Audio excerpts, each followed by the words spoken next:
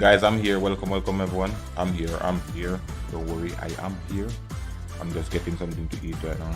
I'm gonna be using my face cam for this as well. I just wanna watch a meta 3, but I gotta, just chill for a bit. Not gonna just so happen to CODM right out the way. I'm just gonna watch this for a bit and get something to eat and kind of rest. I just came off the road, so I'm kind of super tired, but I wanna watch this at the same time and vibe with you guys, if you guys understand.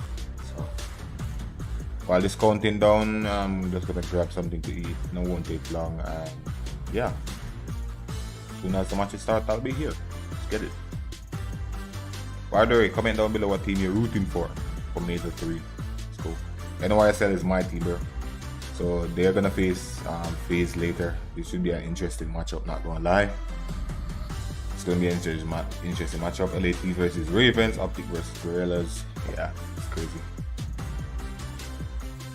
A shout out to the 4 persons that are in the stream, by the way. Jaguar and JD, welcome. Let's get it.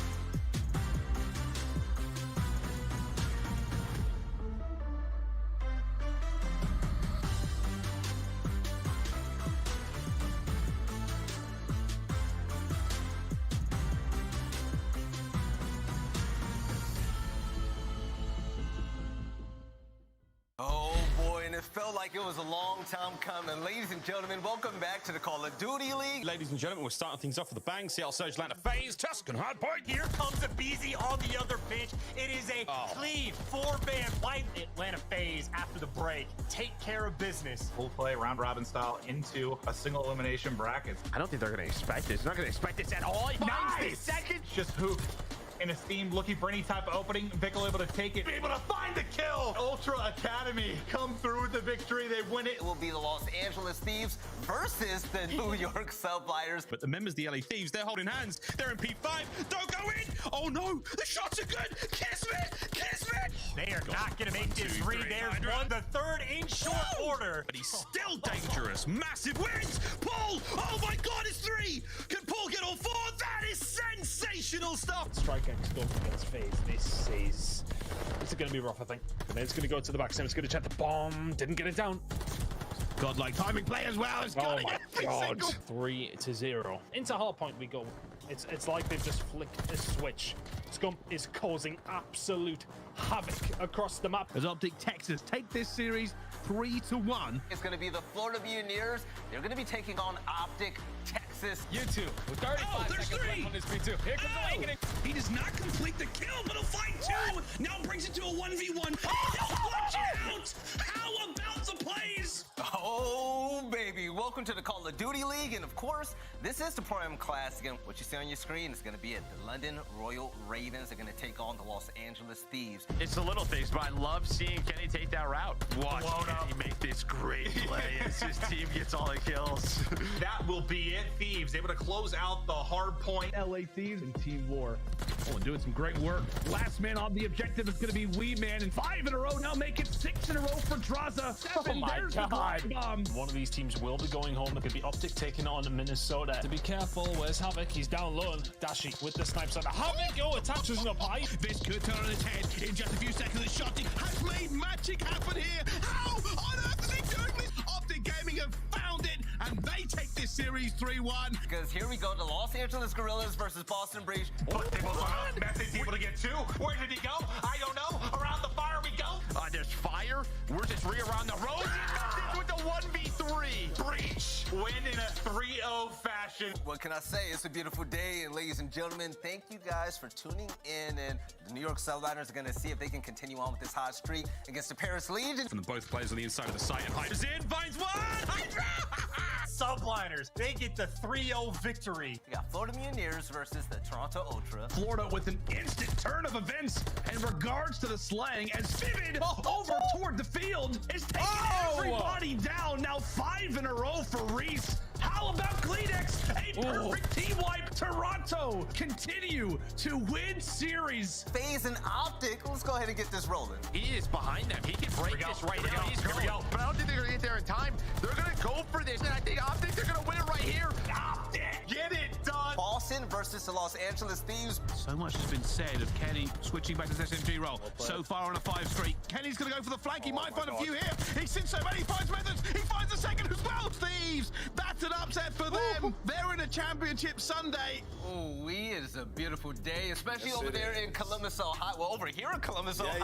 At the Belong Gaming Arena. And we're going to kick off the day with NYSL versus Toronto Ultra. Gotta get on. The slide. Paul halts the clock in a second. 1 second to go, and they hold, and they will walk away with the game. Optic Texas facing off against the Los Angeles Thieves. But Octane looking for 6. I don't even know if I should have said it because it's been so elusive. It's been so elusive. There we go. Now he's looking for number 8. He's got the glide bomb in hand. Yeah, Octane popping off right now. Absolutely taking over. Massive for Thieves, and Draza on his feet quickly as he is pumped up. Coming up next, we're going to come down to the grand finale of the CDL Pro-Am Classic. New York Subliners and also the Los Angeles Thieves. It has blown my mind it ever got through because this is just not a map where Subliners have really been tested. We don't know if Thieves are running the show. Envoy on the 7. What? He's still going! Iro's on the minimap now, enclosing around the LA Thieves players. They're trying to get out of their spawn, but all they're doing is running into Kismet. The shots were there, but not enough to get the kill. 5 seconds. Oh my God, the contest is there! Start spreading the news! They have gone and done it. New York, baby! Ladies and gentlemen, thank you so much for tuning in. Hope you guys have a great night. We love you. We'll see you next time for more CDL action.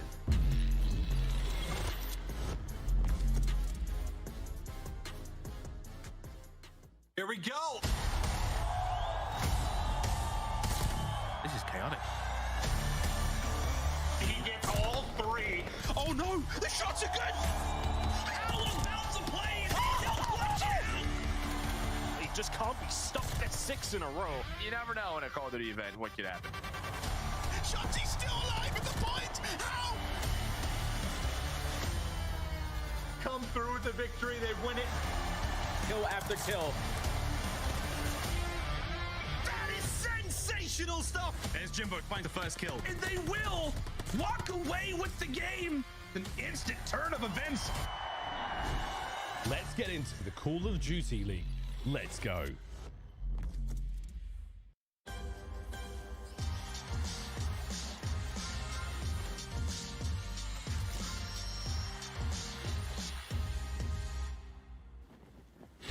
All right, ladies and gentlemen, welcome back to the Call of Duty League. And since this season started, brick by brick, we've seen Route Man trying to get paid and other teams try to hold the line. But we've also seen some faces return back to greatness on top. And we saw it all at the Prime Class with the New York Subliners winning it all. But here on the desk, we're kicking it off with the Major 3 quals. And my name is Veli. We got Ali and Nameless. And Nameless, this year has been consistently inconsistent. Yes, it has.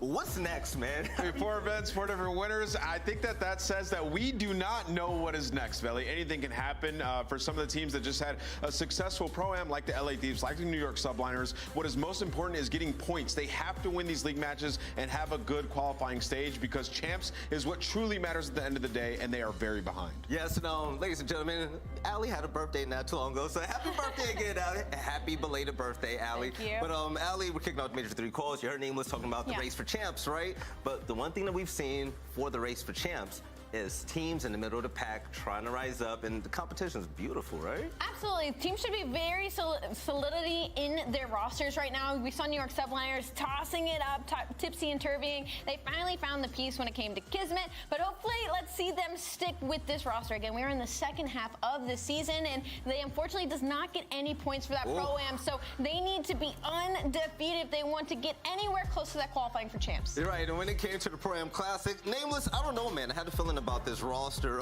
right before that event started. You did. And they walked away with the ship, man. It's good to see Krim on top, but most importantly, it was good to see all the newcomers on this roster really be able to hold up that trophy at the end of the day. Yeah, man, you were rocking their T-shirt. I think it was Saturday, right? Like you knew.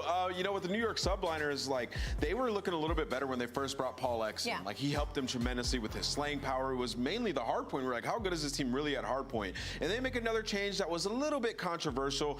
You know, just philosophical differences in how to play the game between Neptune and the rest of the guys. Well, they bring in Kismet, and immediately what do we see the difference? It was the dirty work that he was able to bring to the squad in the respawn, which helped Hydra start to slay more. And then the major difference, in my opinion, was a search and destroy. I mean, they were 4-0 in round 11s. He was pushing up, making plays. He was a playmaker for them. Went undefeated in that game mode throughout the weekend, which I believe got them the championship. No, big time. Big shout out to the organization as well. Other organizations should definitely take notes. NYSL, they were getting donked on at the beginning of the year. They made some real changes, and now look, they got a championship game. That might tell you something. But also what that event showed us was that Crim 6 is just goated. How many championship appearances has he had? That was his 50th finals appearance. That is his 38th chip on his shoulder. I mean, you see it across the board. It starts on Black Ops 2 with 7 chips, by the way. I mean, the whole left side is insane to me. And on the right, he's just proving that he can still compete, right? Yeah, and take a look at this graphic right here. Okay, my favorite year of Crim 6 was definitely in Black Ops 2. Shout out to Complexity.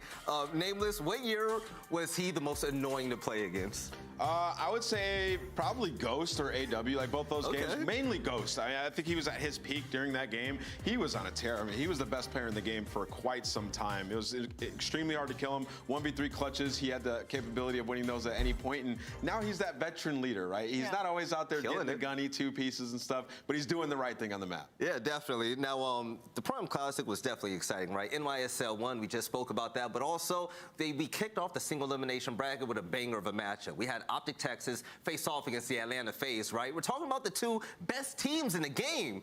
But Optic Tacaz played with a little handicap, okay? Illy had a thumb injury, and General stepped in. But the thing was, Allie, we didn't expect much from General, okay? Nobody did. But General actually had a good event. I don't think we expected a whole lot of Optic across the board. Having to put a last-minute sub like this in, even though Illy played the first match, and then being like, you know what, we can't do this anymore, to put General in, we were like, man, they're losing a lot of in-game leadership.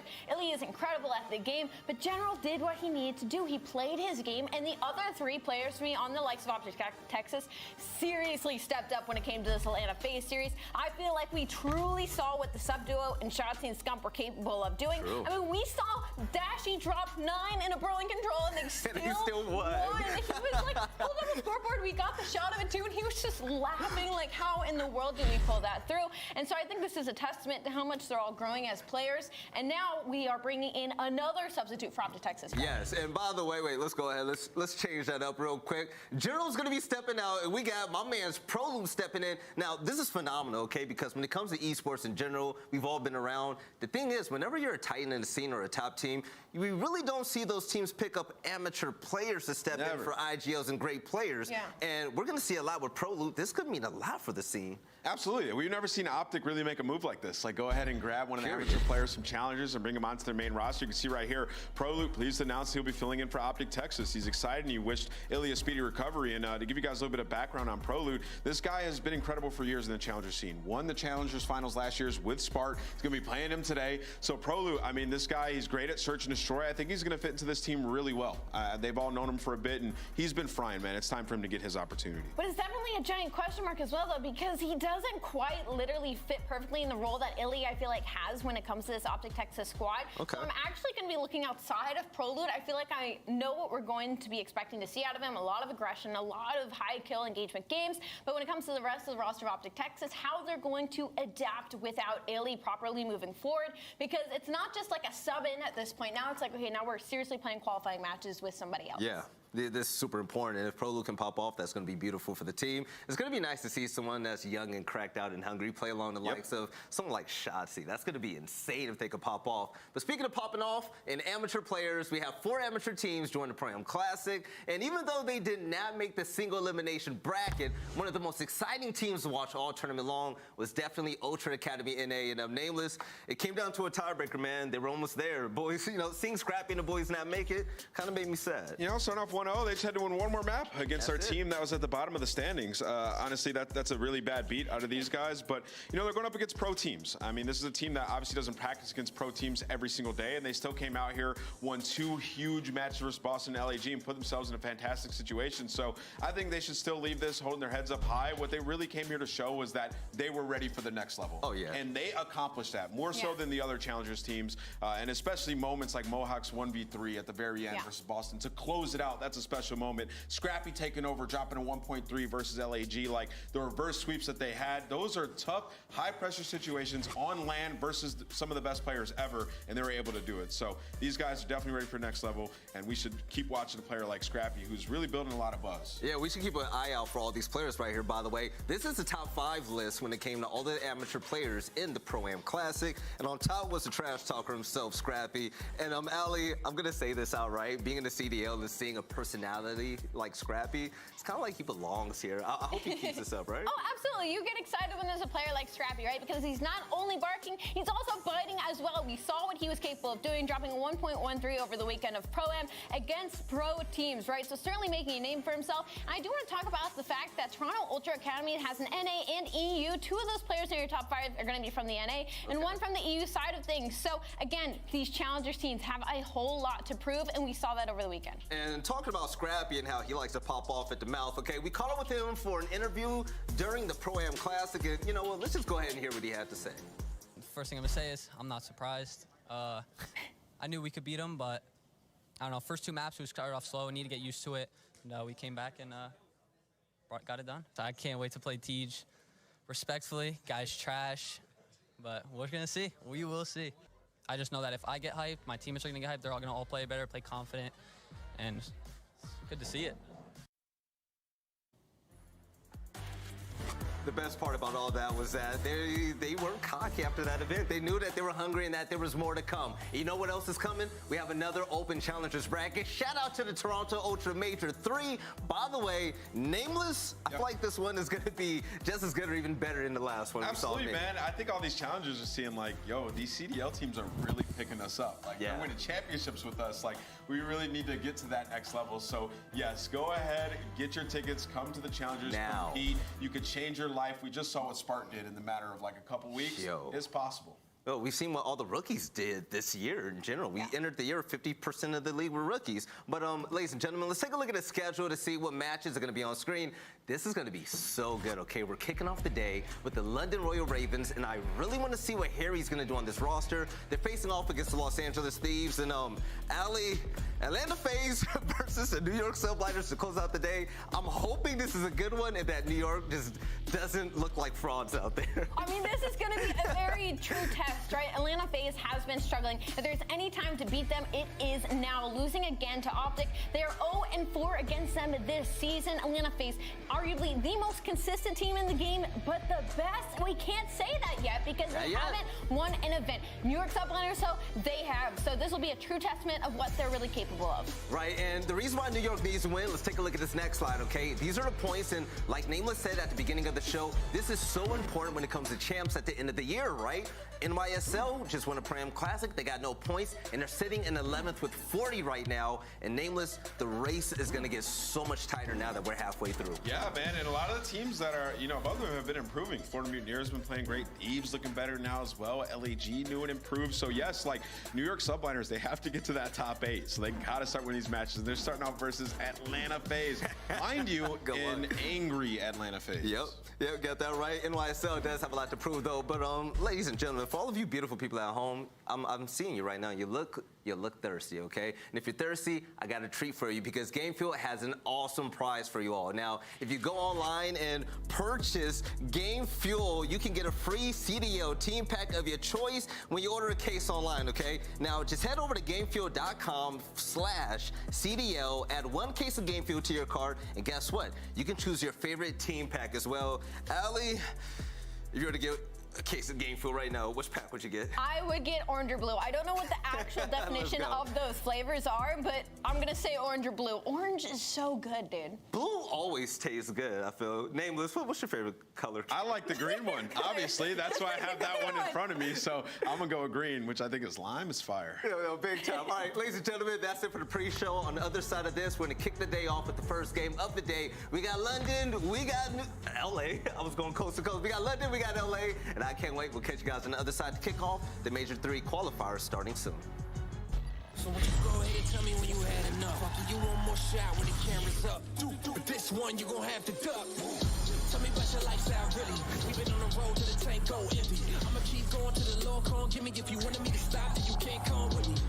Thinking you the best, silly. We about to put it in your chest, really. And I don't think you really want problems. Think you know the outcome when you come around. You thinking you getting me? Is you kidding me? Ripping everything I'm beginning to consider me.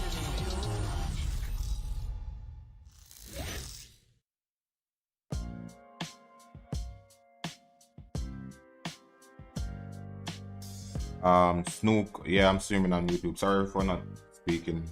Like I said, I'm currently eating, so as soon as I finish, I'm gonna turn on the face cam and then we'll have a little chat, have a discussion about the matches. So, yeah, I'm on YouTube right now. Snook over on Trova side. I'm gonna drop the when you YouTube compete link. as long as I have, you learn a thing or two. You wanna subscribe You to my learn YouTube success channel, isn't so something you're given. appreciate it. It's something earned. Visit zenny.com/CDL to get a pair of Rocker Zennies or any of your other favorite CDL teams today.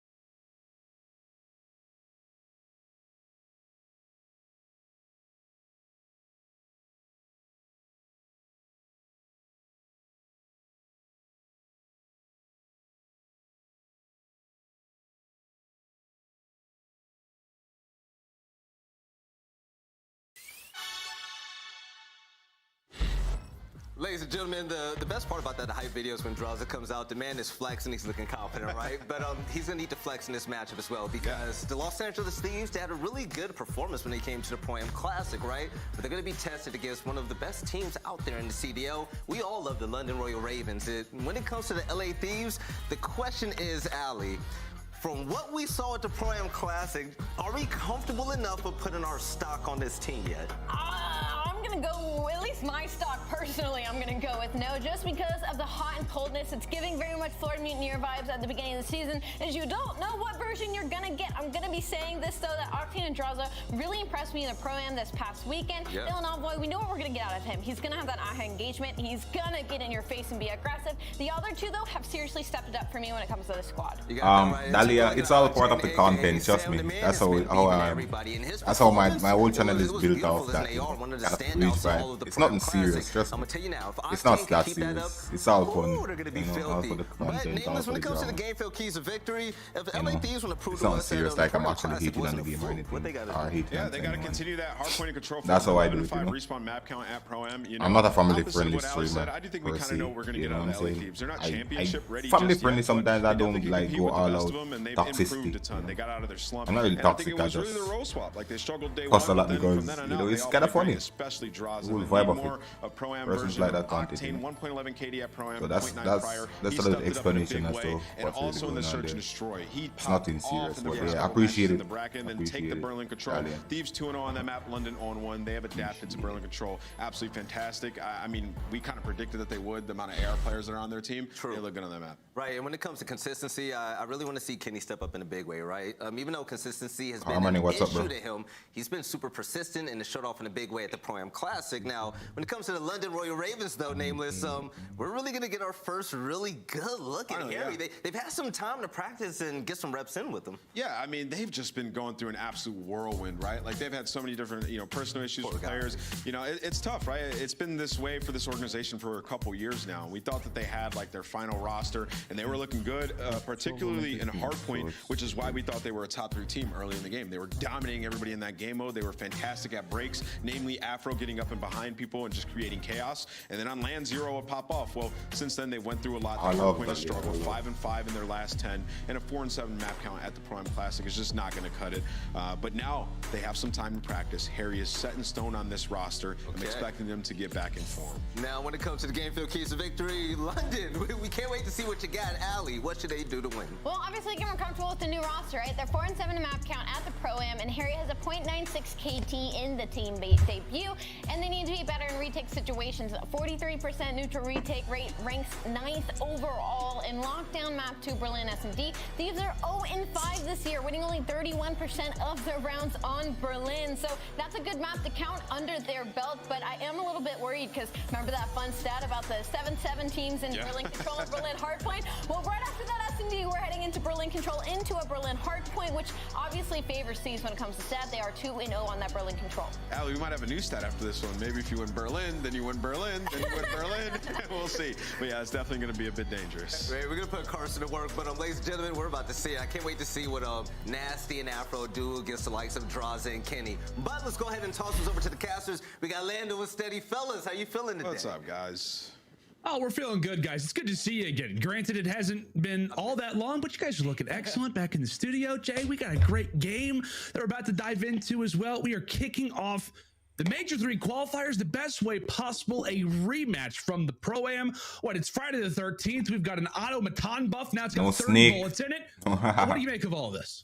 I'm excited to get into this series, man. Obviously, LAT, they showed us a lot of life at that Pro-Am Classic. The fact that they were able to get all the way to that finals, even though they fell short to NYSL, they still had high hopes of what the LA Thieves roster used to be, and it simply was in the respawns. A majority of their wins over the Pro-Am Classic came down to just winning their respawn, both hardpoints and the control, and they're going to have to do it here once again, going up against a London team who, for me, who have just been facing a lot of adversity, man, since the beginning of the year. Like, Gizmo has that issue where he has to go back home for a little bit. Paulex comes in, then Gizmo comes back, and then they just simply could not build off of that off of the structure that they already had, and it was just not looking good for them. So now Gizmo, he's going to be once again off the roster. Harry has to come in. So like, this is all a new learning process for the Ravens. I even saw Trey Zero tweet out that he was potentially going to be running us up. So we're in for a wild surprise here. But when you talk about the previous matchup between both of these teams, LA Thieves were able to beat this team at the Pro-Am Classic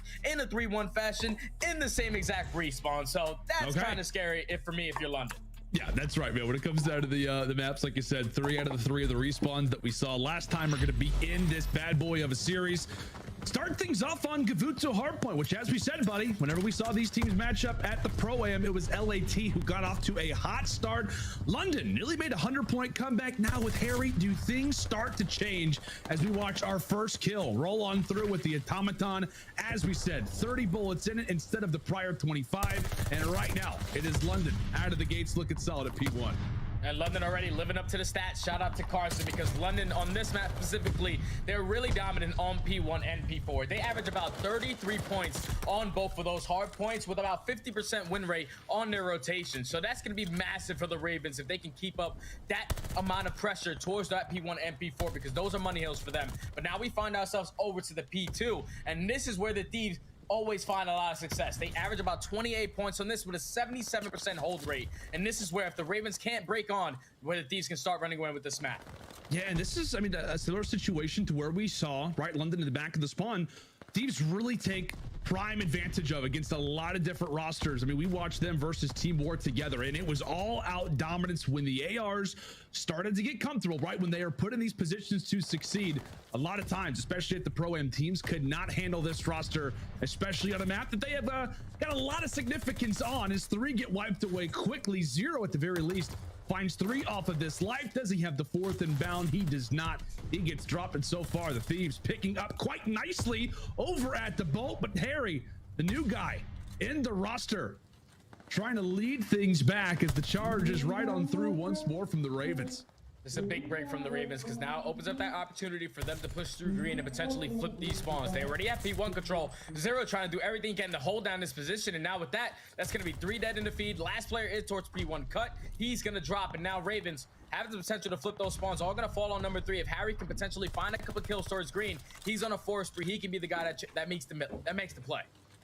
We'll see if he can do it. 4-0 already met with the nades. The Thieves are going to be aware of his position, as they'll be happy to grab the time for now. And that'll be now 5 in a row. Finds the pick on the Kenny. Meanwhile, it is Afro from the front doing a great job. The pinch is in already from the Ravens. And Harry is showing his worth. How about the break again? Out of the London Royal Ravens. An excellent start to this hard point. The break is already through. Harry does fall off the streak as the Thieves instantly back in bound. 0 goes for the pre-fire as he does get dropped overall in the end. But that is a good sign, Jay. I know we're already very, very early into this hard point, but to see Harry go on a spree like that is a good sign if you're a London fan. 100%, because right there, the young man knows, like, I got to be the guy to make the play from the backside. Unfortunately, he does drop before picking up that glide bomb. Now this opens up that rotation for the LA Thieves towards his P4. And this is a money hill for the Ravens when they are properly set up. They're going to try to break in from the front. Thieves are so far pushed out, swanning them all the way towards Red Tower. It's going to be like 15 seconds before the Ravens even get close to this point. All right. It's going to be a little bit. Thieves, few players positioned inside of middle, just trying to cut down London quickly off of those spawns. We've all been in this position when it comes down to rank. They're spotted on the other side of Kvleofficial. You got players established all throughout the middle. But once again, it could be on to Harry to try to lead the charge. 30 seconds left, and if you're London, you're already thinking, okay, might just have to go for the rotation. We might just have to chalk this one on up, as maybe it could even be the Thieves making that decision for them, Jay. Yeah, if I'm London, you want to continuously put pressure on from this cliff side. You don't want to allow anyone to sneak out from the left, but you already see Kenny and his teammate Andros trying to sneak out through P1. They should be able to find that opening kill onto Nasty, and this is where it can get scary. Just pay attention to where this player can potentially spawn. He's going to spawn out towards top cliff, so that's a little bit better. But now a huge one-on-one comes in for Harry towards the back. Can he secure this spawn for his team? Oh, if he's successful in it. We'll see if he's successful in it. Able to find the first as Draws looks to help lead the charge. As the Thieves come running right on forward. They might have flipped them out, and it looks as if they have. We'll see where those London arrows begin to pop on up. And yes, a great break on the other side. Am I the only one hearing this weird audio glitch? Incredibly thrilled with the way that they just played that one on in. Let's go to a listen and find out. I will get down. I'm trying to top up. One mid tank. Arbo. Mid tank going door. I They're gonna be doing reset. I'm already P3 now. I don't need Nate top up tech. You have an Nate. One's on low P3. Rock on me P3. Alright, listen, we're gonna do this. One shot. They will kill our rock. They spawn there. Yes, P3. Yes, spawn P3. I'm helping Zach, bro. One was on our rock. Whoever's in there. P4. I need help. Here you did. Little weak top right, I'm knitting. I hear us upstairs. You got shit on. I'm P3 after P3 range. I'm looking at P3 range. Close up. Yep. I get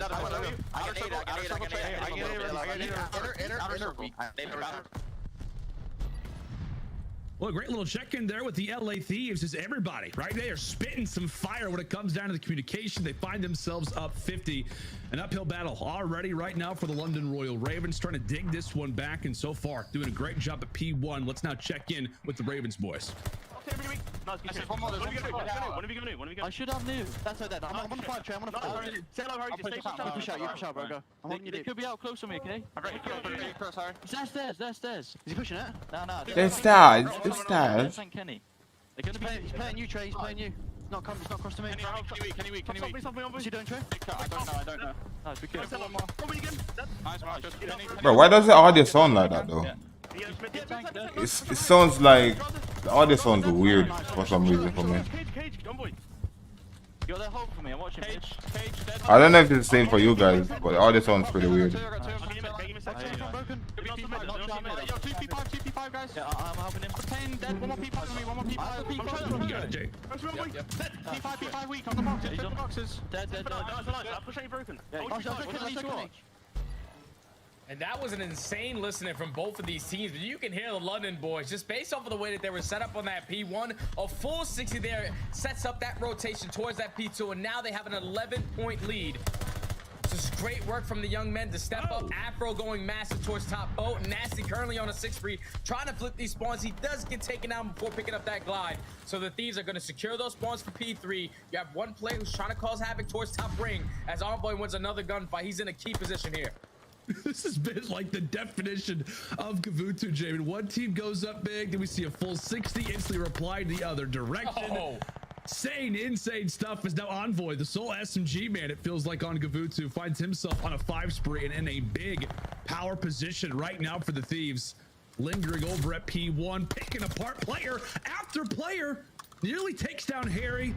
One away from the glide bomb. That could be massive. Thinking about the future and thinking about what will be that next hard point. Still 30 to go as London have invested quite a bit based off of map positioning on this very hard point. Zero looks to back on away as we will stay with Envoy for the moment, but we got to keep in mind Octane as well finds himself now on a 5 spree. The Thieves, despite holding down that time, back up and realize, well, hey, we might as well have got the next hard point at our backside again.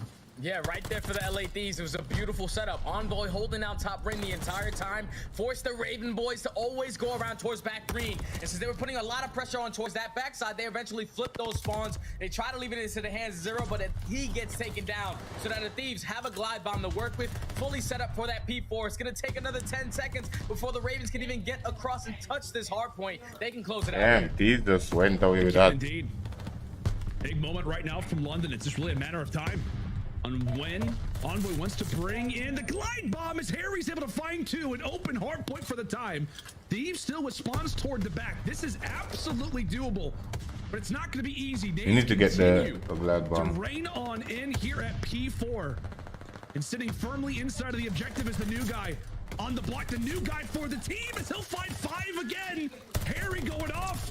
Thieves cannot win here. Damn. Harry very well could have a glide bomb to work with. He got needed. Kill and he could be good. The nade takes him down, but London have done just enough to they get brought it themselves back. spawns for next as they begin to scramble and recognize the game very well could be theirs. 9 more seconds. They need to hold this. Now they just need to focus Ladan on can win this the though. glide bombs That's a get good invested comeback. on the side of the Thieves. Try to soak as much time. No, you You can't see they're just in. spreading out right now. They do not want to have anyone die for free due to that glide bomb, but one player that's going to be pushed out towards Propane, he's eventually going to drop. That's going to be the opening kill. Envoy does find that opening, but Trade, which is going to be 0, finds that trade, and this has been a great hold so far from the Ravens to Damn. get back into this game. If you Yeah, are they're one of these holding, players, though. you have to make sure that you're at least setting up for that P1. You see number 7, he does get taken down, but Trade's going back and forth. These only need 9 seconds. Only 9 more seconds. They get to get in the hill. Apple there for the trade as draws it, lingers toward the top side of green. Recognizes the hill is open every second, meaning that much more for LAT. Kenny trying to make a flank, trying to make a play again every single second. Puts pressure on the London side. Yeah, As they're they in. recognize they're within 5. One more player in ear's distance. It's going to be Harry. They get the tick, and they that did will tick. be the game. Yeah, what's up, Bree? Thieves continue What's up? their run at the Pro-Am here to start things off at the Major 3 qualifiers. A solid Kvleofficial hardpoint W, but it did not come easy. London gave it their all, but LAT find the final few, and just like that, they're up 1-0. Yeah, and the story point of this game has to be that P4 hill. Because the first go around, you saw that these are properly set up. London could not cross the halfway mark, at least touch that hill until it was about 30 to 25 seconds left. They basically have to chalk that up, give it a full 60 the first go around. Then the second go around, it was just the plays on Envoy. The fact that he was controlling out top ring the entire time, you forced a bunch of the Royal Ravens players to go around back green. You need to try to at least attack this from the backside. But with him staying alive in that position, his teammates picking up a couple of those kills, eventually those spawns flip. The last play on the side of the Ravens who was trying to control it for that P4 was 0. He gets taken down, and that had to be the turning point of the game because that P4 usually is a money hill for the Ravens. They only found about 20 seconds on 2 of them. So that was a massive work from the Thieves to at least secure that hard point and take this map number 1. And again, it's just a great sign. I mean, as you said, stats aside, and also kind of considering that when it came down to the Pro-Am, the team saw major improvements when it came down to the respawns. We can talk about Search Destroy here in a moment, but Kvleofficial historically has been a map that they have preferred, and they're able to rely upon it here whenever they need it versus a solid hardpoint team throughout the season in the London Royal Ravens. And at the same time, too, Jay, we were talking about London Royal Ravens. Slang-wise, they were absolutely there. Harry went on a number of different streaks. As you see one of them here, we saw Afro going on a little bit of a run. Zero having some time. And I want to say, as this game ticked away, the Thieves actually do get outslayed by around 10 kills. And we know each one of those can be massive on a map like Kvleofficial. It's weird, man. I don't know what it is. The Thieves roster so far throughout the year, whenever they're winning hard points, they're not outslaying. They're just walking away with wins. And while it is a weird path to success, it continues here versus London again. Yeah, like I said, it all just comes down to that P4. Like, if you're not going to get into a gunfight for about 30 seconds, you're not going to really see a lot of engagements. You're just soaking up the time at that point. It was just the fundamentals on the side of LA Thieves. The fact that they always had a player playing for that next point, putting himself in the best position to at least secure that point for his team, that was when they were sitting at a little bit of steps up ahead for the London boys. Now we're going into a Berlin Search and Destroy, though. And this is where London, at the Pro-Am Classic, I'm pretty sure it wasn't this match specifically, but this is where they responded in the series by taking the Search and Destroy. And when you talk about this map for both of these teams, it hasn't really been success for either one. 2-6 on the side of the London boys. LAT are currently 0-5. So this S&D is going to be massive for both of these squads. It kind of reinforces how important that opening hardpoint was for the Thieves. They're like, guys, we got to win this because, you know, we do have that Berlin Search Destroy up next. I don't want to be a downer, but we have yet to win it. At the same time, I think Carson as well sent us some stats about kind of like the breakdown of Berlin S&D for the Thieves. And it's like, yeah, like they're last in basically everything, like first blood, offense, defense, 3v4 situations. It's not been great for the Thieves when it comes down to Berlin and maybe even Search Destroy overall. But we'll go take a look at our Search Destroy top performers so far throughout the year. And like I said, man, it's been somewhat of a mixed bag, but we are going to be calling upon 2 players individually in this next S&D. And who do we got, Jay? We have Envoy, obviously the playmaker for the LA Thieves roster, the SMG, the first guy gunning in, the guy that's playing on the island, going for those late flanks, sitting at a 1.2. He's so impactful for this team when they find a lot of success in S&D. And on the opposite side, you have Zero, Trey Morris. The guy's an absolute menace when it comes to search and destroy, specifically more on Berlin. He's sitting at a 1.12 overall KD. And when you think about Zero in search and destroy specifically, he's probably going to be sniping, playing slow, holding down the lane. But when he finds himself in these 1v2s, 1v1 situations, he has tremendous ice. So you do not want to leave that guy in the end of the rounds. No, you definitely do not. I mean, we have seen enough snipes on Tuscan to know what this guy can absolutely do. And well, okay, I wasn't going to do it production, but you went ahead and did it for us. These are the numbers so far throughout the season for the LA Thieves on Berlin Search Destroy specifically. Like I said, Jay, it's not pretty, and I'll be honest, even with the beautiful graphic, it's horrendous to look at. Yeah, no, it's very scary to look at. 0-5, obviously, 31% offensive win, 32% defensive win, 44% first blood, and then 45. That's their best stat, 45% in 4v3 situations. That's insane, because usually when you find yourself in a man advantage, it has to be boosted up to like 67 or like 70%, because those are usually guarantees as long as you're playing the buddy system. But the Thieves really have been struggling on this map specifically. On the opposite side for London, when you take a look at their record sitting at 2-6, I'm pretty sure 4 of their losses come in around 11. So it's kind of been tough for the Ravens boys on this map. But for one side, London on the offense are sitting at 45%. On the defensive side, they're sitting at 47%. They find a lot of success when they're just playing fast, either towards A or towards B. 57% fast A attacks, 50% on their B attacks. And then the opposite side for the Thieves, they just have to play neutral. Just spread map and play for the information that you get. That's when they find a lot of their most success. They don't really find a lot of success attacking A, attacking B. They just like to spread map. 37% win rate when they're doing that, playing for that information, and then playing off of that. So this is a huge map too between both of these teams.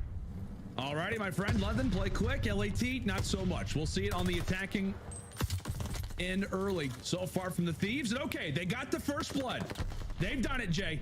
Okay, Afro instantly trades. I was going to say, it was like, okay, there's a moment. There is a good number here possibly for the Thieves, but for a second, draws are brought down low, giving some information over to the squad mates. While they do sit somewhat content over toward the street, it is good old Nasty finding himself on the flank. The problem being is that he has no teammates left. So 1v2, 35 seconds left, and his position is known. Not an easy job here for Nasty. Yeah, you usually don't find yourself in these kind of situations when you push out back warehouse and no one is on that side of the map. They're actually playing on your spawn side towards fire. So now with 20 seconds left, he knows that at least one player is in towards bomb, but they have the crossfire set up. Beautiful plays right there from the Thieves in that early attack. They find that first blood with Octane, great shots onto Harry. Then in the 4v3 situation, you eventually work that bomb plan. They find the second before getting traded. So now they know one player's on the flank, and then Zero gives up his position towards lower docks. You have one player go straight up through the map, take him down. Then in the 3v1, Nasty's able to find one, but a beautiful setup from the Thieves to close out that first round.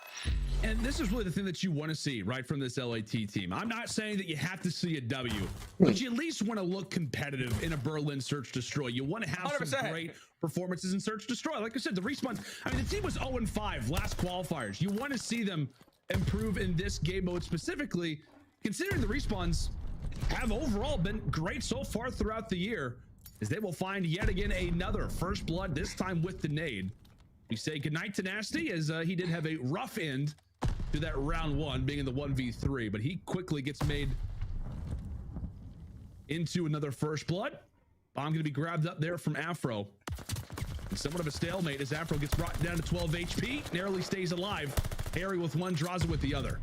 At least they have the crossfire set up, because they started off with a good first blood, setting up those team names, and then find the second as well, even though Octane does get taken down. So now in a 3v2 situation, London looks like they're going to wrap this bomb over towards A. It's all going to fall in the hands of Kenny.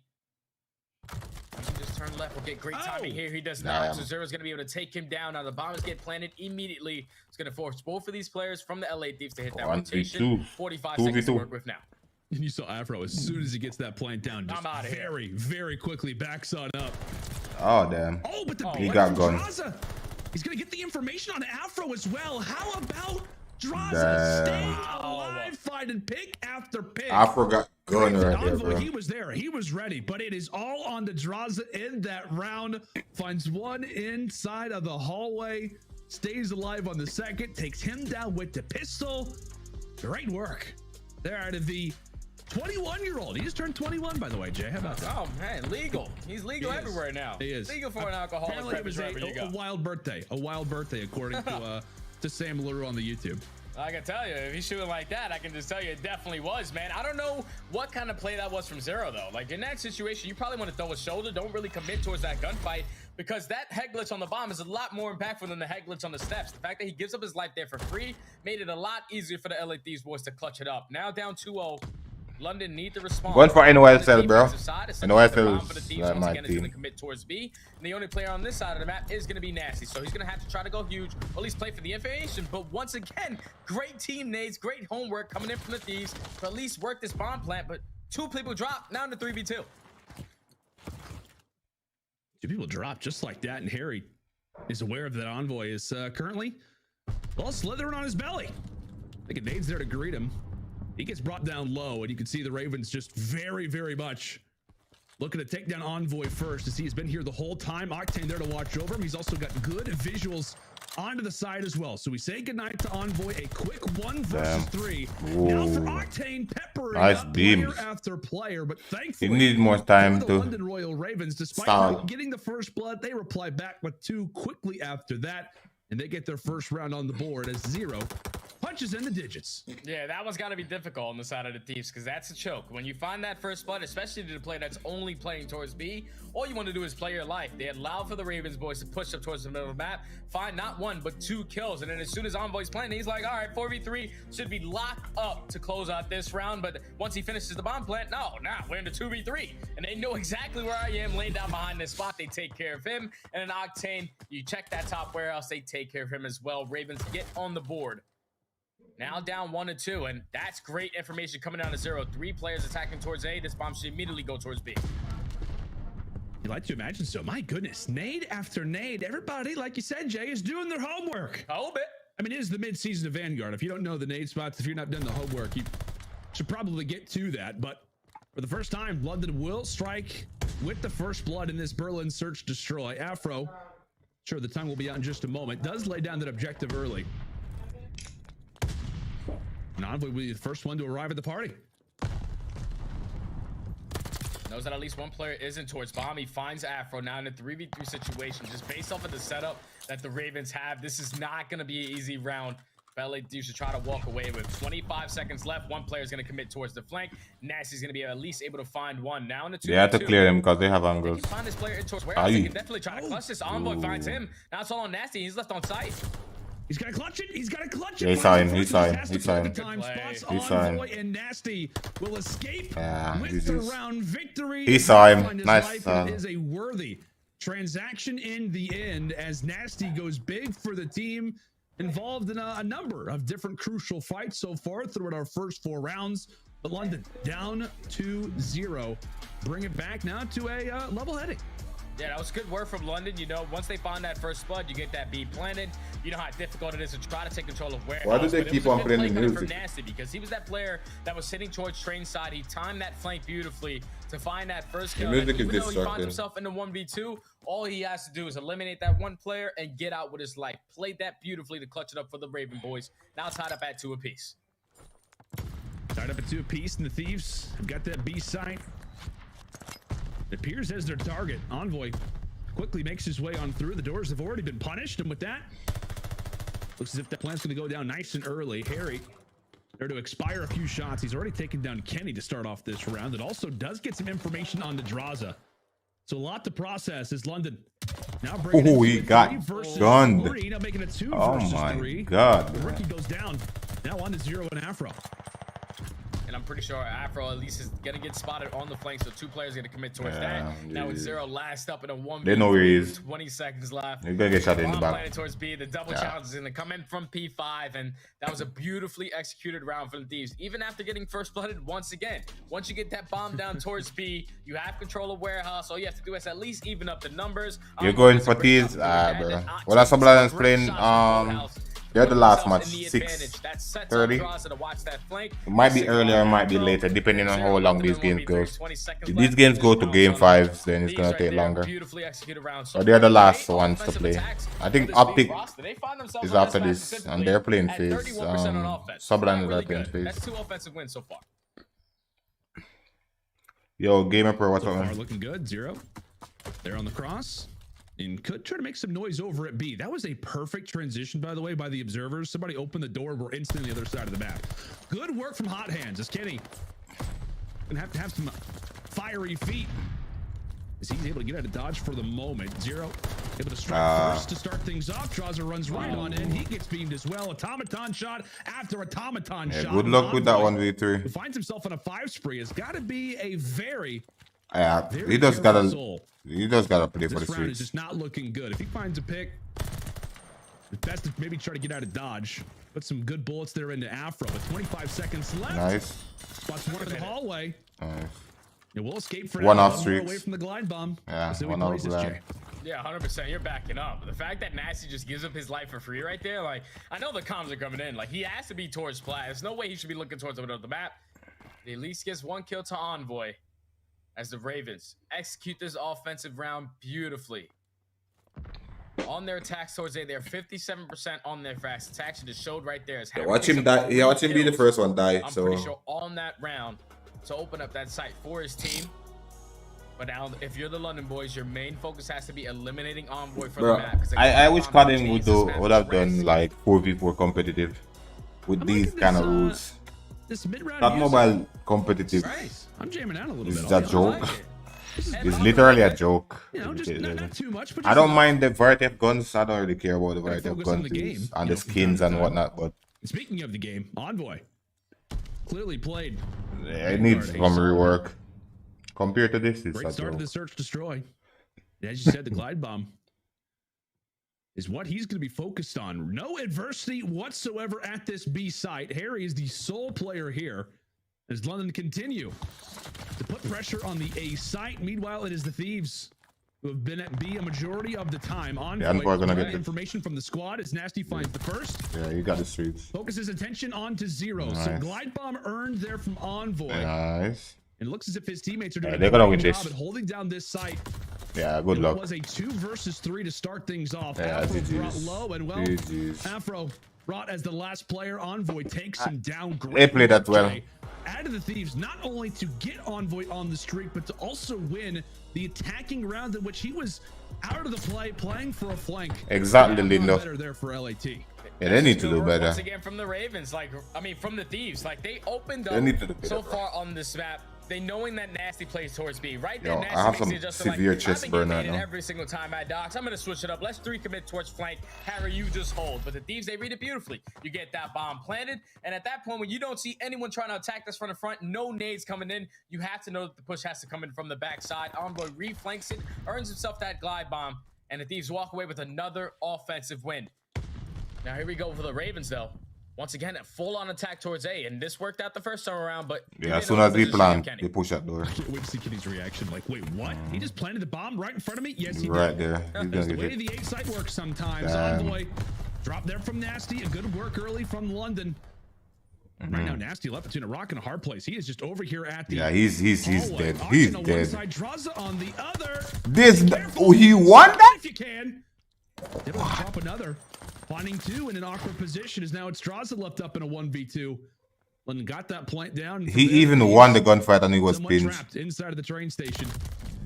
Draza nearly able to take down Afro, but a well-replied round there from the London I boys. can't believe he actually won You that, can see bro. the frustrations on Nasty. Kenny. He started free-firing as soon as that bomb got down because he's not expecting that. He's expecting at least someone to side up those back steps, going through the side door, or at least make a little bit more noise when you're trying to attack towards A, but the Ravens get that bomb planted. Nasty plays his life beautifully. The fact that he was finessing those pillars the entire time, he skates away from Octanes, plays his life, and then eventually finds a kill. That was such a massive play for Nasty to find 2 kills on that round, even after working that bomb plant. Now puts up at 4-4. So now if you're the Ravens, the adjustment has to be just simply stack towards B. Do not give this bomb plant. Yeah, see, but they can't do simple things, bro. I don't know, man. Even the simplest stuff, they managed to mess up. Damn, Envoy popping off. Handles business on on both of them. Bro, even the tournament thing that they added in the in-game tournament thing, they mess up. What? That, it is on to Harry.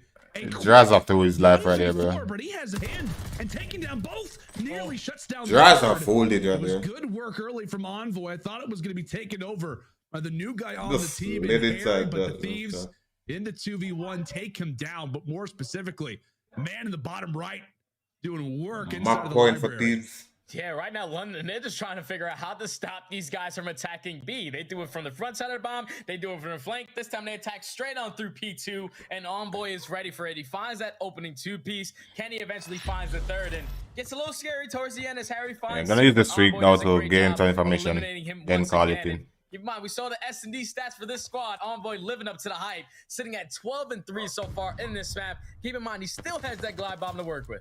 That's right, it does, and he also has taking down Afro to start things off. Harry is well dropped, and just like that, London in an instant 2v4 and on attack with the game on the line. Yeah, they're shocked. You just need to call in the glide. Looking for a pick. Is he a Nasty? Yeah, GG's. Magic. Nasty goes for the high risk play, and it does not work out. Streaks coming in. They know he's.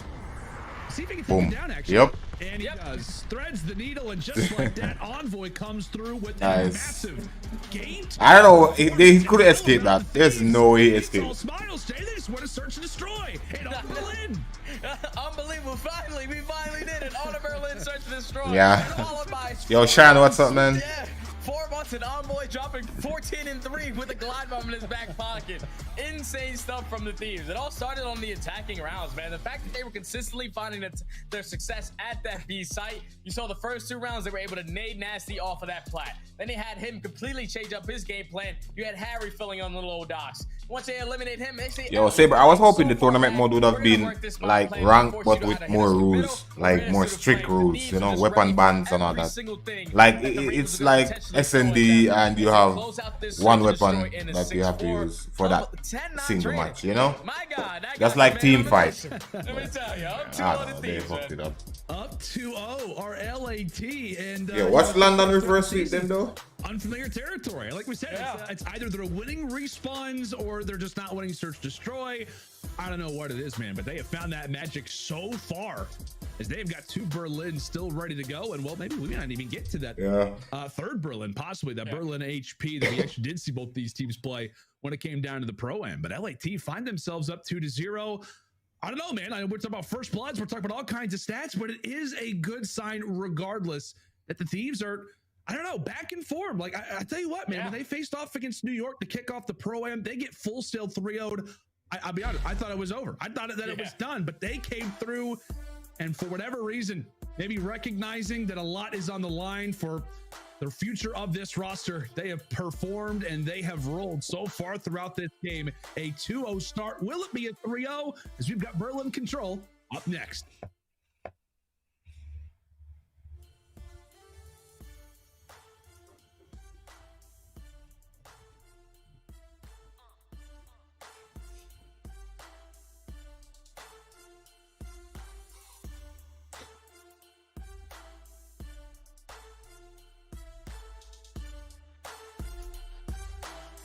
Yeah, we need control. Yeah, it is in Gather, but they made it so ass. Like, bro, come on. Why can't they just copy control from, like... I guess it's because it's a... Well, it's not really a 4v4 mode, right? Because Black Ops 4... Black Ops 4 was a 5v5, right? Hold on.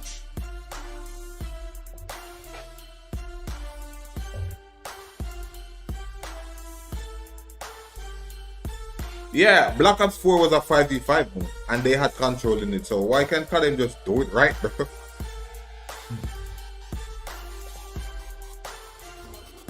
I feel like the Predator missile.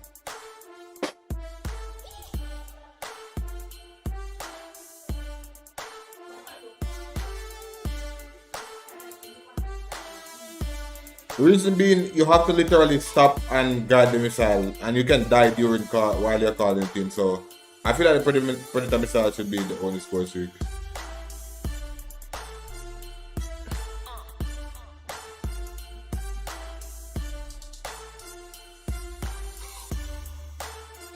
Yeah, lightning strike is also alright.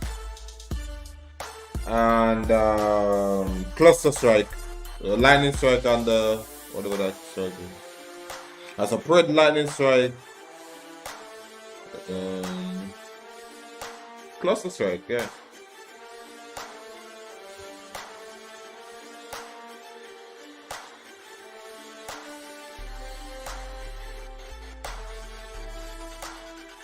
Yeah, Lindo. Pred missile is enough, bro. Too much explosive on the map is not good.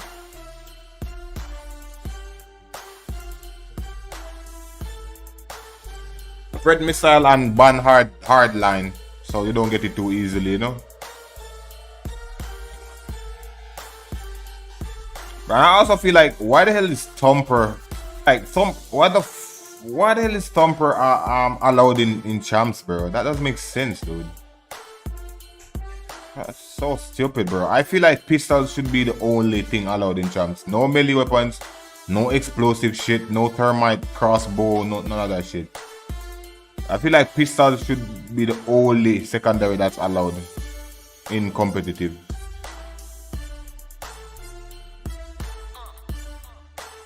Yeah, Tashi. I am watching now.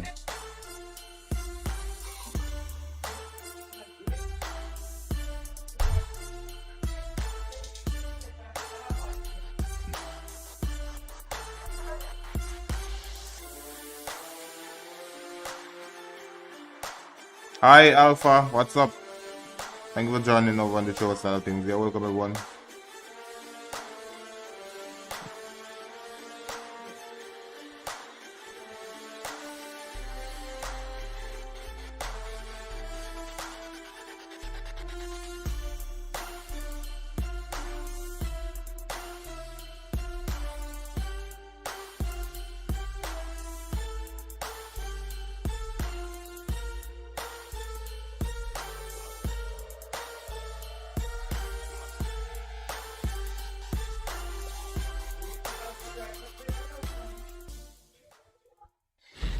Call of Duty League is brought to you by Zenny. Armor your eyes with Block's gaming glasses starting at $24 by visiting zenny.com/CDL. The Call of Duty League is brought to you by Game Fuel. Victory in a can. Skid's big of himself. Fully rich. Howdy, folks, and welcome back to day one of our Major 3 qualifiers. Yes, I did just hit you with the howdy, and so did Envoy. Howdy ho, Zero. Quick little 14 bomb threads the needle inside a library, a building that is not up to code, but JLAT get their first win on Berlin Search and Destroy. The hard temper.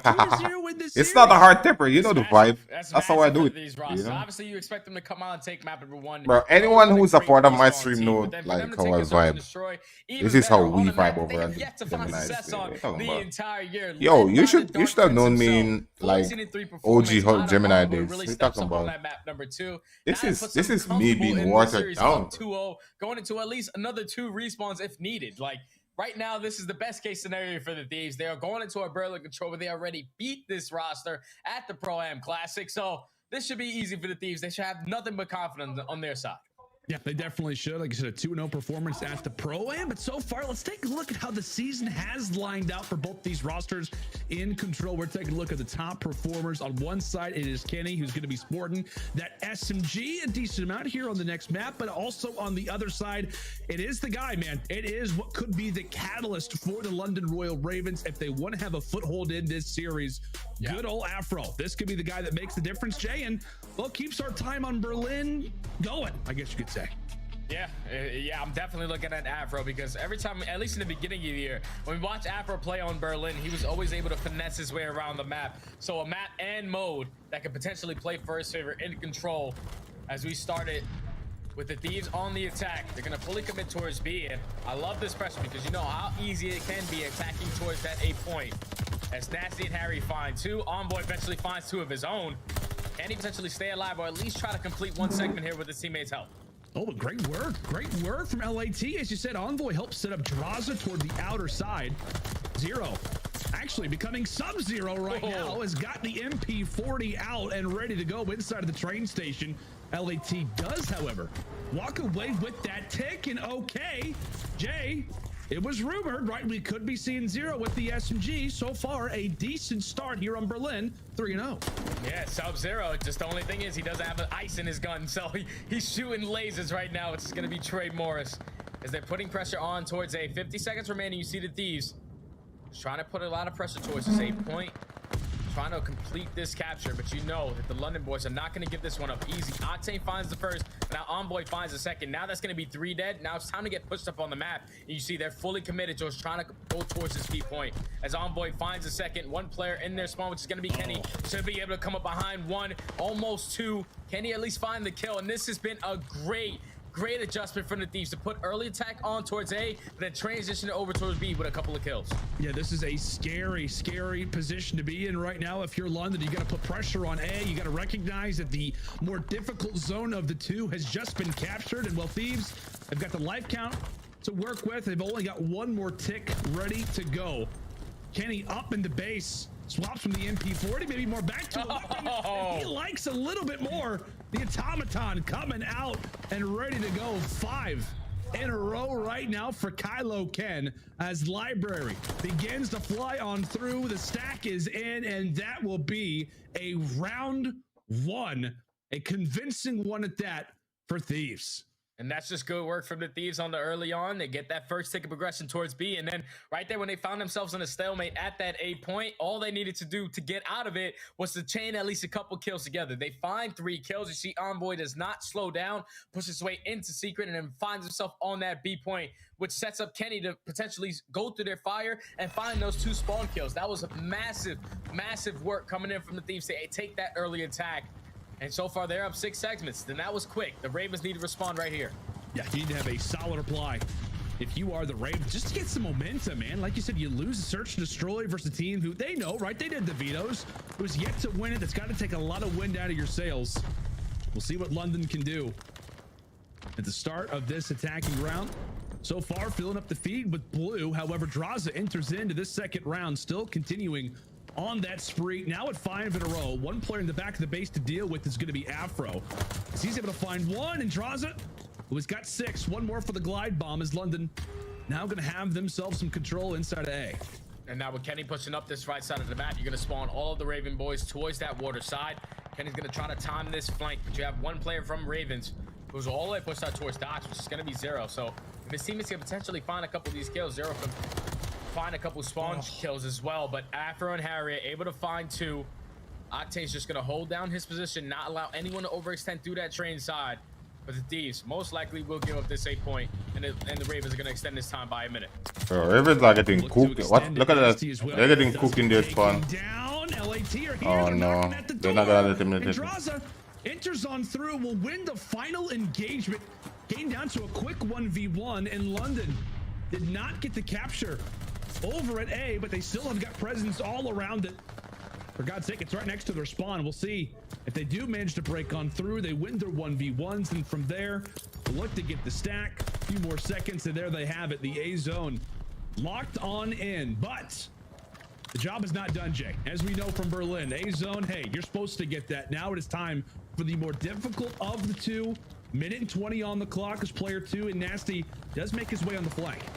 And just looking at the position of Octane, he's forcing all of the Ravens players to overextend through waterside every single time. But they were able to at least eliminate Kenny from there. So now Octane has to get back in this play as they're going to put pressure on towards B. The first gunfight is going to go in favor of Nasty. Huge one-on-one, but now this allows Afro on the flank. Can he find the second onto Envoy? Envoy's going to be the last player up, at least close in the position. He takes him down. Now, Afro, your job is to play the cutoff towards Plat, and the guy's not missing on a 2 spree. Make it 3.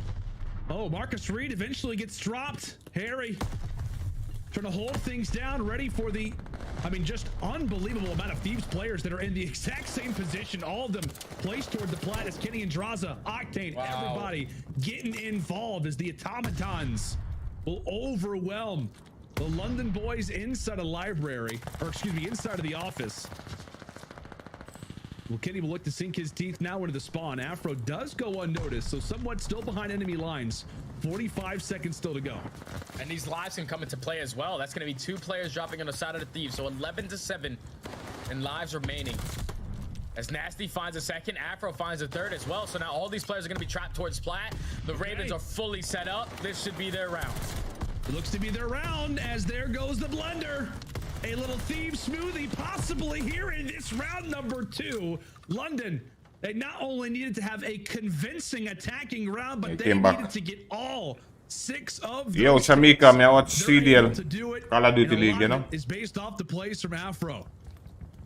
The only thing I would have changed right there on the side of the Thieves would have been Octane's positioning, holding down that train side the entire time, because trying to work out something towards that 8 point. They found 3 kills. With you sitting on that side of the map, you're basically spawning them towards Boathouse the entire time, so they have to fight waves on waves every single time. I would like to see him at least dedicate himself towards the flank, or at least wrap back to try to help his teammates. But with him eventually sitting there that long, it allows the Ravens to run around. So now we go back on the attack for the Thieves. They're going to commit once again towards the speed push, but Afro, he's going to be ready for it. He finds himself on a 6 spree. Can he pick up the 7 for the glide? Appears as if he might be able to. Zero, unfortunately, does take down a teammate, but he takes Octane down to the process and sets up Afro for the 7th kill in a row. A lovely little spree from the man who we said has to go off for this team to stand a chance, for this team to try and make a comeback in this series. Down 0-2, but you wouldn't know it based off the fierceness in his face. LAT, few crucial gunfights to win over at that A zone. They're able to walk away with both. So first tick going to be through, but Afro only continues on the spree now at 8 in a row, Jay. He's just sliding and gliding right now. Nobody is shutting him down on a 9 spree. Gonna potentially hit this flank and cause more problems on the side of the Thieves, boys. Draza finally takes him down. Draza finds 2. So now this opens up that A capture for the Thieves to close this one out. But they know they have to play for map control. You do not want to try to trap yourself on this side, with the Ravens have full control of their base towards that train side. As the second tick is going to come in, you see Kenny pushes his way towards Plat. You see the way that their SMGs are just finessing around fire. They're playing for these spawn kills every single time. Envoy's beautifully set up to take down Afro, but he gets shut down, and that's a beautiful hold right there from the Ravens to hold down the pressure coming in towards B. A is eventually going to get captured, but the Ravens have control of their spawn. They're up by 3 lives. They just have to hold. Guys, get Envoy's like, okay, let's get this guy out of the base. Right. We'll see you later, old man. Zero finally wiped away. I love you, Zero. I'm just totally messing with you, buddy. But he was, like I said, staying stagnant. A statue in the back of the base. Many waves of players that you're going to have to try and take down if you are the Thieves. By the way, Jay, I just took a look at the scoreboard. Take a look at Afro's kills in comparison to basically everybody else, but his teammates specifically. Basically, doubling the kills of everybody on the roster. Incredible stuff so far. Nice, they're trading well. Out of the sophomore. Is he and the Ravens still look to try to lock down that B zone? Kenny with some great visuals, though, toward top fire. I think he sees Harry. It's gonna spot Nasty. It didn't spot Harry. Did not see him there. But a quick 3 for 1. Thieves now have gotten the man count advantage as they look to load him to B. It's a big opening kill from Envoy to at least put pressure on towards the speed point and stop that clock. From Nasty. Almost had it. Nice. Envoy reads it, and Kenny there with the trade. So now if you're the Ravens, you just have to hold one more good push. Find at least 1 clean 4 dead, and this round is going to be yours. Bro, they're getting gunned. 9-7 in lives, remaining 25 seconds to win. Yeah, GG's. GG's, yeah. I didn't know the positioning of Harry. That player on the flank is going to be Afro. He has to try to make a play. Bro, what? Now, if you're the Thieves, all you have to do is stack. Oh, great job from the Thieves, watching every single. Damn, bro, they're winning the offense. They're winning the offense. Wow, GG's. That's it. Time for the Ravens. Oh my goodness, we are all kinds of hydrated now. Back and forth we go, one attack after another. LA. I don't think they got that full cap. That guy push. The thing is though, here's the smart thing about it. If you're the last one alive, throw yourself at the point so they don't finish capturing the point. You know, so they don't get a capture point score over you. That's actually smart. I don't think they realize. Yeah, the Ravens, they were just way too much in a tight setup right there. They didn't have anyone trying Ravens just need to get a 6 cap. Their flanker was trying to go through secret, so that's really tight. The fact that they kept it that close was great work from them, but the Thieves, all they needed to do was find that 2-piece, eventually read the flanking, stack that point. Beautifully executed from them. As you see London on offense once again. Octane actually starts off on this side with the sub as well. I saw that the first go around, and that's going to be a clean 4 dead from the Thieves. They find that hold on towards B. That allows them to get pressure towards train side. Well, I think I lost you for a moment, Jay, but I'm back. I'm back, buddy. All right, buddy. Gotta get up in 4 seconds, bro. I need to get a gaming custom build PC, so I could play some PC games for I know you. exactly what you just said, but I'm sure it was brilliant, my friend. Yeah, it's all. Well, other games are coming out, man. CODM. Ravens are doing a great job of just putting pressure towards 2, we got Warzone. Is in testing phase, I heard. A lot of leagues going around that Warzone is in testing phase, so we should expect it soon. And given that Apex Legends is coming out in 4 days, they're gonna they're gonna put a lot of effort now into CODM or Warzone. I don't know. I like Call of Duty. I love Call of Duty. You're pretty good at it. You are pretty solid at it. Way better than me. That's absolutely sure, especially if you've seen Casters on the Climb. Anyway, right now, London. As you said, buddy, doing a great job. Doing a great job over at that A zone. Wiping people away. However, Envoy again, continuing to be a menace. He just sneaks right into A, takes one player down, and just instantly dissipates into clean air. Draza. Keeping things in mind, he finds himself on a 6th spree. 30 seconds left, and really, if you are Ravens, you've got to be aware of Draza, but you've also got to be aware of the time. 30 seconds. They've got to get that capture nice and quick. They're able to do so. So another minute. I should play Warzone. Warzone is in a terrible state right now. Even for me, a rookie, bro, it's gonna be even worse.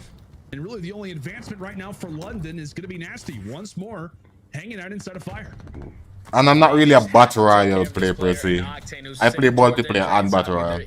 So I am like fluent on both genres. Battle Royale and going to be there to take him down eventually. So now that allows him to push from the front side. You have one player in Nasty who could potentially be the playmaker, trying to time this flank beautifully. Finds that opening kill onto Octane. You're going to force a couple of the players from the LA Thieves to turn around. But now since they take care of him, their main focus is simply holding down this train side. Battle Royale is more fun now because, especially when you're playing with like a teammate, like a friend, it's like legit fun. You just vibe out, you know. Your way, Harry is at least able to find one. I thought for a moment it could be the second. Kenny now on 5 in a row, and he's going to be one away from a glide bomb. It feels like so many streaks could have been earned. And that glide bomb could be great considering the clump of London players that they've got set up right now. As here comes one streak. Afro looks to bring it on through. The first one in Draza is going to be locked on down. Afro as well, trying to do some big things. Yeah, he does earn the streak. Now makes it 8 in a row. Streak after streak coming in from either end. The only thing that you need to know is that we could have 5 more seconds before this series is clean and done. And that looks to be it. LAT. Would you guys more skill BR or multiplayer? Well, if you're talking about BR in FPP, I feel like that requires more skills. Battle Royale in FPP. Such a clean series from the starts off on that map. But BR in third person, bro, best things on the side of the Raven boys. It makes everything easier. They really get at P4, but this time they completely take it away from them. They take P4 that first map on both rotations. Then you go into that map number 2 where they have yet to find success. I think they both require some level of skills and knowledge. Right? It's not easy for regular multiplayer persons to clutch a 1v for BR versus a sweaty squad. You know? Obviously, the Thieves, they start off strong on their offense. The Ravens, they respond. It's just the same. It's not easy for a BR player to easily clutch a 1v5 multiplayer match. It's not easy. So they both require a unique set of skills, but I feel like BR FPP is more competitive and more skill based than third person. Third person has too many advantages, but you see too much. So it makes everything easier, you know? The fact on the defense, they had layer after layer where they just made it so difficult for the Raven boys to try to get across the map just simply because of the positioning they had. It was bro, COD Mobile rank isn't even competitive, bro. You're just playing versus the real player and calling rank. It's like pubs versus real players. It actually ain't competitive. You want to know why true competitive is, bro? Play freaking scrims, man.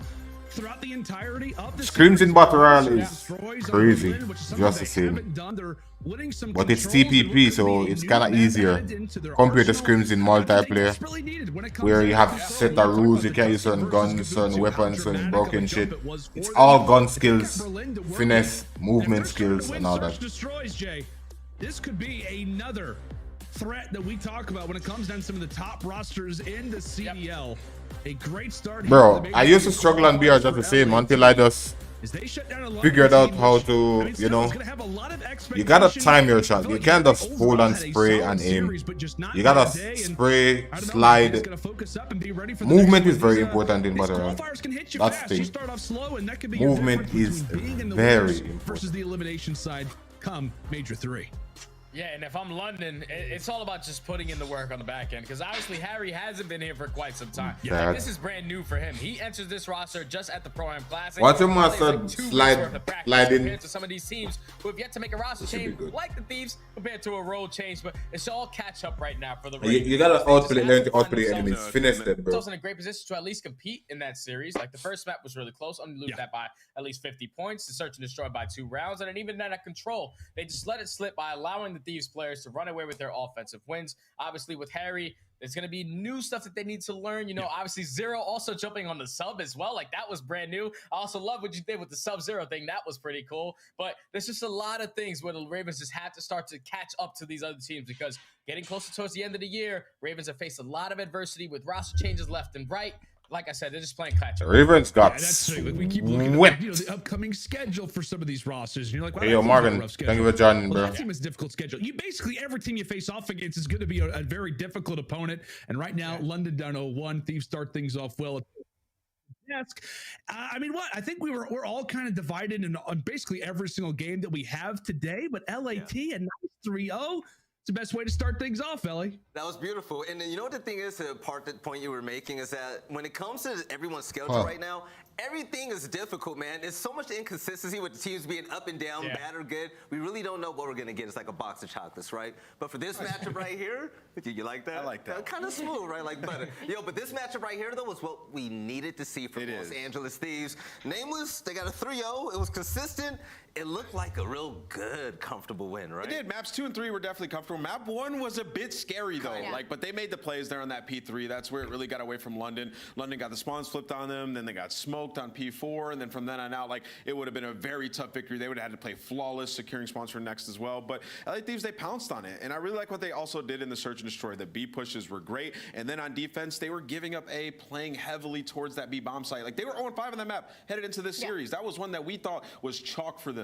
But they looked so much better. They were giving it up. They were playing towards B, and if they got the information that they'd wrap back as a team. That's teamwork. What we've seen some of the better search teams do. They have finally learned their lesson. Yeah, and we finally learned our lesson as well. Envoy is just the absolute truth, and he actually has to scuff play the game when it comes to that glide bomb and alley. And that search and destroy, he went, what, 12-3? He was absolutely discussing this entire series. There were times where LA Thieves were at the disadvantage, and it was Envoy that was bringing it back for them. That was absolutely frying. They were finally getting kind of countered when it came to that B side. At first, London played it really slow. They sent a player deep docks and kind of gave up that site for free. London learned their lesson. They tried to 3-hit into Mail, and Dylan gets a huge 2-piece that he should not get in P2. It kind of saves the round and lets him win that search and destroy. So again, LA Thieves, they look so much better, and hopefully we can see this consistency from them. Hopefully, and ladies and gentlemen, we have a Game Fuel Pro Victory Spotlight with the one and only Dylan, aka Envoy. Envoy, you went absolutely crazy today, man. But once again, congratulations on the big win. I have to ask you, you guys, when it came to stage 2, it was really tough. Yeah. LW. There we go. We are live. Oh, hey, tell him. You want to put the headset? No, I don't want No? Okay. Put the headset on. I got nothing to say. He had something to say. Now he's got nothing to say. Yeah, I'm gonna still play CODM, but I'm not gonna play it for long, right? Yo, Envoy, but Did he just phase up? Wait, Dylan, I know you saw that too. Tell Nameless I was better him at Ghosts. Yo, that's cap. That's cap. I'll allow it if I get some of that fire golf apparel. Stuff's looking good, Matt. He wants the golf apparel. And he'll agree. Damn. All right, let's get to our interview. Let me get a Gucci backpack. All right, no, but Envoy, you guys been turning it up lately in the Pro-Am Classic. You guys look different, kind of like the beginning of the season, right? What has been the biggest difference when it comes to your team really getting back on to where you guys were at stage 1? I think for us, it's just like playing with a lot of confidence. We have these like moments where the confidence lacks and the gameplay just really falls off. So we played with a lot of confidence today. Just been really focusing on that in scrims, along with strengthening the map pool. Like we played Berlin Search today for the first time in a while. Did really well on that. So just gonna try to keep making strides. I wanted to ask you about that Berlin search. It was definitely an interesting map to kind of let slide by. So obviously you guys knew it was going to get picked into the series, but it was you and Kenny that looked really comfortable in Berlin. Is that just kind of become a map for you guys across all game modes that you guys like? Or was it just kind of like we want to test what we can do on it in a real matchup? Oh, we definitely like the map in all the modes, but I think we just had to rework our search plan like on that map. Yeah. I feel like before we weren't getting bombs down a lot, and we see a lot of other teams have a lot of success when they get the bomb down. So worked on that and got a dub. Dylan, fantastic series, man. I mean, since Pro-Am, you guys have looked great. You in particular, back to your old ways when it comes to search and destroy. I want to ask you, I mean, Pro-Am Classic, you make it to a finals, obviously doesn't pan out in the way that you guys wanted to, but you played good throughout the weekend. What was the discussion like after that on what you guys needed to improve upon headed into stage 3 to become that championship team? Well, I mean, the Pro-Am didn't count for points, so it doesn't really impact the season, but like I was saying earlier, it's just like about the confidence. Like that was what we needed after having an 0-5 stage and got like top 8 or whatever we got. So definitely a huge bounce back for us, and just want to keep carrying that momentum. Well, good luck. All right, hey, Envoy, I have a question. Whenever I see you guys intro, we see draws of flexing and all, right? But his arms are looking kind of small. Is he really flexing in those videos? Or? Dude. I think he is. I think he's been working on trying to hit the gym, but I don't know. He is kind of looking small. Yeah, that's what makes it competitive, though, Lindo. But that's his signature, man. That's his signature. No, good luck to you and the boys, though. We'll see you next time, all right? Keep up the good work. Thank you. You guys have a good one. No problem. All right, yeah, Eternal. That's the thing, bro. Like the score streaks aren't bad, but a balance. A balanced set of score streaks is what's needed. You two haven't been there yet, but I'm gonna let you know now. When I went to Toronto, beautiful people, great food, great weather, and an absolute good time. Ali, this is this guy thinking, dude.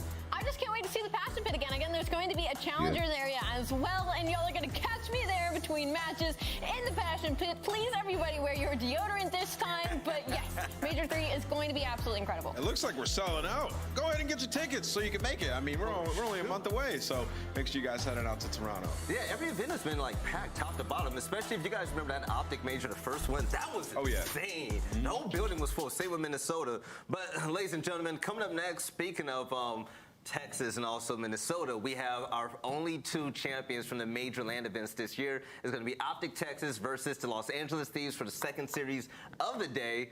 Nameless, today is going to be great. It's going to be lit, man. We'll see what they can do in this series. We're going to see Prolute's debut. I'm super excited. Yes. So, ladies and gentlemen, on the other side of the break, we're going to get to just that. But once again, big congrats to the Los Angeles Thieves for getting that really big, definitive win to start off the day against the London Royal Ravens. We'll catch you guys on the other side of this break for some more CDL action. Dang, I tried it.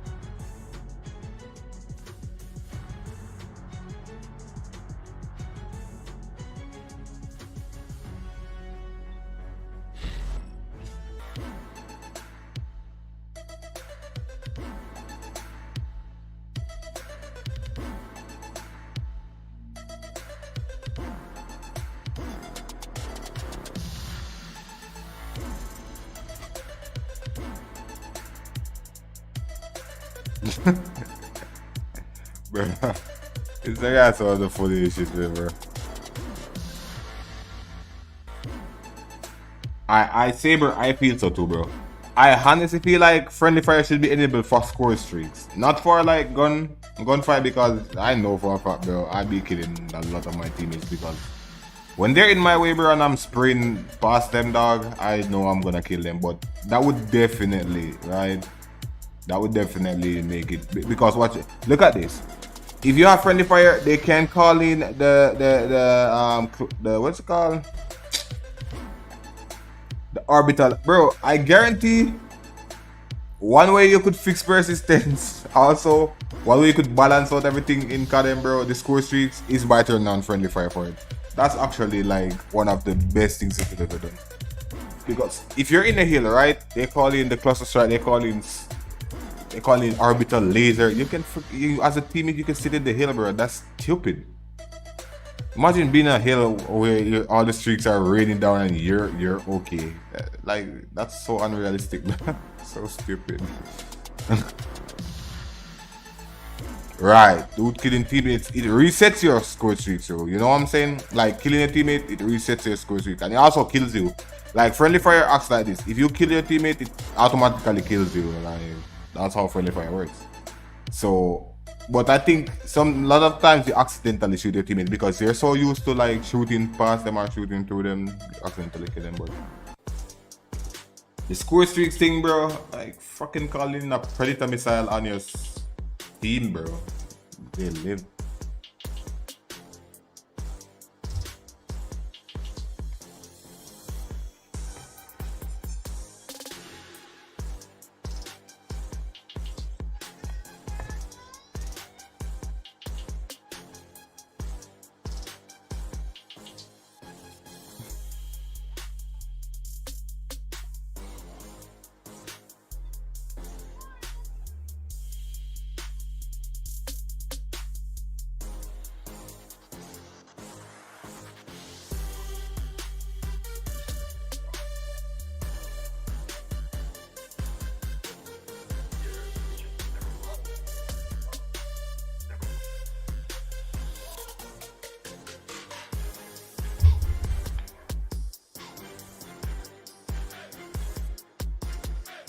I think they should add kill streaks and not score streaks in CODM also. Kill streaks are more rewarding. Score streaks, that's why hardline is so broken. Because you can legit sit in the hill and just farm kills. On the other hand, kill streaks, you get like 8 kills for like a predator missile. You know, just give you an example. Or 6 kills for a predator missile, no assists should be counted towards streaks, bro. Score streaks are what breaks the game, and you have a perk like hardline. It's gonna be broken. The reward for you capturing a zone should be a team win, not freaking earning streaks, bro. What the fuck? Yeah, nuke is a kill streak, but the other streaks aren't like nuke, bro. Every game nuke is a kill streak, dog. What? What's Saber talking about? Nuke has always been a freaking kill streak. It's not a score streak. But every other streak in CODM is a score streak. You get assists, it counts towards your streak. It's a point system, not a kill system. You know what I'm saying? Unlike alright, in Vanguard here, as you can see, you have to get kills. Right? 7 kills gives you a glide bomb. 6 kills gives you the automatic, the thing that you're calling. It's like, what's it called? It's like the airstrike in CODM where you just point it somewhere and it shoots.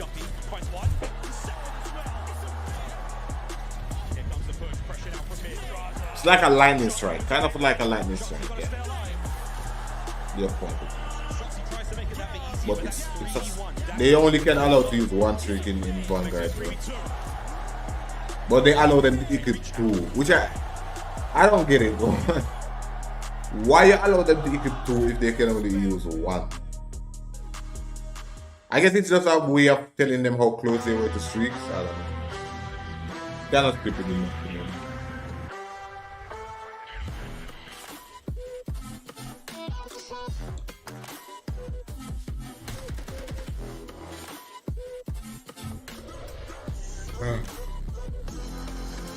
I don't think it would be wise to ban metas. There should be a variety of weapons that you should use.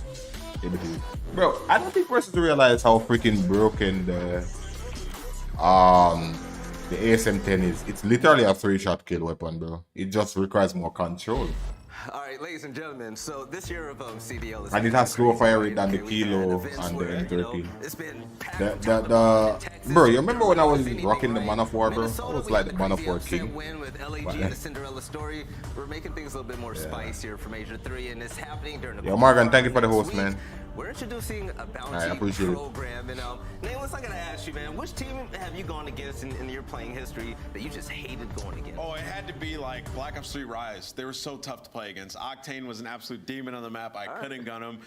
So yeah, that'd be my number one. Now imagine whenever you played that team throughout the regular season for a regular play day, you can win $10,000. So I would have never won 10 grand against that team. So honestly, we did play them for money at times. We got smoked. So yeah, that definitely added another level of pressure to the match for sure. Well, we're adding another level to CDL in general, right? Because next week we're kicking off our bounty program where we have matchups to where the winning team can earn $10,000 just for winning the game, and you have it on your screen right here. This is actually my first time looking at it. Yeah, I know. I just could imagine like playing a team, beating them, and like not only did I smoke you, like I made 10 bands off of that. Like, thank you, Boston, for buying this backpack for me. First system matchups. We actually got some good ones, right? LAG versus Florida, London versus Boston, like LA versus Seattle. I'm loving it, Atlee. I'm loving it. Atlanta versus Texas at the very bottom. Atlanta has yet to get a series on Optic Texas this season. That is going to be a very high stakes match, even higher now with that much money on it. But Yeah. I'm actually looking at the LA I mean, if that would increase the gun skill, then yeah, but I doubt score streaks doesn't. You know what? Great idea by the CDL. Kill streaks increase the gun skills, bro. Like if you make persons work to get in the kills, that increases the gun skills. Instead of just sitting there camping in a corner and calling a UAV, which literally gives you points towards streaks. You know what I'm saying? Like, you actually have to kill person and work for it. Those are the small changes that will increase the competitiveness of the Major game. 1 champs versus the Major 2 champs. And this matchup, I actually hope it turns out to be a really good one because there's a lot of implications for the future, right? We got Proloot stepping in as a sub for Optic Texas, which is such big. And I also feel like specialists should be able to kill you. Friendly fire should be on score streaks and specialists. Because you're in a hill and your teammate just comes in, all 4 of them comes in with a freaking same play style, same role, but for what's it called, the bow and arrow he's thing. a little bit more aggressive than Illy. He's not going to take that IGL role that Illy had when it came to the comes in with the Sparrow, bro, and just freaking guns it. Just spam the Sparrow on the hill. Big time when it comes to comms. You mentioned dial, what? In terms of engagement, the sub duo of Shotzi and Scum, we saw a lot of what they were capable in the Pro-Am, and I'm only expecting more out of them. All right, Byron, let's see what you got, baby. You see him on the right side of your screen, the AM that's filling Right, in with some Optic great versus salute. Gorillas.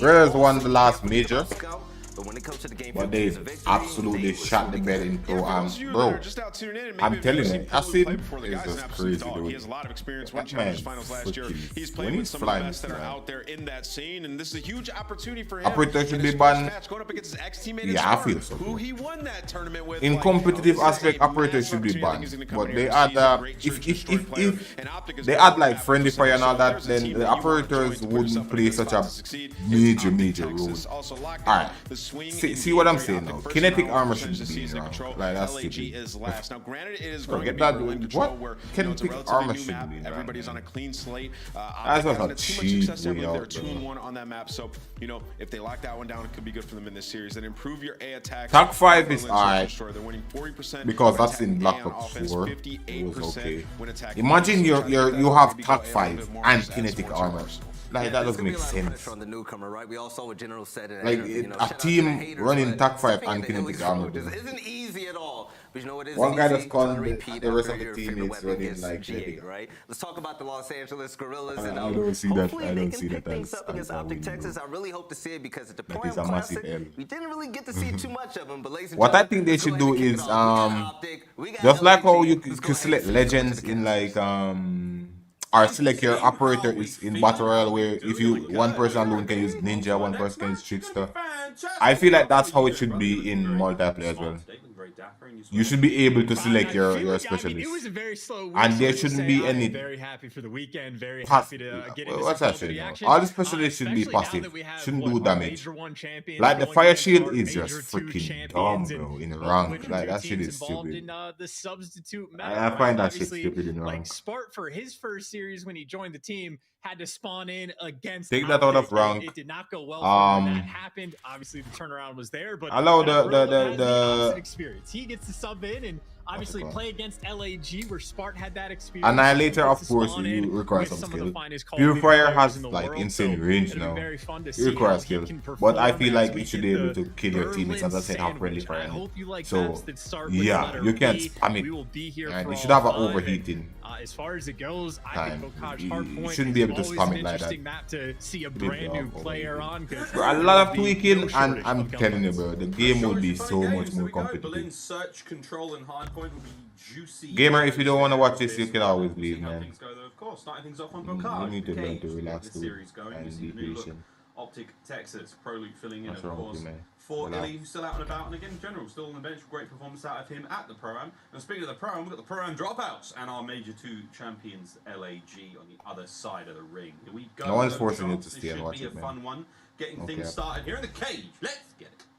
At the beginning of the stream, I did say Loot, right? I Like, want to watch it the is not CDL, easy for but any I just team want to or any vibe with you player to guys get because I in know a the few mix and persons join a in new here like roster Saber on, and like a week's few notice, persons whatever would the watch case this, may bro. be, but It's also I have to promoting imagine COD, man. as good as Optics If you're comps really a are, COD as fan, good bro, players and you all don't around like them, CDL, you something can't be is set up different, for a great deal of success. And You're not really obviously a they're rocking COD the AR, even on Bocage, and it's a nice little first blood as you get a nice You do like the team fight competitive for aspect Optic of already in the the hill. OG Call of Duty. So far, so No, this good. is not Warzone. This is multiplayer Got Call all of there. Duty. Pro Loop is debuting here in Vanguard. the CDL. His first opening time is going to go in his way. Kills are working out so far. Optic Texas, nice start. Can't They complain, said you know, OT, they trying to like flip him those in the spawns as well. OT, Shots he's yeah. putting work in the back. Scump around Zig is a place we have been accustomed to seeing him, but right now you see the idea from Optic, right? Push down that river side, and now to make flipping the spawns that much easier. Dashy wins one in the back, and granted, it's not a massive lead by any stretch of the imagination, but Optic certainly set up over towards B2, but they don't win any of the gunfights in the back. They do have a pinch getting set up by Scump, and it looks like Scump able to pick up 2 in and around Barn, but it is LAG, at least in the hard point first. All right. Move now back at it. Kills going his way for a brief moment. This guy, Mike, is... 8-1 so far, 9-1 is... Miles' mic is weird. He has been tearing things up so far, Chance. An absolutely beautiful... Sounds like he's turnaround. in- Team looking fine so far. Scott makes it 9 as the kills keep going. Optic ain't doing too It bad. does not get better than this. Nice little 9 spree, a 10-1 start, and you at least get your teammates back over towards the hill. So this is roaming Slayer at his finest. This is where Scump loves to be, and honestly, this might be the type of thing, especially on this map, that needs to happen. If you're working with a new guy, crank it up in the slang department. Make everybody's life that much easier, and that is exactly what Scump has provided so far. Glide Bomb certainly not going to come into effect maybe on this next hill, but certainly once we go over towards River, gotta imagine that's going to get utilized to break those spawns. But nice little bump of a lead that Optic have on this rotation, though. LAG free and clear, the set they want to have, pushed up both sides of the map and pretty much have everything under control. Scump is effectively fine, that bro. entry man gets the first gunfight. Now Shotzi working over top, and I mean, this is set up to be what, the easiest break of all time. LAG, they get set up in and around, pushed everything up, and it literally makes not a single He got bit of cameraed right difference. there. Until, of course, they get that wipe, that little Bocage special, Yeah, get broken, and I'll just re-break it as quickly as can be. I think something that maybe stood out to me, at the very least, Miles, was just the graphic that we saw. You had Optic number 1 in the hold percentage, number 11 in the break, and the break does not come in there.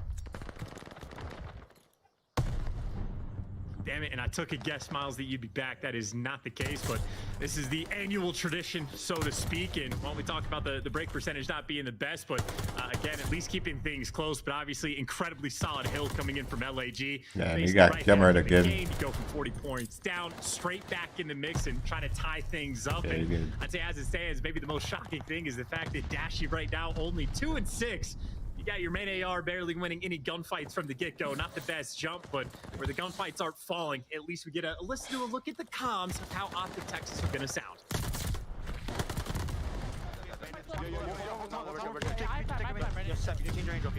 Yeah, I got you. I'm gonna answer. I'm watching my phone. I'm down here. I will admit you right now. Try to picture in picture. I will admit you right now. Damn, Shots is on a 5. He got killed. Top on you. Top on you. Yo, what's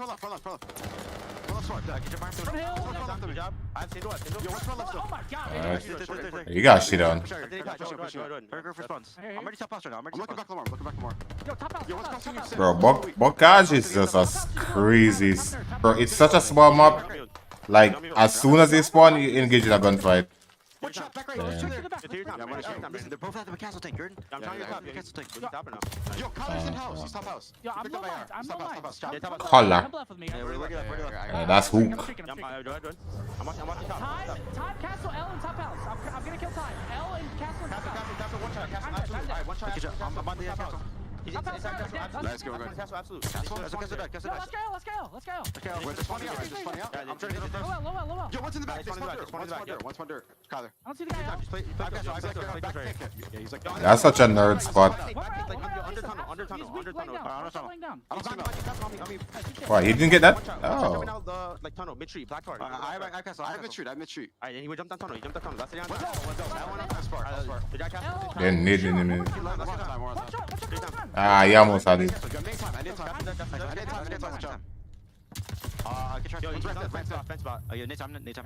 I'm holding. Yo, what's the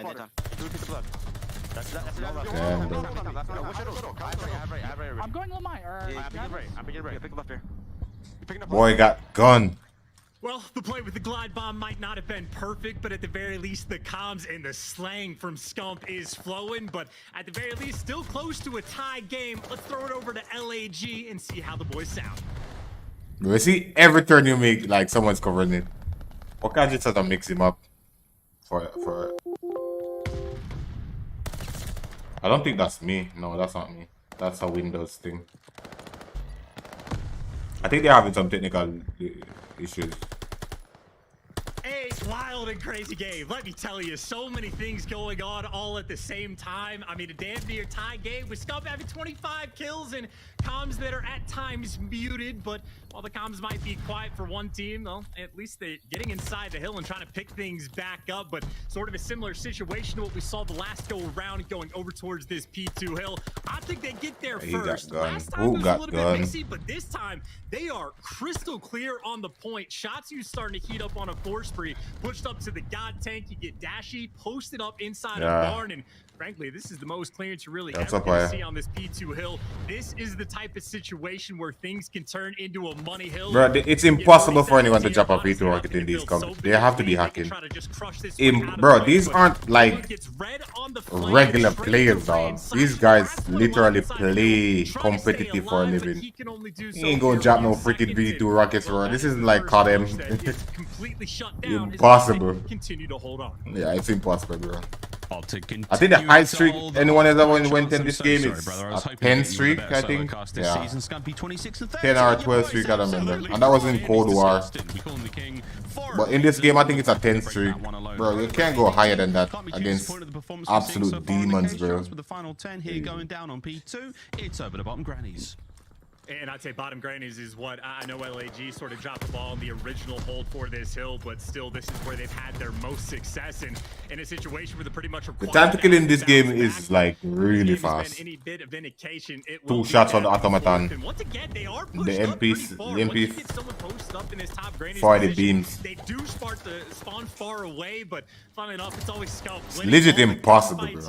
I'm not even gonna say, oh, if they do that, nah, it's legit impossible. The highest KD here is at 1 point. Bro, you don't even get 2 KD in this freaking. You don't even get 2 KD in hardpoint, bro, in this game. You don't even get 2 KD. Just to show you. 1.5 KD is like really high in this game competitively. Look at the scoreboard. LAG able to pull this one back, bar any contests from Texas. I mean, this is almost like a standard hardpoint game for any other map that we have, where it's back and forth, sort of trading hills, actually halfway decent holds coming out of both of these teams. And I mean, that's pretty much time. Paces that we've had on a Bocage as well. I mean, I know obviously Scump was lighting up the kill feed early on, but I think the pace has, for the most part, been quelled. On this break, though, Optic nice and clean, hit the pins from both sides, get him out of the hill, and try to go for that P2 side control. Looks like Dashy's locking it down on one side, as Shotzi's flying in over the top of the other, but it'll be contested at least for a moment. But there's Pro Loot. Kid on the block. Yeah, new kid popping off. They switch out General for Pro Loot. I forgot General Pro Loot is here. Illy has some finger. His finger is basically broken. Looking to find a few more here. Shotzi in and out of barn. In and out Shotzi. Strategy once again. Damn, they chase. He flew. No more kills to be had. River hardpoint now up. Chance. Final 10 seconds going the way of Optic Texas. No contest in place. LAG though, they'll have the first seconds of nuke. And no glide bomb to make the break this time. Obviously, with the glide, Optic trying to hit all the way around the back to actually make that happen. And this is going to be the case once again. But Slasher, nice angle to get the early reads. He knows where both the gunfights are going to be coming from. And while he's tagged, damn, he almost got a 3-piece. Yet, I think they get spawns. No, he didn't. Which makes easy trades for Spart. Obviously, LAG have gotten taken outside of the hill, but as long as you have that L control, it's really difficult for Optic to actually get inside the point. Maybe even by the way, there aren't any trophies in this. Trophies are in league play, but not in this setting. If you get the ARs posted for Optic, it's still basically impossible to collect any of the time inside the point. Felt like it'd only be a matter of time for LAG to get inside, but this is they're gonna get that has been the least contested. They're gonna throw like tons of nades on the point now. Time is good time is Optic, sizable lead they have at this point. I mean, frankly, as long as they don't pump the brakes at all, one good rotation, they should be good to go from that point. This should be it. Final set of hard points now upon us. LAG managed to get the final second or two there of River. Now back towards the gate we go. Slight calm falls across Bocage for the first time in what feels like an attempt. Here comes the shots out of a seam. It's a nice two-spree for him trying to get now on the point.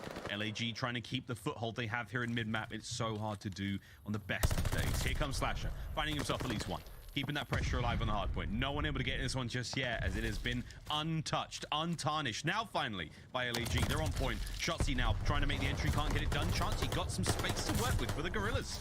Yeah, and you also see, right, a couple players like Chachi trying to get out towards Riverside, but now it's getting red. You get players for LAG posted up inside of top grannies, and even the players inside the hill winning the gunfight. So they're down by quite a bit, 40-45 points going into this P1, but they've done a very good job of keeping control of the map. And they're keeping them off the hill. It's more important.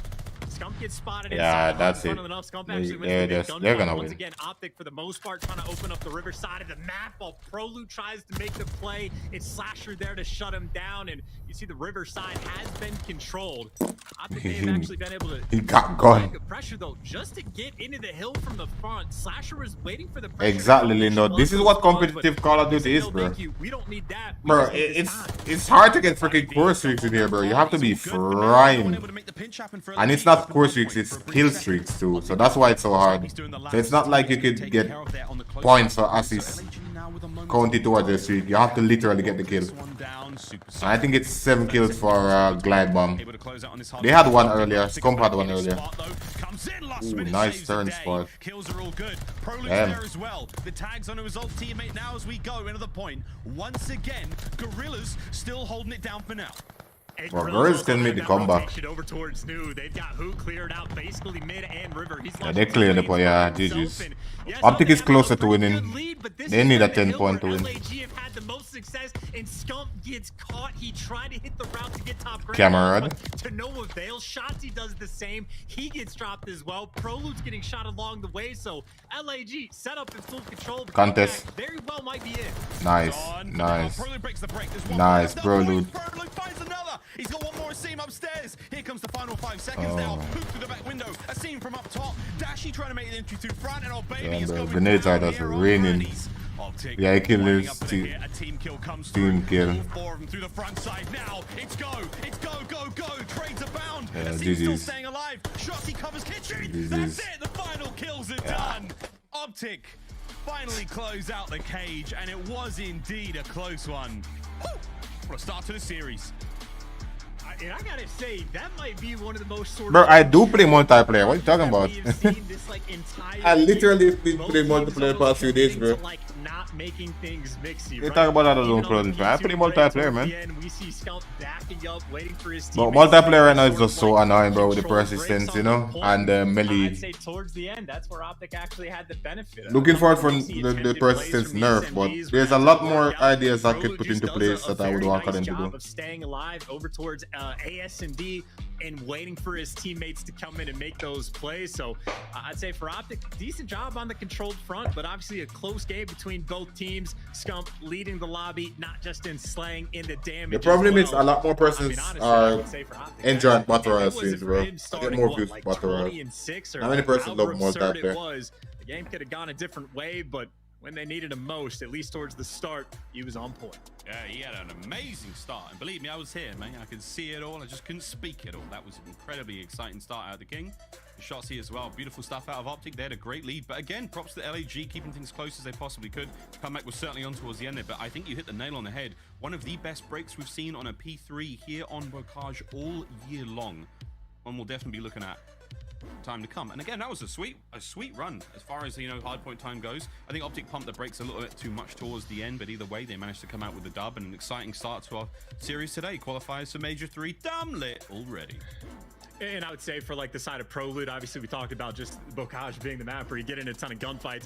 Obviously he was the least impactful in the slang category on his team, but he was the super soaker inside the hill. And even one of those highlights, right? He has moments where like he's in the barn hill in that barrel's corner and just doing a very nice job of staying alive and buying his teammates time. It was the same thing for the final break. It was Prelude that was able to just stay alive and buy his teammates time and just feed them the comms of where to look. And obviously that paid into the 2-piece he picked up in the very end. So I'd say decent work out of the new kid for Optic to take that 1-0 lead.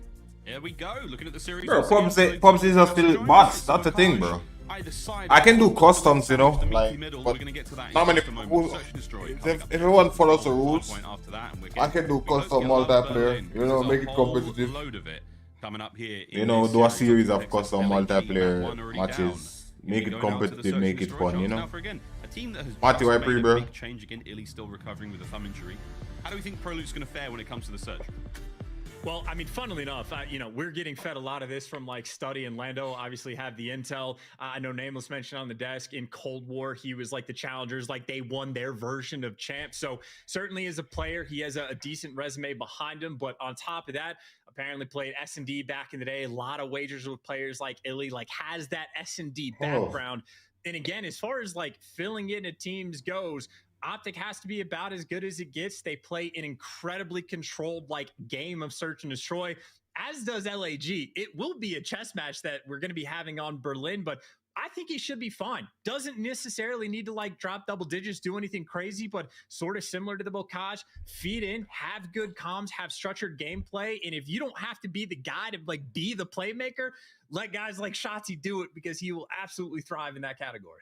We'll see. Again, not an easy thing to do to fill in for Illy, but we look now across our Illy on S&D is like different, bro. From a poor pro-am showing, they dropped out early, 11th. Control is the mod in Pride multiplayer, so we can do like a 4v4, bro. You know, team goes Control. the major 2 ways, in and out of game, an absolute champion. At the pro-am, not as much. And it is like pretty easily identifiable, at least on an individual basis, that Asim is the guy that underperformed. But I would say the S&D, especially like LAG, when they won the tournament, went on what, like the 10 S&D win streak. How many game 5s did they have where they were comfortable in that situation? At the pro-am, they started to drop the ball, and I think when we're at 1-3, 1-4 in search and destroy. So this is the game mode where they got to turn things around. And I'd say for LAG, maybe Slasher can be that guy, just to be the rock and the anchor for the team, their top performer in search and destroy. But I'd say on Berlin, right, it is two tales of different players. It is Shasi, the absolute playmaker, and it is Slasher, just the consistent sort of man AR that you always know what kind of job he's going to do. But I would say the chess match is what's going to be interesting, because I think I would describe, if we're sticking with like a board game metaphor for Bocage Hardpoint, more of like Monopoly, but at the end of the game where you just knock over all the pieces like in anger. Berlin actually gets played like a chess game. And if on Bocage, both of these teams were playing it as slow and controlled as possible, this one literally I got a clip yesterday, though. I need to clip it. Just the absolute details of the map.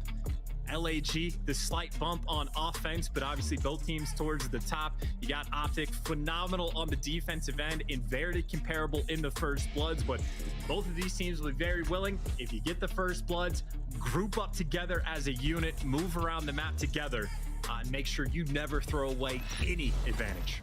See how they go, though. In the search and destroy now, we rumble. Spot eyes on the cross. Saw a couple of ankles run by there. That's the scump and a shot over towards the A-bomb site. And the 2-2 split now for Optic Texas on defense here in round 1. The bomb heavily leaning towards that B-bomb site. Pressure is out. Lethal's tacticals abound. Here comes the hit. That was a lot of damage dealt. Prelude's going to be back on out. All that for the bait, though. Yeah, you got guys trying to pick off ProLoot. Dashy's there for the coverage, and I'd say with they knowing 2 players down low already, LAG grouped up as a unit making moves, but Optic quick to the reads. Again, I'm telling you, it will be a chess game through and through as ProLoot wrapping back to help the team. Scump the first one in line to maybe make this play, and it'll be delicate. He saw him, finds one. Scumpy up and about, gets the second as well. That's 2 kills here on the site. Can he make it a third? No, Slasher brings him down. All down to Dashy now in the 1v2. As the battle's taking place elsewhere on the map. Big Bruce has got to live up to the name, and the bomb rotating once again now in the hands of LAG. Dashy, eyes on, makes it a 1v1. 25 on the clock. And he gets behind cover as quickly as possible because he knows that Hook is going to be around on the prowl to try to hunt him down, but while Dashy gets out with his life, Hook just readjusts and goes back to A. He will be able to get this bomb down for free, and the question is, how do you want to play this in the 1v1? You know Dashy's going to be rocking that automaton, and it's like Hook might be playing over towards P3, and that's where they will be meeting up. Here we go. Dashy's crept around. Yeah, guys, I'll get the 100 likes. May have just seen Hook. I don't think Hook's going to check this corner either. He's not going to peek left. If he does, that's massive. But Dashy there, shots are in. It's an easy read. And it is a wonderful 2 kills out of Dashy. And the bomb defuse now coming to a close. Can't get this done without the 2-piece from Scump there on site. And heads up play Bro, what's from going Optic on? there on defense. Reading not only the hit towards B, but then the counter hit towards A. Oh, it was back and forth chance. As you said, mate, a game of chess. Like, you hear the I mean, nuke sounds or the war sounds in the background. I don't think that was... a 2-piece in sight. Yeah, The something team doesn't also matter got about- a 2-piece in sight. And I think you had a really nice play call in the 2v1 from Slasher and Hook to readjust and wrap back over towards B.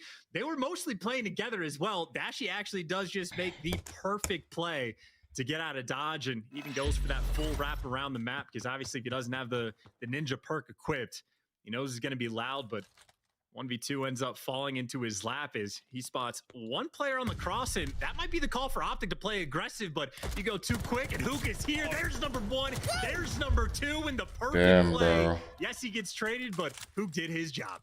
Yeah. And Shotzi with the immediate bomb recovery as well. So the play's still alive over here by the A-bomb site. 3 members now of LAG through mid-map. Dashy's going to try to watch that cross. Will he see one? Yes, he does. Good damage. Shotzi not planting the bomb just yet. Still waiting for those players. Again, the information not all entirely there. We'll see how Optic handle this one. 2v3. And Shotzi knows he can't plant just yet. He's waiting for the pressure to come through, but he's actually been left alone on this site. I think LAG are sort of expecting the bomb to get wrapped out over towards B just because Dash was playing deep warehouse. And this bomb will go down for free, but this is going to be a case of individual plays from Optic because Dashy is so far out of this play, but Shotzi planted a spot where you can watch it from P3. So as far as 2v3 goes, Optic, they have potential. Be a potential pinch here as 2 players make their way through the stone pillars. Over by Plat now clearing out the office side. Dashy from the top A-bomb spot. Love that angle. Spot though now checks it. Guns him. 2v2. Shotzi's doing the dance now on the bomb site. Slasher goes to the quick defuse. Here comes Shotzi. Great coverage from a scene. And now Dashy's going to have to try to play this one solo. Finds the pick somehow. Nice, Stays Nick. alive. Clock still ticking. 10 seconds. He may have just won the round Yeah, there and there. It is he a can get it. wonderful run. And a big GG's. Bruce. A seam. Not enough time to get it done. Optic Texas, 2 on the board. And I was over here thinking about just the idea that you could see it over from P3. Forgot about the fact that from top third fire, Dashy was going to have the angle as well. And again, you talk about the chess game. Dashy obviously making the noise, kicking that window open. What does he do? Waits for the trade to come through in fire, reads it perfectly. And that is another clutch from Optic. And obviously it was a tough spot because this is how the round started. That is a double kill coming through oh so quick from Hook, but his teammates cannot convert with the man advantage. Optic once again just making the better play. Yeah, great stuff. Hook's defensive work there, almost managing to nail the round, but tiny bit more to be sought for. No one's able to get that 3-piece there on site, but here we go. Maybe able to get a few more here in the 2-2 split now over towards the A-bomb. Scump loses the fight against the seam with a fadeaway there with the automaton. Now Shotzi on the... Oh, no, he's gone. A-bomb site's wide open. Dashy and ProLoot now in the 2v4 LAG. Surely this is their round. And I think Shotzi just a little bit, not even over aggressive, but just too exposed, jumping out that direction. And yeah, it takes longer to defuse in the stream. Just so free. I think it's 9-10 seconds. I think. Dash is looking for the trades, and actually ProLoot wins a massive one-on-one to try to even these odds, and they're trying to ignore Slasher potentially for the moment, make a play towards sight. And what? Over towards the site. ProLoot's in, checking every possible corner. Hook wins it. All down to Dashy.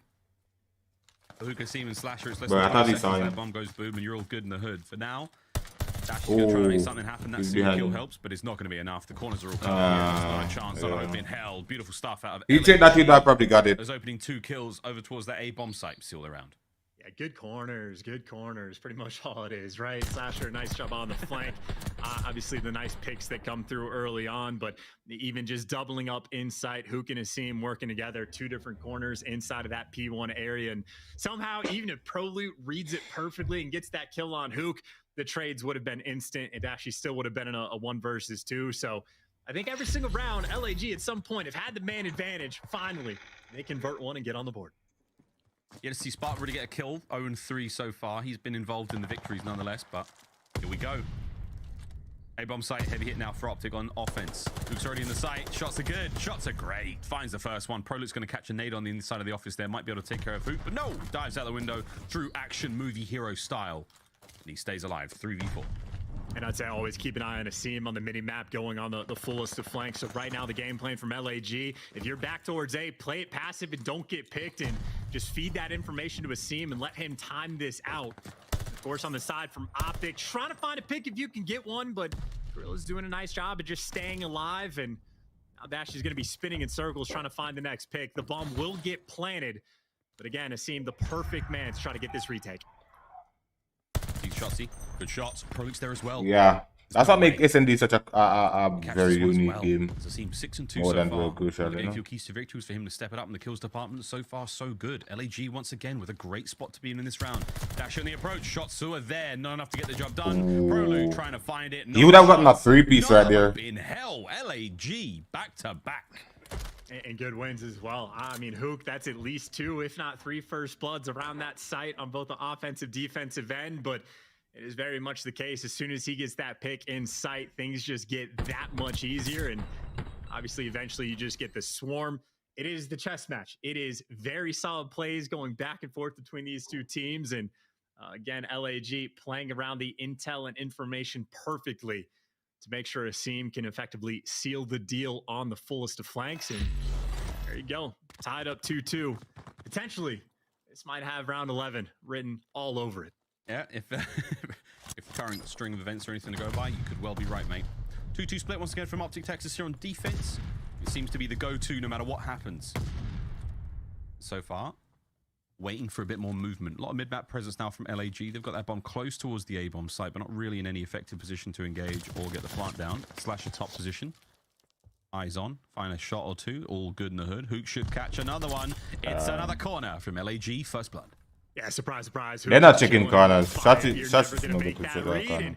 Now Scum's trying to dance towards outer trains, but he gets caught. Eventually, Spark there to take him down, and another nice little man advantage they have. And again, how are you going to read the fact that the bomb carrier of all people is the man pushing outside of P3 in the back? LAG have the perfect opening break, get Hook in position, and then just swarm after the fact. When we talk about a chess match, that was more of a round where LAG just simply bullied them out. Hook again in the first blood category. I mean, he has been the playmaker that has rivaled what we can expect from Shotzzy. And I'd say Optic very much need to respond and find some of these opening kills, because even in the first 2 rounds, they had to clutch to get those wins. And again, talk about individual performances. By the way, Asim 7-2, clearly stepped it up from the Pro-Am. Yeah, great looks out of Asim so far. Shotzzy is in a world of hurt mid-map. Oh my word, stays alive somehow. Amazing coverage there. Dashy with the absolute Kobe from downtown. All right, I made the Instagram post. Shotzzy's alive and kicking. Oh, nice headshot. He got the headshot. No trade comes through. 2v2, 2v1, yeah. It's not all in vain for Slasher, the last man up, caught unaware, pistol in hand. Optic Texas, bounce back. And that is an unreal gunfight from Shotzzy, by the way. I'm pretty sure Asim saw him through the window and was ready for the chow, but that headshot multiplier maybe coming through for Shotzzy as he just shreds him. And I mean, that is obviously the gunfight of the round. Shotzzy loses that. That'd be man advantage to LAG towards the end, but that is exactly what Optic need to have, where Hook's been the playmaker on one side, Shotzzy and Dashy working together. I mean, frankly, just to keep him alive, to set him up for that final gunfight, but tied 3-3, LAG back on the attack. Notice how Hook got through fire last time. This time, Dashy has to make that his home to make sure no one finds that open lane to slip through. Yeah, Dash, he's the middleman at this point in time. Prolute's all alone over by the B-bomb site. Not a problem for him at all. Luke once again found himself a cozy corner. No problem, Mike. So does Scump. There's no one is making their way through this spot. I wonder if we can see Scump's POV now. Again, what he sees is very different, but same old corner. And here goes Hook, actually. Ants in his pants. If he bangs the door open, he's going to make a ton of noise. But instead, it is tension over here by the A-bomb site. If there's any player that checks this corner, by the way, it's got to be Hook. He was the man that had Scump 3 players news. jump over top, Nice. but doesn't actually check it. That'll be the freebie. Yo, Prolute is playing good. Getting the first bloods against Hook. He's playing his corner as well. And by the way, that is bombed down in the worst of positions, because look at the positioning from Prolute. I think Spart vaguely aware, but again, the question is, how many corners do you check in? Oh, he almost had it. Prolute wins He almost had it. Shout out to having to open the door before he go through it, and all of a sudden, Slasher. Yeah, he doesn't have a dead silence. He doesn't have dead silence. So they're gonna hear him. Checks inside this office. He's about to be gunned. Dashy's there in that corner. Should have the read. Easy peasy lemon squeezy. And he doesn't have dead silence on. So. And again, you know, we can bring up the chess metaphor as many times as we want. This is almost textbook, like Call of Duty Vanguard. Find the position, pick the best corner available, Scump in just the prime corner that Hook has used himself, gets the first blood. Prolute, a deep corner in the back of the map that Spart might have been aware of, but shout out to the door, making the corner that much better. And Dashy, oh my God, the corner's on point. A+. A+ corner play. A+. A lot of corners in this game. I wonder if you actually counted them all up. It'd be astronomical figures. But here we go, though, still. Aggressive hit towards B now for the boys of Optic. Spark's going to see at least 1 or 2. Shots are good. Shotsy, though, even better. The kills are in. Spark from range trying to find something. Not able to get it done. Bomb planted at B. Oh, baby, this round is a fast one indeed. The 2 remaining members of LAG over here by the B-bomb site make it in through the front, trying to get it done fast. Hook's on the flank. I mean, he's got to be the guy to make a play. I mean, Spart is nearby, gets a couple tags into one, but obviously this is the Automaton versus MP40. And well, there you go. Slasher gets a trade, but 1v3. God headies the whole way around. Optic Texas with a dominant win. Another great round from them. They mix the pace up hugely, get themselves over to B faster. Plant was even faster. Good shots again out of Shotsy at range. Spart sadly unable to clean up that kill. The pressure was there. The numbers were good. Optic execute magnificently. And there we go. Magnificently. Tape, but not able to get the job done. This is it, Chance. Massive swing of momentum now for Optic Texas. And for what it's worth, Miles, to answer your question, I think if you actually figure out how many corners in this game, you get a Fields medal. Wow. In math, there is no Nobel Prize, but you got to take what you can get. Fields is the way to go. And instead of the field, it's over towards docks is where LAG are going. Maybe the most aggressive setup they've had so far, at least on the attack, and all of these nades coming through to try to find Dashy, who is barely past him but can't quite get that first blood. And hey, no time wasted. LAG get the bomb plant, but Prolute gets the he's first dead. Yeah, no matter. Prolute's already in. He's dead. See him trying to add another kill to the pile. I seen his now on the bomb. If I see him win this, man over by the site right now. He didn't plan. Shotsy looking to crack a window, and he's going to let in more than a draft with that nade. The kill's all good though from Dashy. That should be it. Able to get the defuse now. The last member up was going to be Slasher. Prolute assassinates him, gunned him down, and that is that. Berlin. Search and destroy. It has come to a close, and Optic Texas get the job done. They're up by 2 now in the series. Yeah, I hope anyone else can do your phase as well. In that final round, not only gets the first blood on Hook, but really just applies that pressure and flies out and gets the second kill as well. Kismet has been burned. Once again, making plays for Optic Texas, and I'd say for Optic, they were very vocal about the fact that when they're playing, whether it be General or now Prolute, if you have the sub, they are trusting their S&D to sort of carry them through. So it is already great news for them that they got the first hardpoint win. I mean, they sort of keep things like per usual for their S&D gameplay. Is, I mean, Prolute, one of the guys leading the charge, but on the flip side for LAG, where S&D was the backbone for your team for the reason you won Major 2, they have been struggling to have any sort of success, despite the fact that they had the early advantage in the game. I mean, towards the end, they just get bullied out, and maybe their S&D woes continue. I mean, the mojo is gone right now for LAG, surely, after, what, the incredible performance at Major 2, the Search and Destroy record being set over to the Pro-Am, things don't go great there, and all of a sudden now you're down 6-3 in the game mode that got you a championship. But in control. Coming up next, though, friends, that's going to be another big one. Turnaround moment now for LAG for those Major 2 champs. For Optic, though, looking at the 3-0. We've had another one today, which would be wild. Again, the Ravens series was much closer. We'll see if LAG can find that special something, that little special sweet sauce, and pull things back here. As again, we've got to make it out of the Berlin control, into the Berlin hardpoint, then Bocage searching the story. We'll see if we can make it through the next map to see if LAG can stay alive here in the Call of Duty League.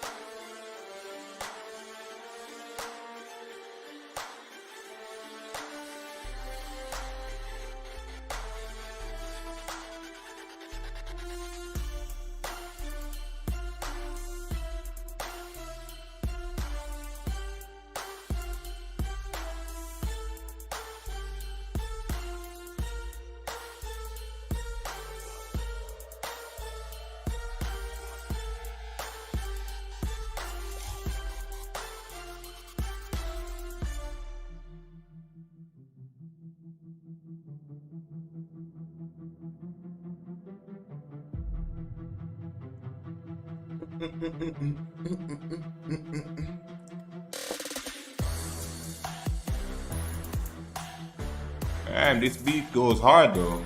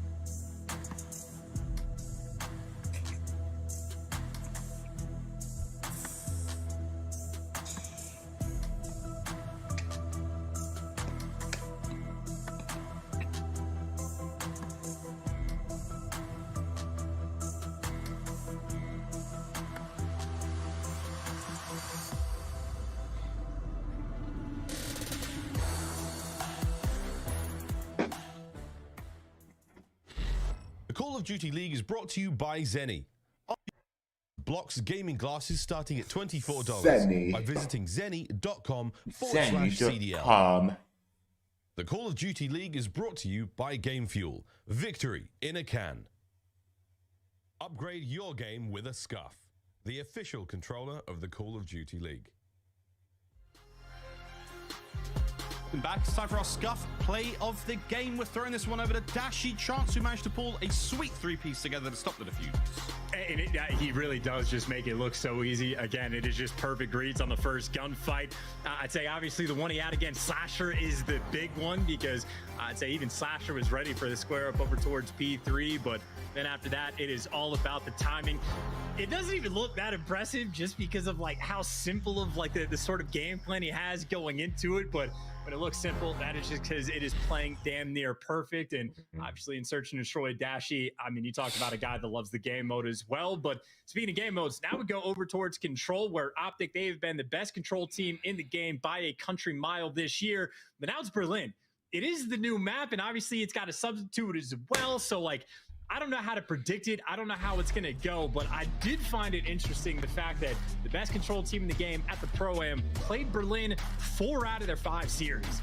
So whether that's the case, they're trying to get as many reps in as possible, or whether they're just the front runners on the map and they already have it figured out, or they just want to establish dominance across the board. I just thought it was very interesting how often Optic have been getting this map in the rotation, because I mean, hey, if you're already the best team, if you can figure out the third map, like, and there's no need to have an auto veto, I mean, maybe they get even stronger. Oh man, I mean, a strong finish is basically what all the teams are aiming for. Again, the tried and true Atlanta phase method. See if Optic can get the job done as well. Great performances so far. This is your statistically out of Dashy and Scump thus far here in the series. Going into map number 3, an opportunity to keep that ball rolling. Shots already creeping over towards A. Here on defense for Optic Texas. Yeah, I think Texas are very much prepared for the read over towards B, and obviously that is the site that you're going to see on defense, is heavily preferred on the defensive end. You will constantly be flowing in through the train side of the map, and yeah, Seam actually tries to make a play, but you could see he was surrounded no matter what the case may be. Optic, for good reason, as many teams do, have little interest in like over-committing to defend A. It's really all about that map control. Yeah, we'll see how the map control goes, though. Still slow and steady progress towards A now. The second segment done. It's all on Hoot getting the capture for now, but his teammates have got all that A side of the map covered now.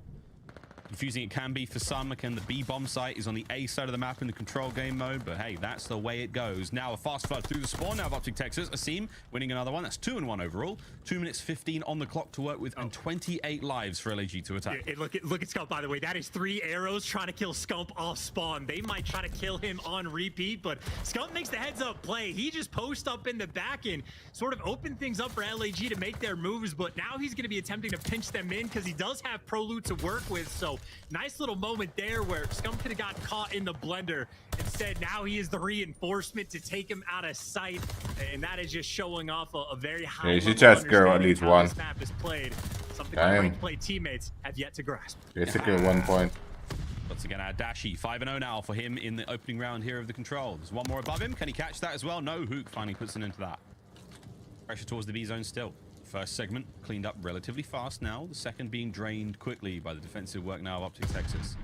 One man on the lone flank, the island player Slasher, slow and steady through the other side of the map. The rest of his teammates waiting for the go signal as they are lined up here by the train yard.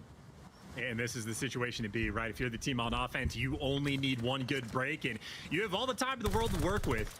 Unfortunately, you lose sort of that like S&D first blood kind of engagement. Shit. Well, there you go. You lose Shotsy, bro. 4-man wipe for Optic. And look at how they're making moves on the mini-map. Surging up through the tower side. Shotsy's already crossed to the back. And granted, LAG are making this reads, but now you have to battle to get out of your spawn while you're getting shot in the feet by Shotsy.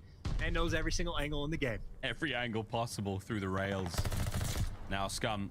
Rail Slasher cross map there. Beautiful shots once again. The rest of his team finding the almost turned on him. Spark managing to get a breathing room now for his squad to try to make their way forward, and through that other side of the map they're going to flow. Incredible spawn Asim just got there. I think he may have spawned on top of Scump.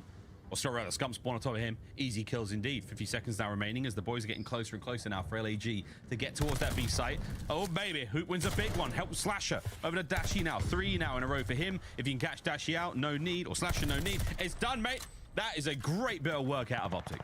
Just too good of a system, right? Prolud's able to wrap back in time to help his teammates out towards Train, and really Optic doing a nice job of just buying their teammates time to set them up for the easy kills. But they have 5 again, captures, so massive amount of control on the map where Shotzi falls. It is the next man in line. Scump's there to make the reads. He can fill in the comms and say exactly where players are going, and you see even there, he had a player in the back, Scump did, to help him out with the P5 gunfight, and even though it's fallen through, you already see a 12v5. Mal making a 10v5 actually. And a little bit of pressure on the point. If you could stay alive for long enough, I was going to say LAG maybe can try to make a play, but 5 seconds left. It's looking nigh impossible, and that gunfight from Scump should seal the deal. I mean, that is a maybe not perfect round on defense from Optic, but that in my mind is textbook. It was real good. Dashy, I think, finished 10-2. He hit 2 5 sprees. It's about 2 minutes and 12 seconds. That's a lot on control. Fly onto the point, trying to stop that clock desperately. Not going to happen. See what they've got now on defense. Optic Texas will be attacking 2 zones, 30 lives. Whichever one gets conquered first wins the round.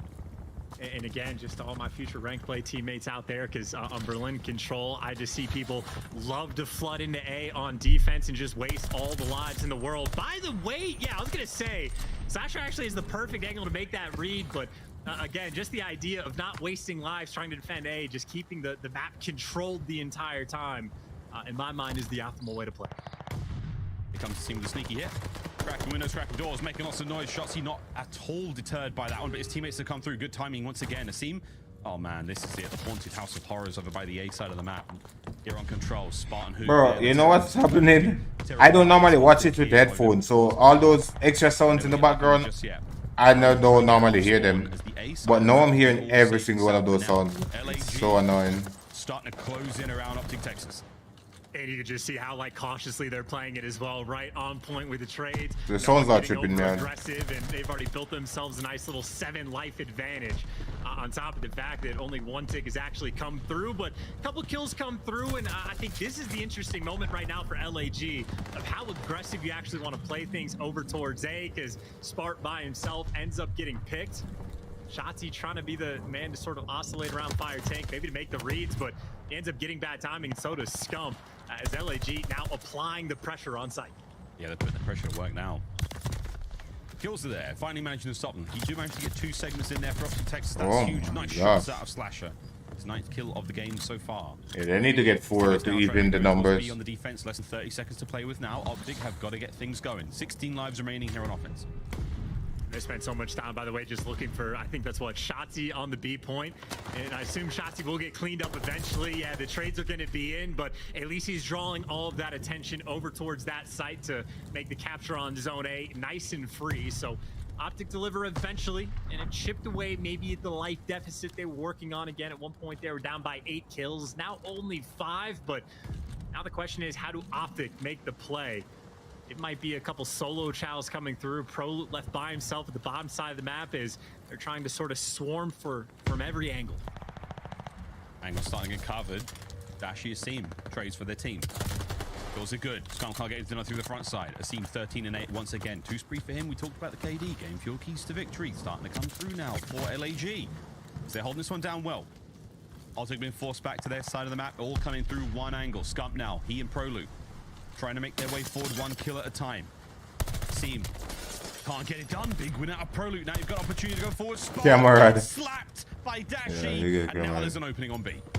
You at least have 1 player on the point. Keep in mind, though, Slasher is going to be working this flank potentially, but Scump actually reads that. Now on the point, there is so much more pressure on Hoop. He wins the first one, tries to get the wall bangs through on the next, but this is they can get 2 points. Yeah, they can get 2 points. Yeah, they win. And this is where you win rounds on offense, but the nades stop it for the moment. Asim jumps on the point for 2. The flood is there, maybe in the nick of time. The final one-on-one gunfight, and Slasher there to take it down.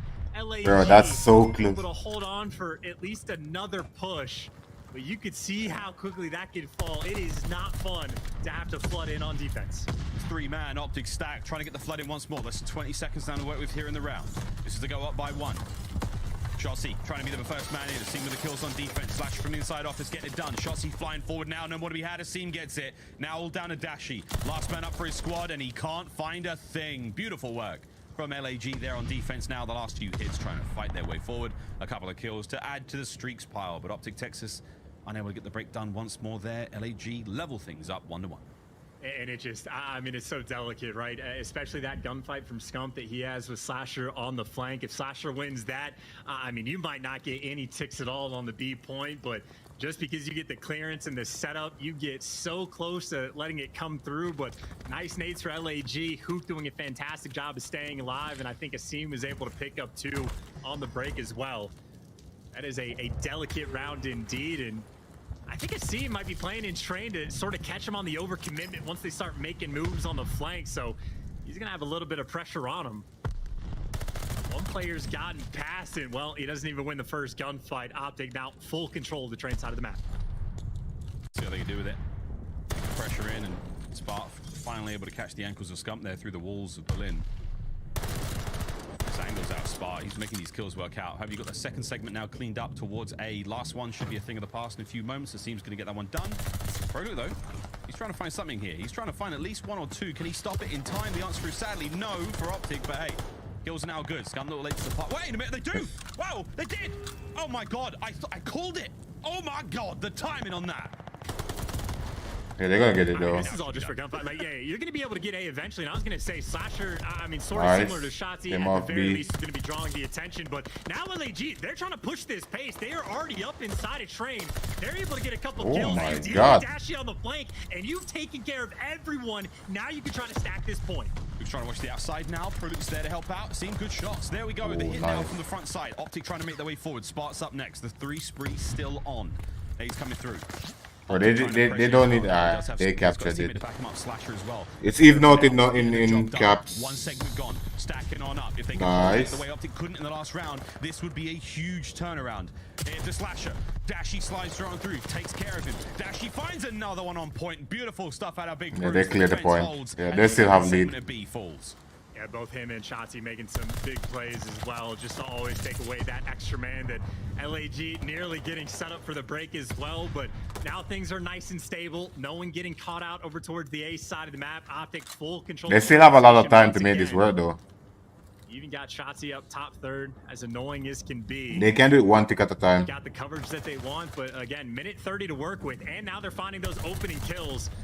Slasher doesn't even get traded. He stays alive, and you take care of Shotzi. Now you can make your move. Here we go. Slasher hit the go button, flying forward. On stairs, doesn't quite count for Dashy, who takes clean care of him. Hook's tagged up now. You do not want to run out there. Spark's going to be the guy to hit the side door. Does manage to find a kill. Shotzi from down low, and it's non-stop now. Defensive squirreling now out of Optic Texas as they are dealing with every hit. Damn, bro. Holy shit. Yeah, that's some nice teamwork right there. Right now, sort yeah, of the anchor-ish player for the team, but again, even though he falls, he can just feed that intel. Easy lines of sight for the ARs on Optic. Again, it is all about this train side of the map control. And there's a full flank coming through. Scump will be the player to read that. Again, LAG trying to set up this perfect play. Who can get this first blood? And again, we've seen these flanks come through, and if it doesn't work out, you waste a lot of time. Asim though through the front, Ian Spark, they find 2 kills. Straight away, trying to get things going. Coop wins 1 more on the plat. 5 HP, so close. Clock stopped. The capture now starts. This could be it. Yeah, they're gonna get in. Oh my god, bro. God, those days though, man. Every time I was gonna say it, but still, what? He's ticking super fast. This could be the offensive win. Get in. Someone for Optic has to flood to the hill just to stop the clock, and it looks like 1 tick at a time. On the flank, and the nick of time is there, but. Once again, the nades and the gunfights coming through in the nick of time. And now for LAG, I mean, you got 14 seconds left. You have to sprint forward at this point. And it's the same situation we saw last time. Shotzi's got min-map covered, takes care of that. Through the front, they have to flood now. The guns are all up for Optic Texas. There's no chance for LAG. The seconds now dwindling away, and that is that. We'll close but they got an extra tick, so Optic no. Point. I think it's even. Yeah, in every single round. If down to Optic, or at least down to those delicate moments on the defense over towards B, where again it is. If Optic gets 5 ticks, it's gonna be even. But I'd say for Optic, it's been a few times where the nades. 4 ticks. If Optic gets 4 ticks, it's gonna be even. Favor. To give them the round count advantage, and I know this has been defensive heavy, but you can absolutely string together an offensive win. Again, we've seen how both of these teams have been very close to making that happen, and I'd say for Optic, it's going to be a B hit off the rip this time. this might be the moment for them to make this play. B's been a pain in the ass all game long for both teams. See if they can get the hard work done first. Stuns connecting, more defending players here stacking towards the B side, so you should see this one work out as the kills are great for Optic Texas. For now, LAG are holding them at bay. Rattle of gunfire across Berlin, chance for now, and it's not a whole lot. Nice. On either side, Skunk is the party started. That first blood, is that going to be enough? Maybe not, to break in a B. I thought Shotzi was going to have this flank. Shotzi, I think he's going for spawn. Dashi. Fire, but he gets dealt with. Dashi, the final man on point. And, I mean, he has to win all these Bruh. fights by his teammates. Bruh. There's the first. They're Oh on my he gets God. tags into a few, and his teammates are here. Now, LAG, they have to heal up. Pro's going to be able to call that the 2 players are over towards outer. So I'd say for Optic, they might actually make this deliver. Or maybe they actually give up pressure inside the hill. LAG have been able to stabilize. Shotzi, though, is on the flank. Yeah, I think they're letting Shotzi set up for that flank play, but the timing can be weird on this play. It's just coming off spawn, but magnificent awareness out of Shotzi to catch that kill. There's a counter flank taking place now in the hands of a seam. Pop dead silence through mid-map. Oh no. Oh shit. Sorry guys, hold on. Can't win the fight on the front side. Scump now going on a wrap of his own. 23.5, clock has stopped. We've managed to make it in towards B. It's been a costly hit now from Optic. Just as costly though for LAG. 20 lives remaining on defense, and here we go. The slow and steady capture, 1 segment down. This might be B secured, by the way, because I was going to say, you don't Oh my God. Nice figure discipline. Now you have number 5, Hook, the last man up, but you have to chalk this one up and defend A, and that right there might be the play of the round. Shotzi and Scump all up inside of fire to deliver at least the first point. That's some good to the we get to see discipline. a look at exactly how LAG wanted to try to defend this point. I mean, already you see the positioning. Slasher in back warehouse. They've pretty much flipped this map on its head. And this will be interesting to see if Optic are even familiar with this situation. What do you do when you're on offense and players are sitting inside your spawn on the warehouse side of the map? We'll see if they save the best for last, and so far it's looking all Yeah, they're right. flooding A now. Stacking Yeah, on that's up. a win. 2 members, 3 members, they're stacking the point. Watch that progress bar go fast. 1's gone down already. All 4 members down the team. Everyone's on it. You got to go massive. A scene flying in. Second segment gone. The action now bringing the front. Oh, Shotzi gets 2. It's absolute chaos at the point. The scene wins it. 1 player left up, and it's Proloot. He's Yeah, still this alive. is. Oh my God. It's a close spawn. 4-man stack. The close spawns are all good. Yeah, that's dog. That's dog. They play that so well, bro. Absolutely did. Oh my God. What a control that was. Yeah, that was crazy. On the day. They played that I'm telling perfect. you, even on the Bocage, it felt like just high-level, patient gameplay. The Berlin SMD no different, but even Optic towards the Slasher end, almost made that map work, though, gets with the flipped freaking- on its head. When you got players sitting inside your spawn, they take their time. They basically just go for the full wrap over through the dock side of the map. They clear out everything. Protector, what's and up, then my just G? win every single gunfight, one after the other. Yeah, Get I'm the chilling, clearance man. that they need and take care of business. And I mean, hey, that is your Major 1 champs versus your Major 2 champs in this substitute meta. But I mean, Proloot through and through never needed to be the main Slayer, because that is effectively a dominant win in the Search and Destroy, a dominant win in the Control, and took care of business on the Bocage. Optic here in stage 3, despite the difficulties, at least in their first match, didn't lose a single step. I just felt like, I mean, a lot of people have been asking me these questions about like, hey man, who's the dark horse going into Major 3? Who's looking great? Who's going to win champs? No one knows who's going to bloody win champs. Stop asking us those questions. But as far as Major 3 goes, Optic's current form has been great, man. I mean, they didn't do fantastic at Major 2, but they've certainly been putting in the hard work since then. And it has to be said, I mean, without, you know, jumping on the train with everyone else, they're a strong looking squad. There's no doubt about it. Will they be able to, you know, tighten up those game modes here or there? Little moments of search, little moments in hardpoint? Yeah, absolutely. But for now, even with the substitute woes, they're a solid looking squad. And even just for like simply understanding of the game, like obviously if you have players of the caliber of Scump, one of the best players, if not the best player of all time, right? You got Shotzi and Dashi, absolute freaks, and whoever their 4th might be, they don't need the star-studded cast to make the pop-off plays. They are showing off that they might have the like single best understanding of the game across the board for every single game mode. I mean, absolutely top-notch how they play every single situation. And I mean, as far as Call of Duty Vanguard goes, Optic, they just play it beautiful. Yeah, good looking stuff so far. That was a great 3-1 there in Control. Showing us the way to get the job done at B, and in the end, it was just that bit easier to find those kills. The 4-man stack, you saw it happen there, friends. Woof, that zone vanished. Terrifying stuff. I think it's 11.5 seconds to capture a point with 4 players on it. We didn't even get to see that bullying hardpoint. But that is that, ladies and gentlemen. The map, the series is done. 3-0. Another here on the day. Will we find that again on our last match of the day? Chance, God only knows, mate. The desk, take it away.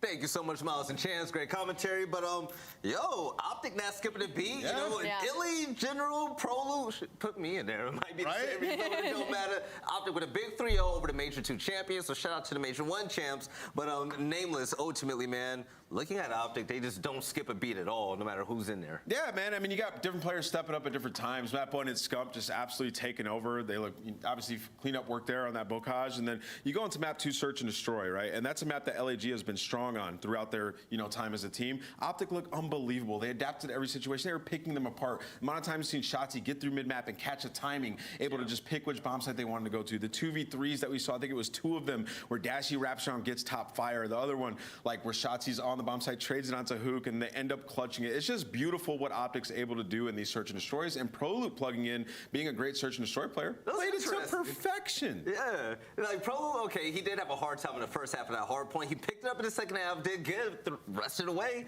I like this. I want to see how good he's going to get with this team. But, Ali, what are your ultimate thoughts? And when it comes to LAG as well, I'm starting to feel kind of worried for them after winning Major 2. No, certainly. I feel like from the aggression that we usually see from LAG, we weren't able to see from Hook and Asim. It looked like they were a little bit struggling to get on their feet in this series. They picked it up a little bit in that control, but it was just simply too late. And we know Asim to be that Berlin S&D menace. He gets control of that B site. Well, he got really hard countered in this series when it came to the likes of Prelude. He had a really slow start, like you said, Veli, in that hard point, but in the S&D as well. In the S&D, Optic and LAG were kind of trading back and forth. Prelude found his footing mid-game, and then they just started running through them. So I can see what he's adding to this roster, and I'm excited to see what happens when he starts up early. Yeah, definitely. Now, Nameless, talking about LAG as well, looking forward to them.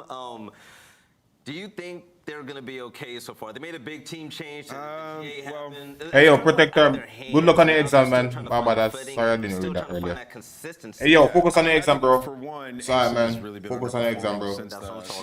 I think best of luck on them, bro. Kill it. I know he'll kill it. Since then, but overall, I think what you're alluding to is Gunless coming back into the team. Why did I say GG? Could see that happen as why he the returns fuck, bro? and getting back in full health because he. Why did I say GGs? That's so cringe. Making that run and winning that championship. Obviously, there's some different elements there where they came in a little bit unpredictable. The Search and Destroy was, next level, but now, they look a little bit more stagnant in Search. People have figured them out. There was some rounds literally where like Optic was pushing up and knowing where they were going to be at. Like the player that was camping below B steps, they just turned the corner and killed him. There's just a couple times where LAG clearly need to switch it up, and that's how they made that run to get that championship. So I think Gunless maybe potentially will come back in for this team in the future, but who knows?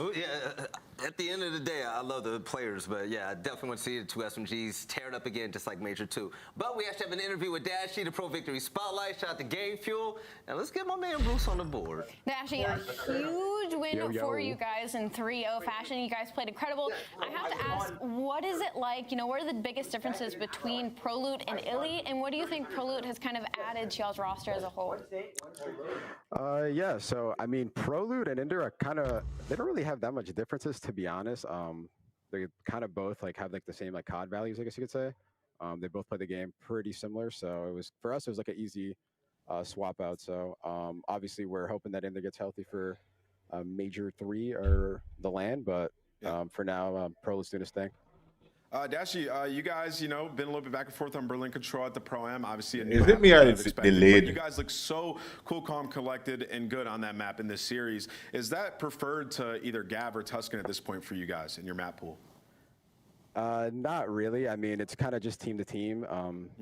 Just depending on the team we're playing, then obviously we're going to have different control vetoes. Obviously, still love Tuscan, and I mean, our Gav is still really good. I mean, it honestly just depends on our matchup. And a follow-up question to that, now bringing Prelude into the team, obviously you guys have gotten a couple scrims in. Does adding a new player to the team, after having Illy, then having General, does that change your guys' map pull up at all? I mean, not really, to be honest. I mean, like I said, Prelude and Inder are pretty similar. I mean, I don't really, I mean, we're playing the same thing, to be honest. I don't know. Sounds good. All right, Dash, we're going to leave the floor to you right here to talk to the Green Wall, man. You guys have been killing it. from the Pro-Am Classic, beating FaZe again, letting them know that you guys are on top. You guys have been fantastic. What do you guys say to the viewers out there, man? I mean, shout out to the Green Wall. I mean, we love you guys. We're going to try to, we're working hard. We're going to try to, guess to win these last couple league matches, but love you guys. Shout out Green Wall.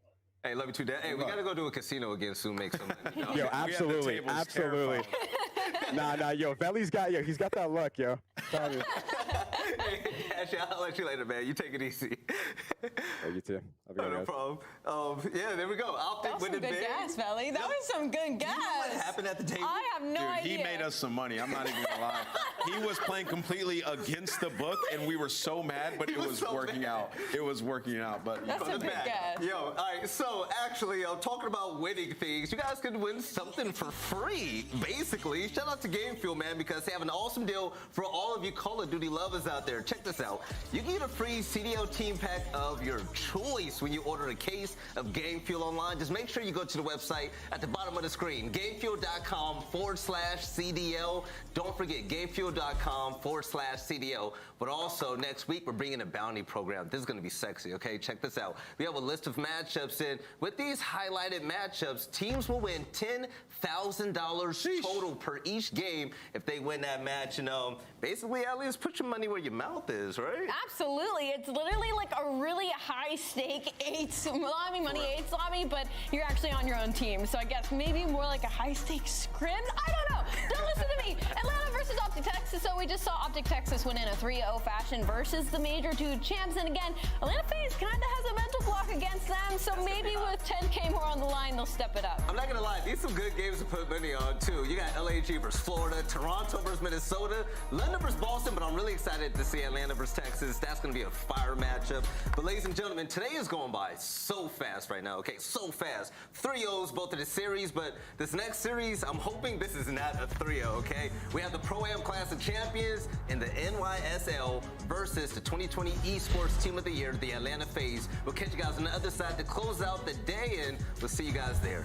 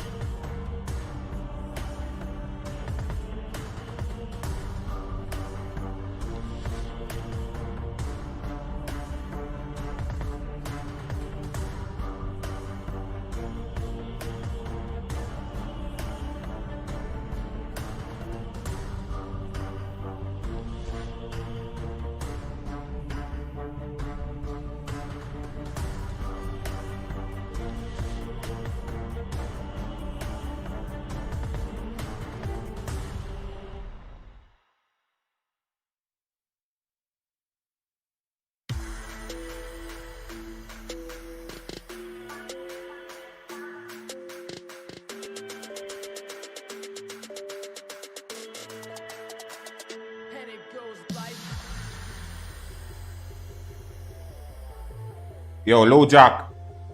Yeah, I want a CDL, man. But NYSL is my team. Scump is a great player, though. Don't get it. I don't take it from him. Scump is the king of God. But Krim is a GOAT of COD, bro. Like, literally the greatest player of all time. That's Krim. FaZe got 6 match, man. Fuck FaZe, bro. Nah. FaZe has a good team. But NYSL looking nasty these days, bro. We're talking about Sublime is looking so blind these days. Yeah. Yeah, I fuck with NYSL hard, bro. Freaking Cream Hydra. Taco. Oh, y'all say FaZe? Alright, bet.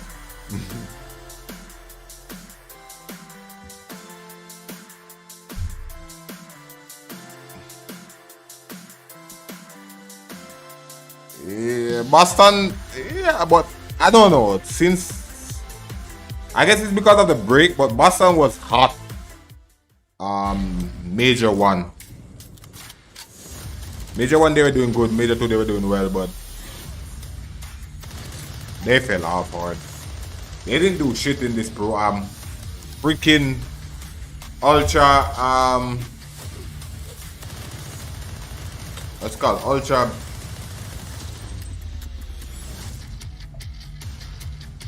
Academy and EU, bro, fucking beat them. Capsule is nasty. You don't know. You nasty individual.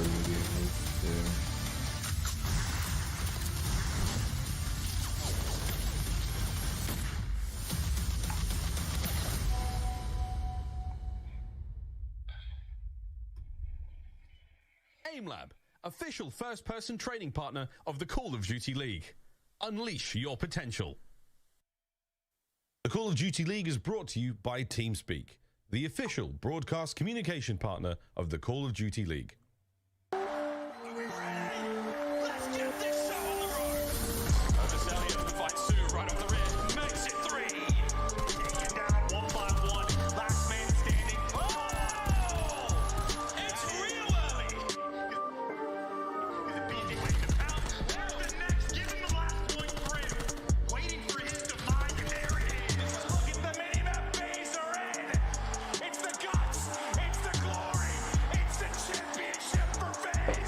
Yeah, simple and busy are 2 great SMG, bro. But the best SMG of all time is Shotzi, dog.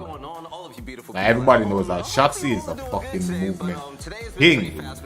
Like, no one outmoves and outguns Shotzi when it comes down to like movement and gun skills with SMG. He got it. And then I'll give it to Abizi, Scump, Sim. Hydra is nasty as well. Okay, check this out. NYSL just won the Pro-Am Classic, right? And no one really expected them to do that, but it was Atlanta FaZe. What's the other deadly SMG in the game? Getting knocked out early against a Illy-less optic, which is weird. But let's talk about. There are some other like nice SMGs I gotta check. Tweets lately, and Scum got a decade of champs. Yeah. You know what was it that Friday? I believed it was early on. Right, exactly. But the question is, do we all believe in them? Ali, this team, are they legit, or are you just not entertained yet?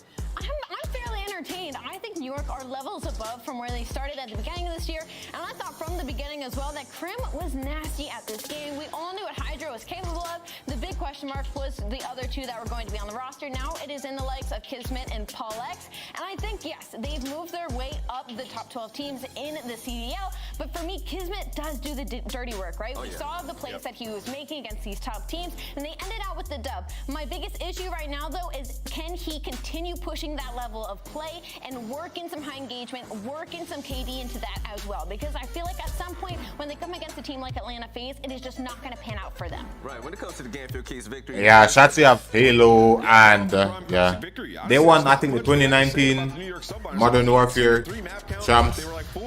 round 11. But then he was on Dallas Empire when he was on 5v5. He and Krim. Krim has the most rings. Krim and Karma. Krim has 3 rings so far.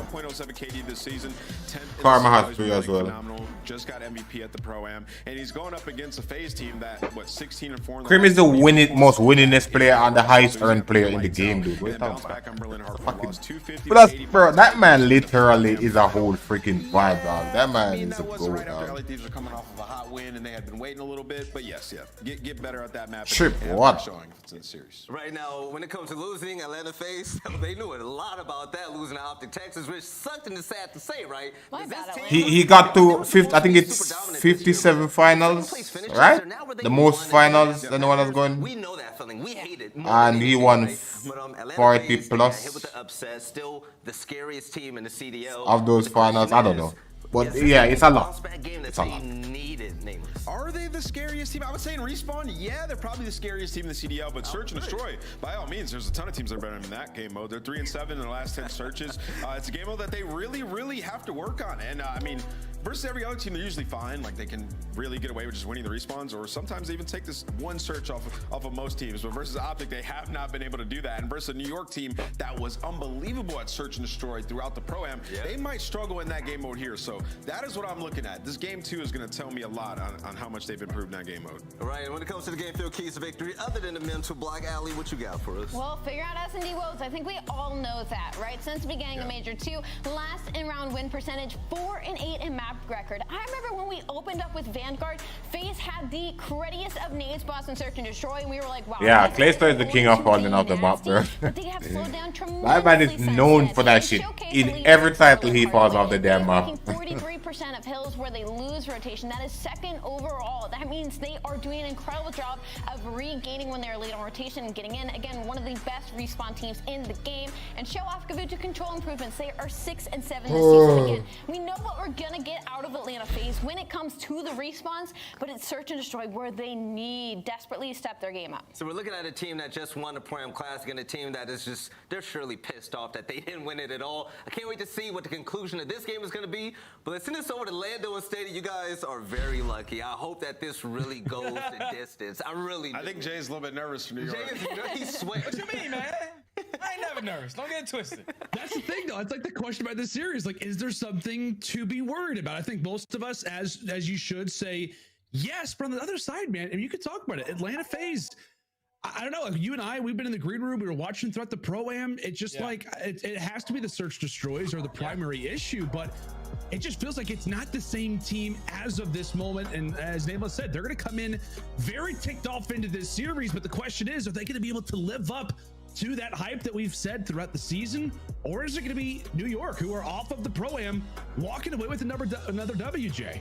I have no idea, but when you take a look at our maps and modes on the for this series for Atlanta FaZe, it just shows me that they're still trying to expand their map pool. They have 2 maps in here that they have not really played a lot, which is going to be that Berlin Hardpoint to start us off, and also that Bouquet Search and Destroy. So for me, I think the big picture for Atlanta FaZe is they're just trying to expand their map pool, trying to get closer to the end of the year, trying to be championship ready at the end of the year at the right time. But when you talk about this Berlin Hardpoint, like I said, they haven't really been playing this for NYSL. This is one of their strong maps. Obviously, the last time that they played this versus LA Thieves, like the Death said, they just came out slow. LA Thieves coming off of that great victory. They just steamrolled them on that map number 1. So when you look at this map, 5-2 for New York, 2-1 for Atlanta. The big talking points for this map has to be the P3. The P3, at least for both of the hard points for me, are going to be how you decide who's going to be able to walk away with this map. I guess they really struggle off the rotation. For New York, that's their only success on this map. P3 and P4. So this is gonna be a battle between both teams. Let's just get on into it. James going back and forth in towards P1. Sid able to come out on top. Damn. In the phase hole. Oh, that was great. Jeez. I love to hear me some Jeremy Stud play-by-play. I'll tell you what. See him popping off. That every day of the week, my friend. But absolutely, it's an interesting series. Like, you're looking at both of these rosters with some questions, right? FaZe, obviously, the primary discussion is in the search. Damn, Simp already has streaks? What the fuck? 7-0. Simp already has streaks, bro. My goodness, the presence felt already from NYSL. We'll Come on. from FaZe. But on the other side, Jay, for NYSL, it's kind of the LAG effect. Granted, they are off of a win at the Pro-Am, but are they here to stay? I don't know. We're gonna find out today, man. At the Pro-Am, they go 18-3, winning a majority of their respawns, only losing a couple of their respawns, winning a majority of their searches. And when you get more deep into this series, I think that's the answer for Atlanta FaZe. What can they show us in Search and Destroy to try to get themselves back on top? As we head in toward P2, 40 seconds left. FaZe very eager to want to get back into this hard point. As we said, a very angry, kicked off roster right now. It is Friday the 13th, by the way, and the Terrors are trying to cause some problems in every single aspect of the map. NYSL able to stabilize for a moment. 20 seconds left before we head toward the hard point that you labeled, Jay, as the one to look out for here on Berlin. That P3 right now. Oh, legs, bro. At the back of Atlanta FaZe. They've got that. One of the top ARs in the game. Are going to take the advantage, but take a look at these early. Damn, Kismet got fried. Right now from New York, we say goodbye to one. Hydra still here. And Hydra's gonna be able to sneak his way in through fire. He's gonna get his spawn. Yeah, he got his spawn. It's a terrible setup from Atlanta. Yeah, he got his spawn. Nice. Setup, finding a couple of gunfights, they let one player slip through and break their entire setup. So now this should allow NYSL to get in from flat side to get this initial time and continuously grow this lead. Now Atlanta FaZe trying to break in. Bro, they got every kill. What the fuck? So the pressure's gonna be from the no spawns. Come on. Atlanta FaZe break in. Yes, they do. Nice. Now all of New York spawning out towards front. New York freaking showed that. What the hell, bro? What's New York doing? Back inside of fire. They just freaking ran up on the side and gun all of them, bro. Come on. You got spawns. On Berlin, a massive game for both of these teams. We know Atlanta to be so dominant, really in hardpoint throughout Vanguard, and really for New York, Jay, they were unbelievable when it came down to their opening hardpoints. A lot of those being on Bocage. Now we head toward Berlin, down by 20 points, but they've got the rotation for next. And right now, timing, bro. The bad timing. Nah, that's a bad timing. You're still gonna spawn out towards back trains though. Trying to eliminate that pressure coming in from that P2 side. Now the glide bomb is gonna get invested. Nothing. Nice. So with two of your teammates dropping, so the glide bomb is gonna get absolutely nothing. New York hold that first push. Now it's time to hold the pressure coming out from train side. Crim6 does a great job of finding two from top train. They're just holding on to the pressure. The train. I mean, the flip is also going to be there. So now Atlanta FaZe spawning out towards the back. This is the perfect case scenario for NYSL to potentially take this lead and get properly set up for that P5. Great work from Krim. Now 4 in a row. Does get found out there from Celium. That is always an interesting element added into this series as Hydra finds his 3rd in a row. It's going to be that battle between Krim and the Let's go. We know how often they you get streaks out the rip, but guess what? I guarantee that if New York does somehow that's what they do best. You get it so easily wasted. Tossed away of Simp and Abizi. The same can be said if it goes either which way. Right now a neck and neck game as we head into P5, and Krim continues to slay on, out dealt with by Abizi. Back and forth we go. Ooh, Hydra, bro. Start that Simp had. You probably thinking Atlanta FaZe are gonna run away with this. He started exactly. Picks up that early glide bomb, but New York, they do a great job of just not making that glide bomb useful. They're controlling. Let's go, Krim. Let's go, Krim. Get gun, boy. Let's go, Krim and Paulex, bro. Get gun, boy. To put himself in about 35 to 40 engagements a map. He's gonna soak them about flanking. 2 minutes, and this is what's allowing NYSL, even right now with getting outslayed, they're still having a great lead.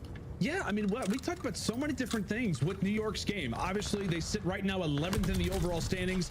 A lot of issues, right? A lot of problems with this Subliners team, and it felt like series after series. I mean, don't overchild that. Nice, don't overchild that. Nice, Paulex. Communication with the SMGs, even little things like attacking percentage on Tuscan. Everything was being solved, and a lot of the times, it felt like Kismet was at the helm of all of those problems being solved.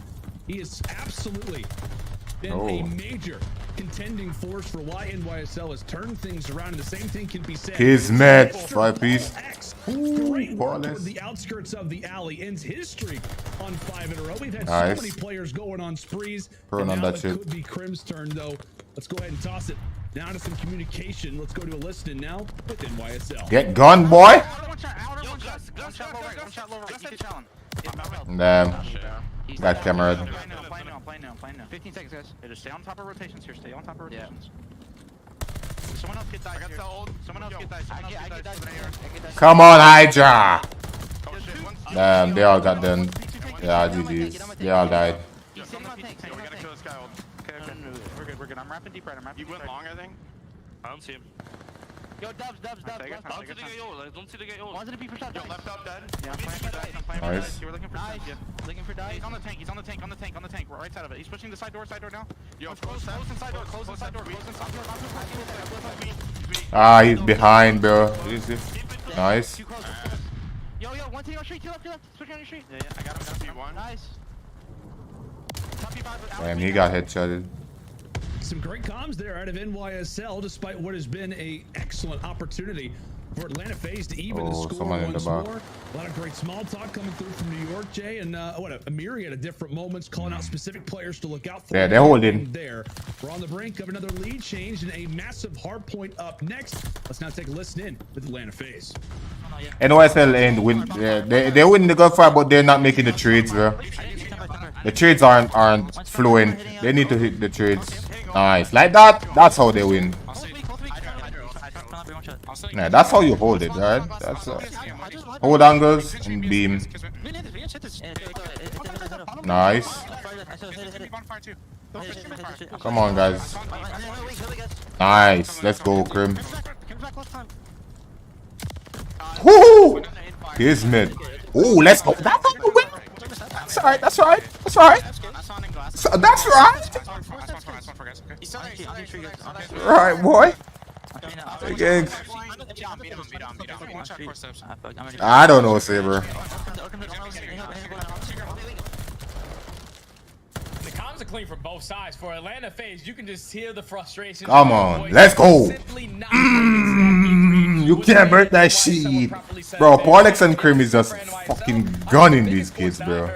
Kismet. He was currently leading. He was like, make sure we're on top of our rotations. Make sure we're putting ourselves in the best positions to close out this map. And that's why you see NYSL currently up 50 points. They're doing the fundamentals right. This hill is annoying, though. It's like a nade heaven. Money hills. We saw it on the early rotation from P1. They get a full 60 there. They get smoked at the P2, but they respond no. P3 to not have a 40 point. All right, so they need to break this quick. Lead, but that is starting to evaporate. Nice, ball. Atlanta, they've scattered themselves. Bro, show some nades on the freaking hill.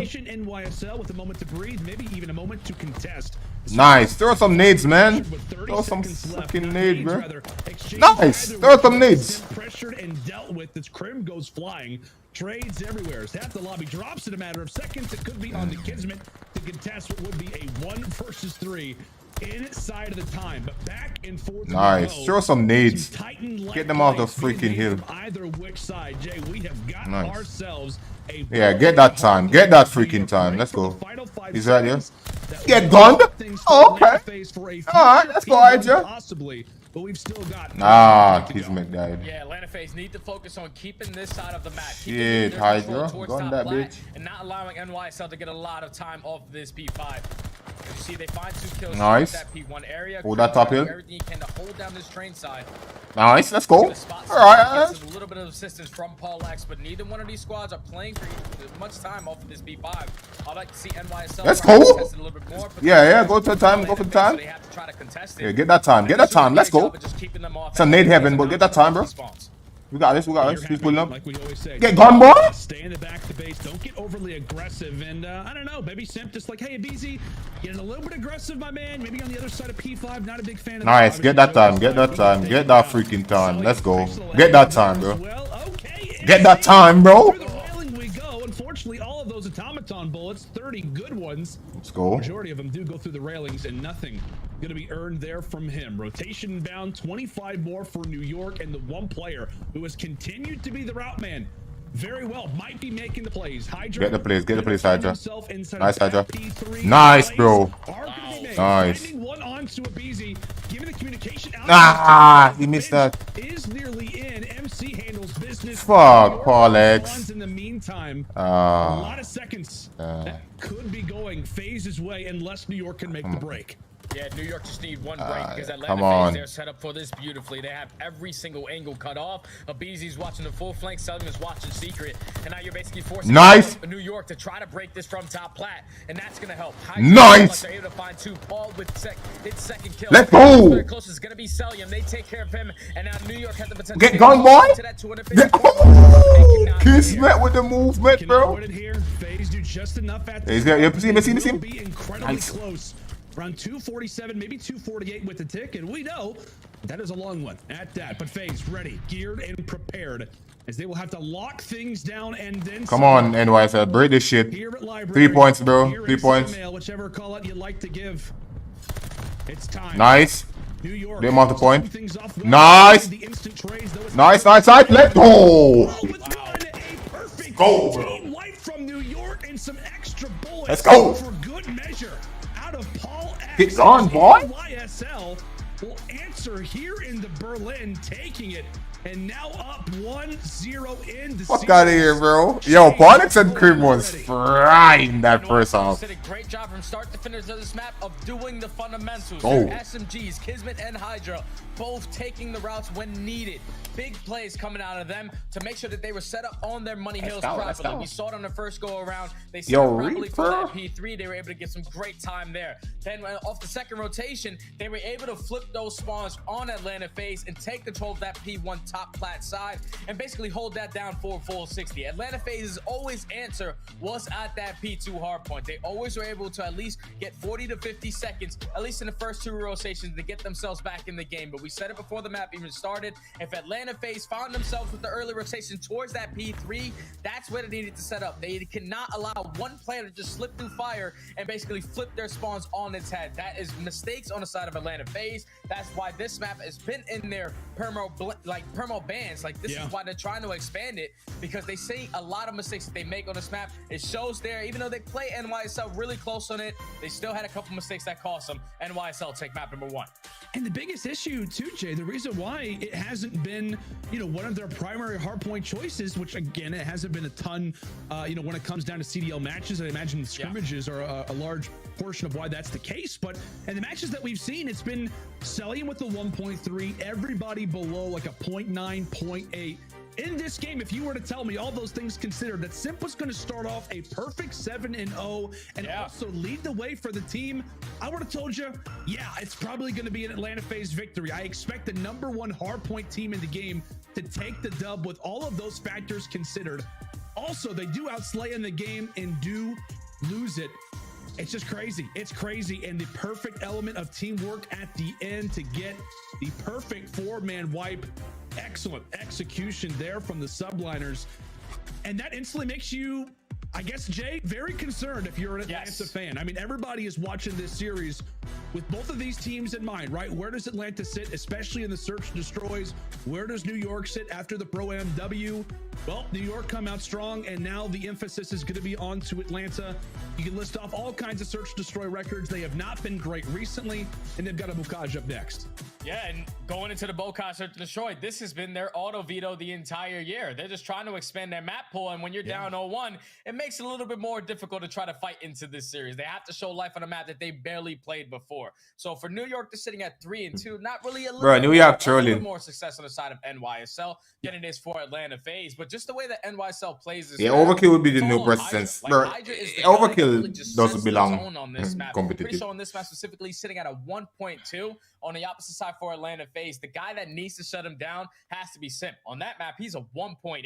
And that's a guy that usually is stepping up. Like, based off of that map, #1, pushing out spawn, 7-0, glide bomb. The guy is ready to play today. So I'm looking at him to try to shut down Hydra. But then for me, it has to be the other half of the Tiny Terrors. It has to be Abizi. On this map specifically, on a map like Bokaj, you're probably thinking SMG, you're going to find a lot of success. But he's overall sitting at a 0.76 on this map. So him and Simp need to find some teamwork going into this map #2 so they don't go down 0-2 in this series. Yeah, without a doubt, my friend. We'll go and take a look as well at our Search Destroy top performers. These are overall stats combined throughout Vanguard. And I know we're talking about a few specific players. Like we said, these are just the top performers for both of these rosters so far throughout the season. It is Paul X from one side with a good old 1.3. On the other side, it is good old MC, a 1.27. some major numbers, but sometimes, Jay, as you called it, the numbers don't always tell the story. While these guys are without a doubt the leaders in their team in Search Destroy, you're looking more at the SMGs, you're looking more at those early entry fights. And I gotta say, man, I absolutely agree with you. I want to see Simp and Abizi get dominant on a Bocage Search Destroy. I want to see Abizi getting first blood, staying alive, or at least, you know, taking down a majority of the roster, whether it's a first blood and some extra shots and somebody else. You want to see, I guess, maybe some decision making when it comes down to Atlanta. That's been the primary critique around this team in S&D, my friend. And you've talked about it a lot with me in the green room. It just feels like at times they stall out and they wait for somebody to make a play. I feel like every time we've been watching Atlanta face so far in S&D, in this game specifically, they're just overthinking a lot. Like some of these plays, you can just push out, use your gun skill to win some of these rounds. But the fact that they're overthinking, just basically spreading map the entire time, not really using their strengths to their advantages. Like with the tiny turrets on your head, you want these guys to just full out be aggressive, probably find you a couple trades left and right. And then you have Selim in your back pocket who could always put himself in a position to play the clutch. I would just like to see more fast plays coming out of Atlanta face and less thinking. Well, speaking of fast, New York send 2 strong instantly through the river. Arseny's the first man aware of it, quickly gets met with some shots out of Hydra. First blood is found, and just like that, Atlanta FaZe real baby are going to be between a rock and a hard place. They've got every single bit of cover found. However, it is a 2-for-1 trade throughout the middle. Now going to bring it in to a 2 versus 1. Selim, snake yum, bro. Last player alive. And he's got both players below him, Jay.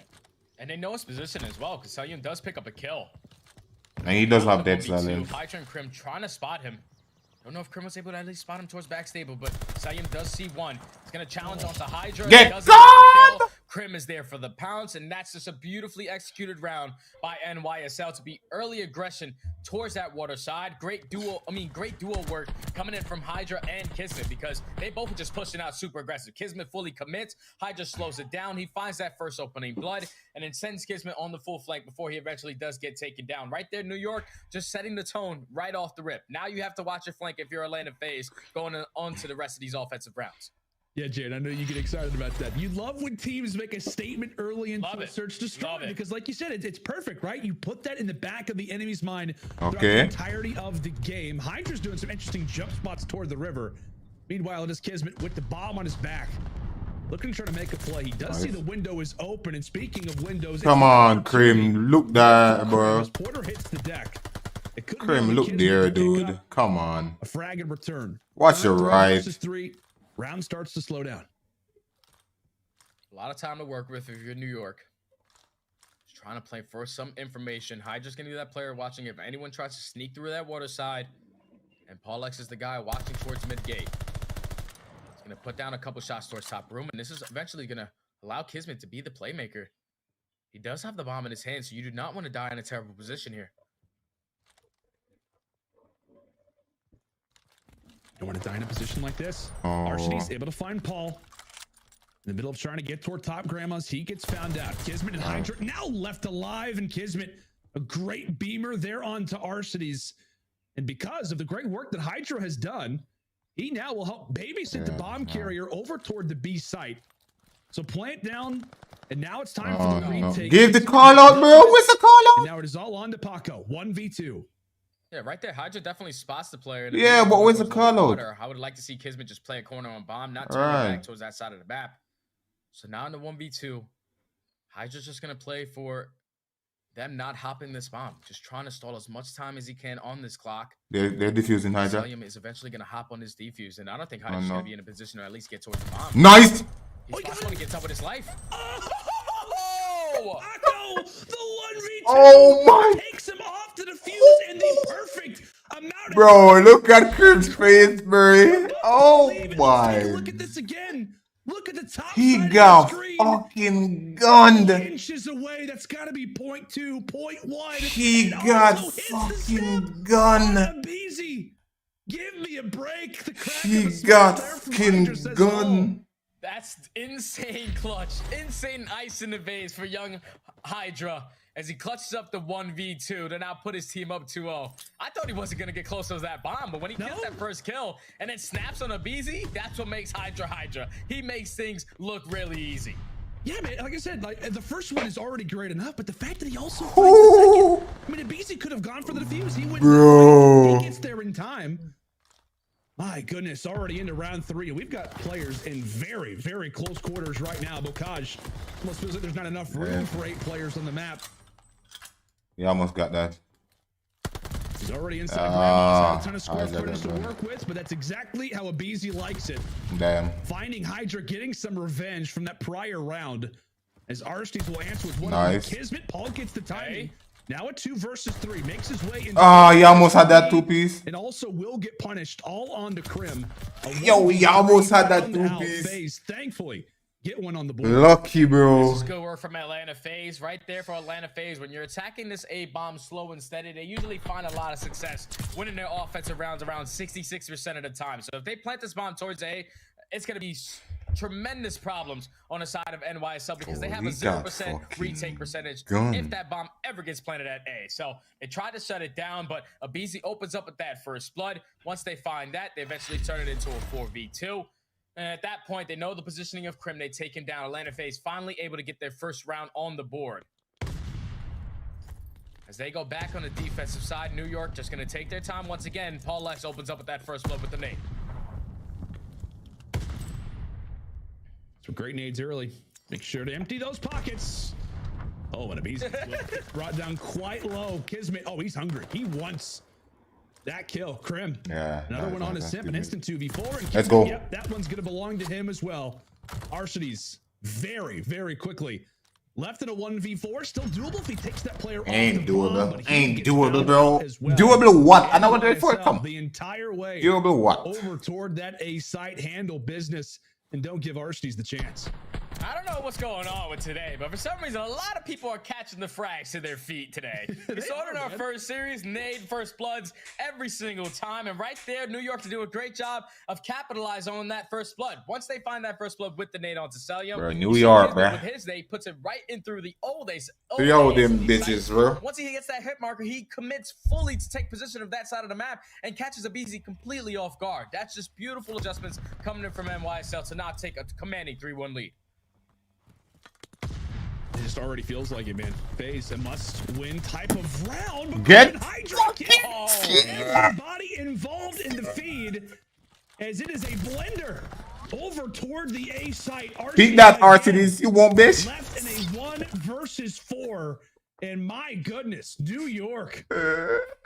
Perfect placement, perfect plays. Yeah, they are dope. What has been a they make it so, bro. You have to look like 50 different angles, though. For the Atlanta FaZe, yeah, we talk about the Paco. Yeah, the wallbang ability on this in this game is crazy. I love that. New York, they just you cannot jump down in a moment's notice.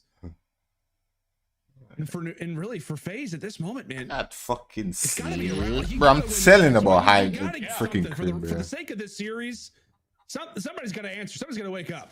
Somebody's got to get something on the board for Atlanta FaZe. Because the way that Atlanta FaZe is the way that New York are playing right now, so much confidence in their gameplay.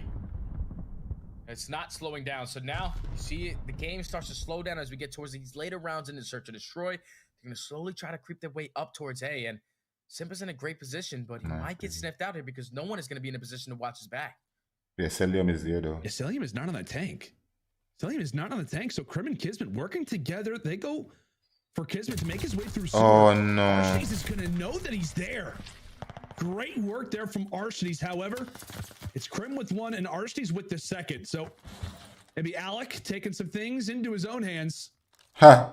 He's had to do everything for this team as he's tweeted out. He's had to run the SMG. He's had to grab the bomb. And right now, he's trying to dig this team back from the depths that they find themselves in. A 4-1 hole. Current 2 versus 3. Celium is just somewhere in a bush. He easily could find one of these 2 players. He's the biggest freaking snake, dog. Look at this motherfucker, dog. At least get some ounce of they should G that bush. Where is Celium? He's the biggest freaking snake. B. Now that the bomb goes down, Beezy's there for the challenge, makes it a 3v1. Now it's all up to Krim in a 1v3 situation. Celium eventually jumps Snake, bro. I'm gonna challenge you, and he wins the gunfight. Fucking Atlanta snake. FaZe able to stop the bleeding for now. Take the round on the defensive side. Now down 4-2. That's Celium just like, yeah, you know, I pulled out a little spot in the Berlin. Like, I've seen that before, but like in ranked and whatnot. But I've not seen that one in the bush. Bro, that bush is Jade, by the way. Everything sitting in the damn bush. A grinder of the game. Thankfully, that spot at least helps get Krim. I'm not sure if it necessarily made the biggest difference. Maybe he spots the end of a gun in top grannies and helps give a call out. But regardless, FaZe, a must-win round. Now into the swing. A round that they have to take. And right now it is Simp sitting at 0-6 in danger of the agency. Welcome to it as Kismet into the round early. Damn. Drops as Abizi will find another one on the Hydra. Quick 2 versus 3. Now a 1 versus 3. Krim alone. Yeah, they're Krim turning left in the 1v3. Abizi goes massive in towards bottom. Grant wants to find that 2-piece and puts himself on a 4 spree. So now after Krim, 45 seconds to work with. Right now, Atlanta FaZe have a lot of areas covered. As Abizi is going to get spotted, actually gets out with his life. What's going on with the... Now with 30 seconds left, Krim, he's going to get sniffed out. He eventually gets taken down in Atlanta FaZe. Slowly but surely climbing back into this game, even with Simp dropping a donut. Said it before the map even started, we needed to see a little bit better performance out of the other half.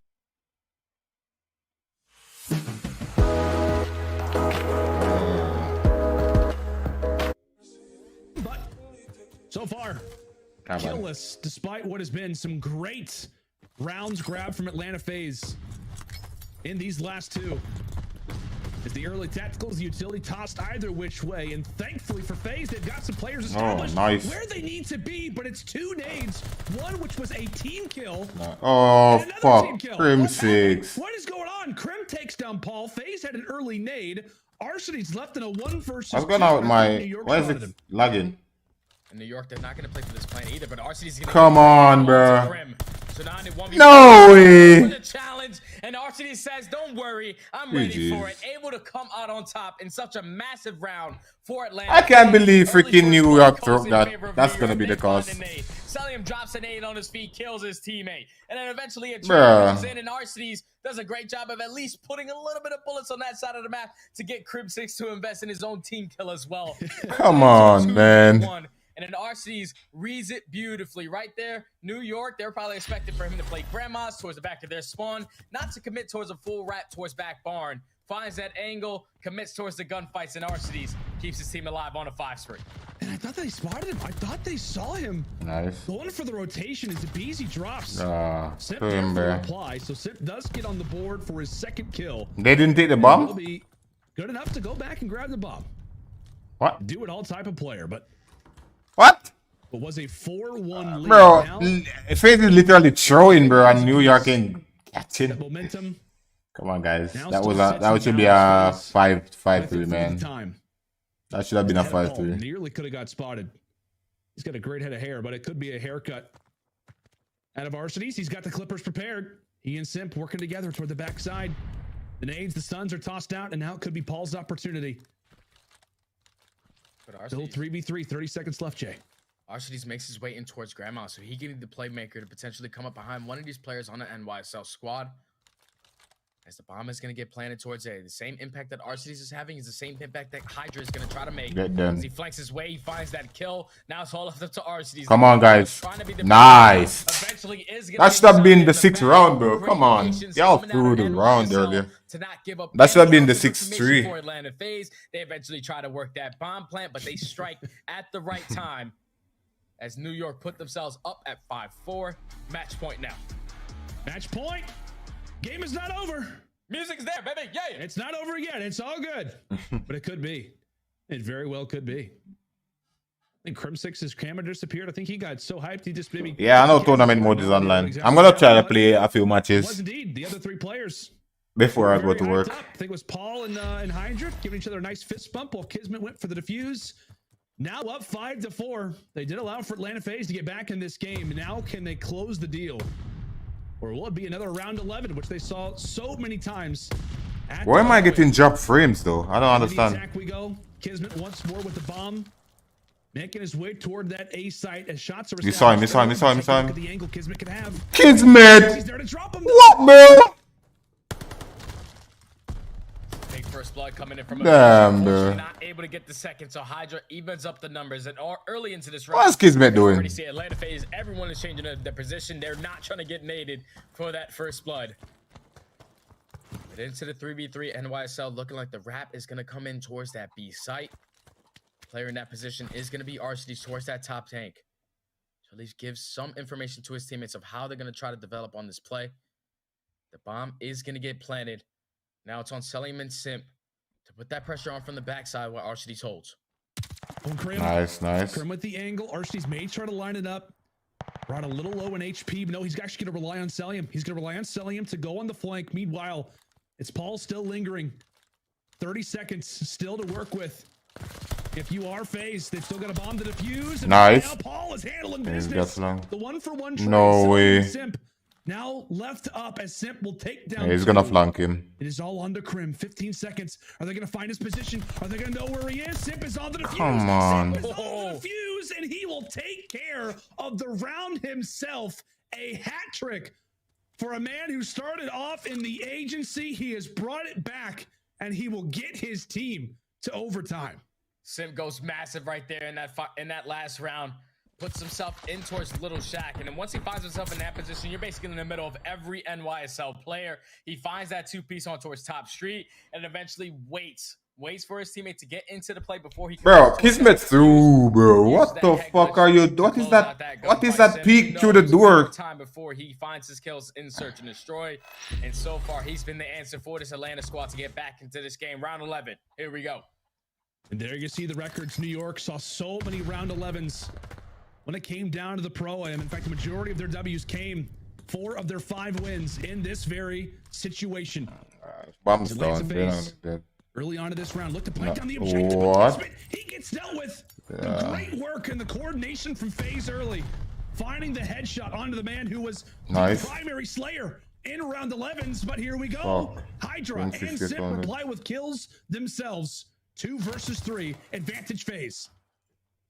Look at RCD's makes his way behind these players as well, so he's going to be able to at least help. I can't believe, bro. We threw 3 fucking rounds. GG's. I can't believe we threw those rounds, dog. This man peeking through the door right there. They saw the guy through the fucking crack. Shoot the motherfucker, bro.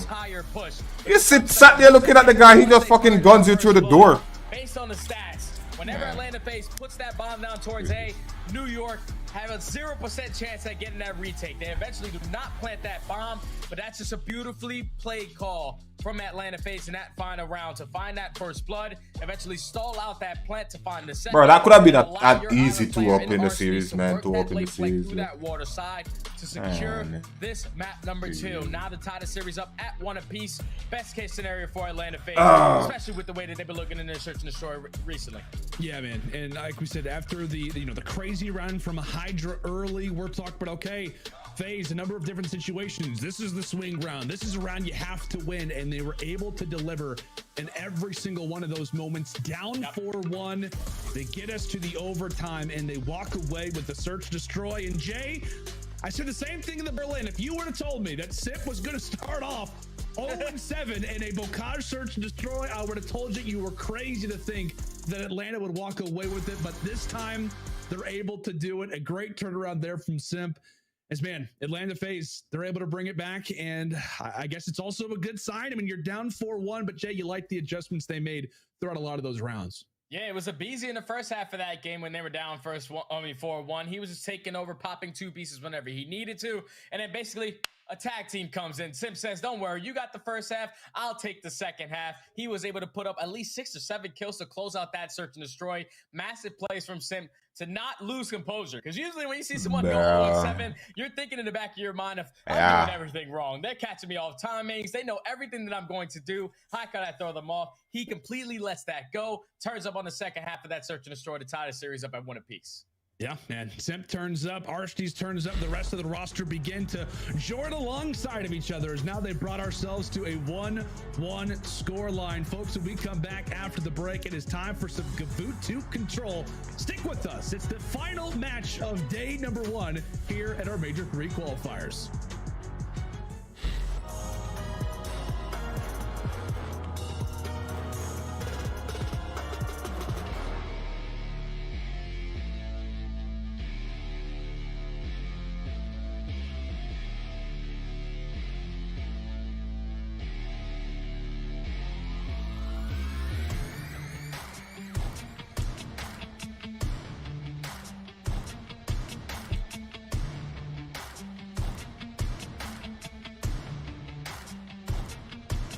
Through that shit, bruh.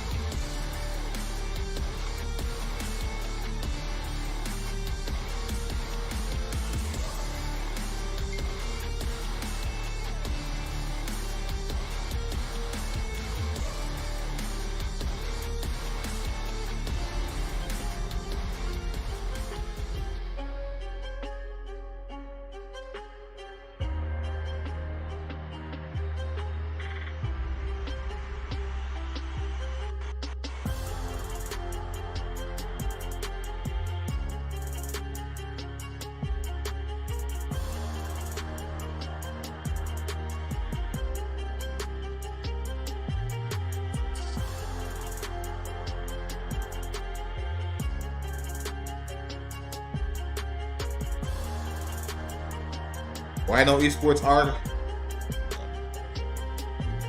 I don't snap my fingers and just join esports art, bro.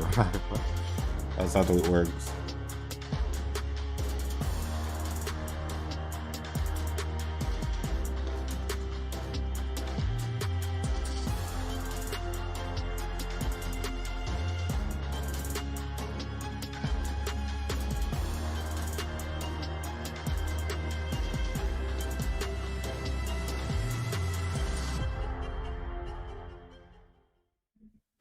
The Call of Duty League is brought to you by Zenny. Armor your eyes with Block's gaming glasses starting at $24 by visiting zenny.com/CDL. The Call of Duty League is brought to you by Mountain Dew.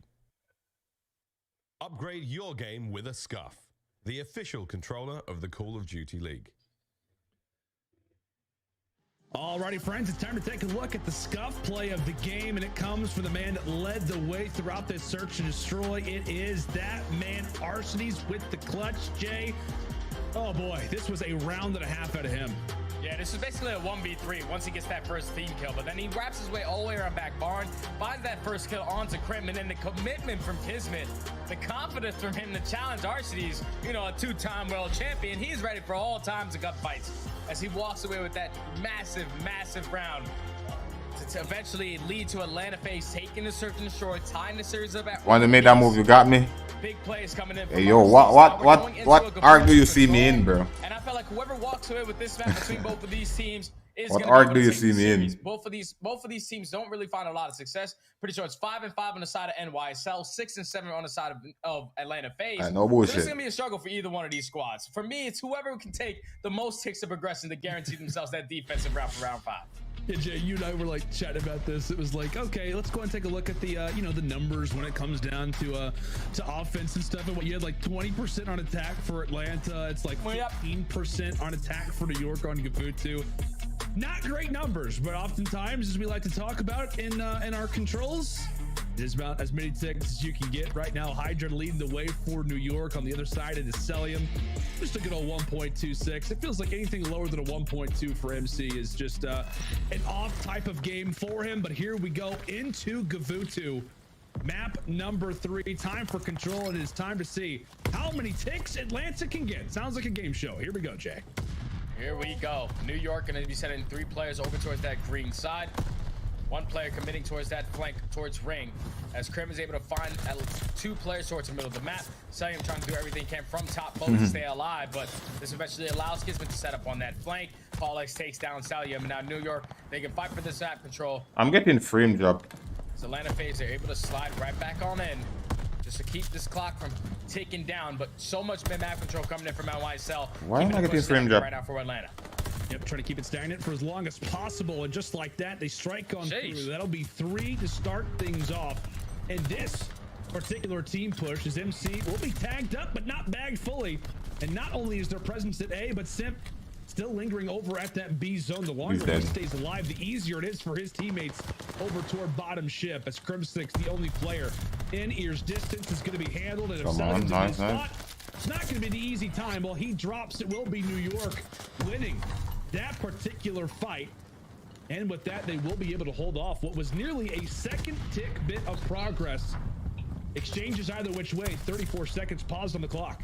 And if you remember when NYSL played the LA Thieves at the Pro-Am Classic in the finals on this map specifically, New York basically played this every single defensive round flawlessly by putting a lot of pressure on. Why are you feeding him? Able to shut that right on down, finds a 3-piece towards top bow. A is eventually going to get captured. Now it's going to force all of NYSL to try to play for that ring side as they find that 2-piece in towards the middle of the map.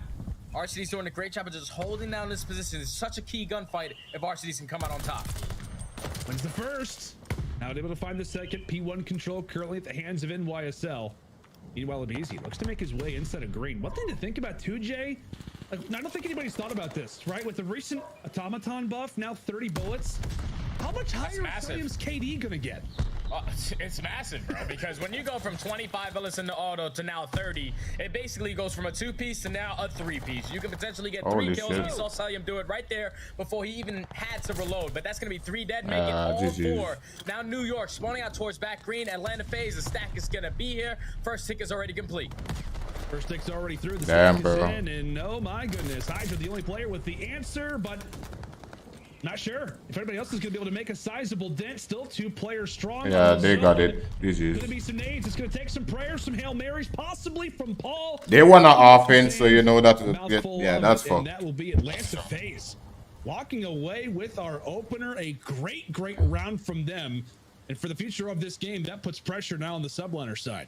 Yeah, that sets up Atlanta FaZe to basically close out this map. They had a 20% win rate on the offensive side, a 71% win rate on the defensive side. So the fact that they walk away with their very first offense already puts them up 6 ticks going into this round number 2. So as long as you don't allow them to capture B, you should have that defense just in case it goes to that round number 5.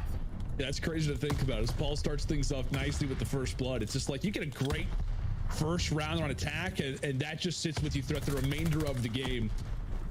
Just the way that Gavutu works is New York. A nice start, and Hydra, I think, does in fact sneak his way through green, so he will find himself in a great position. He's got 3 players to look at. Finds 1, finds 2. And the only player who's going to be, I guess, somewhat near him is going to be Simp. He and Celium combined for 2, but with that nice play out of Paco, now it's going to free up NYSL to keep that A progress going. Already 2 ticks through as now Simp tries to make his way on the flank. You have 2 players who are trying to commit towards this flank. As Simp eventually finds the first, finds the second as well. He's going to be on the 6th spree. All ready to start us off. Unfortunately, does not win that gunfight onto Hydra. Kismet with a huge one-on-one onto a BZ. Eventually secures that A point. So now if you're Atlanta FaZe, it's all about controlling the map. Trying to get pushed on the slower beach. Keeping control of top ring. And Paul-X at least able to get that trade onto Arcees. Can he find this kill onto the player in top range? Selim has to try to go massive. Oh, some great work. They're at a Kismet. Oh, down both Simp and Arcees.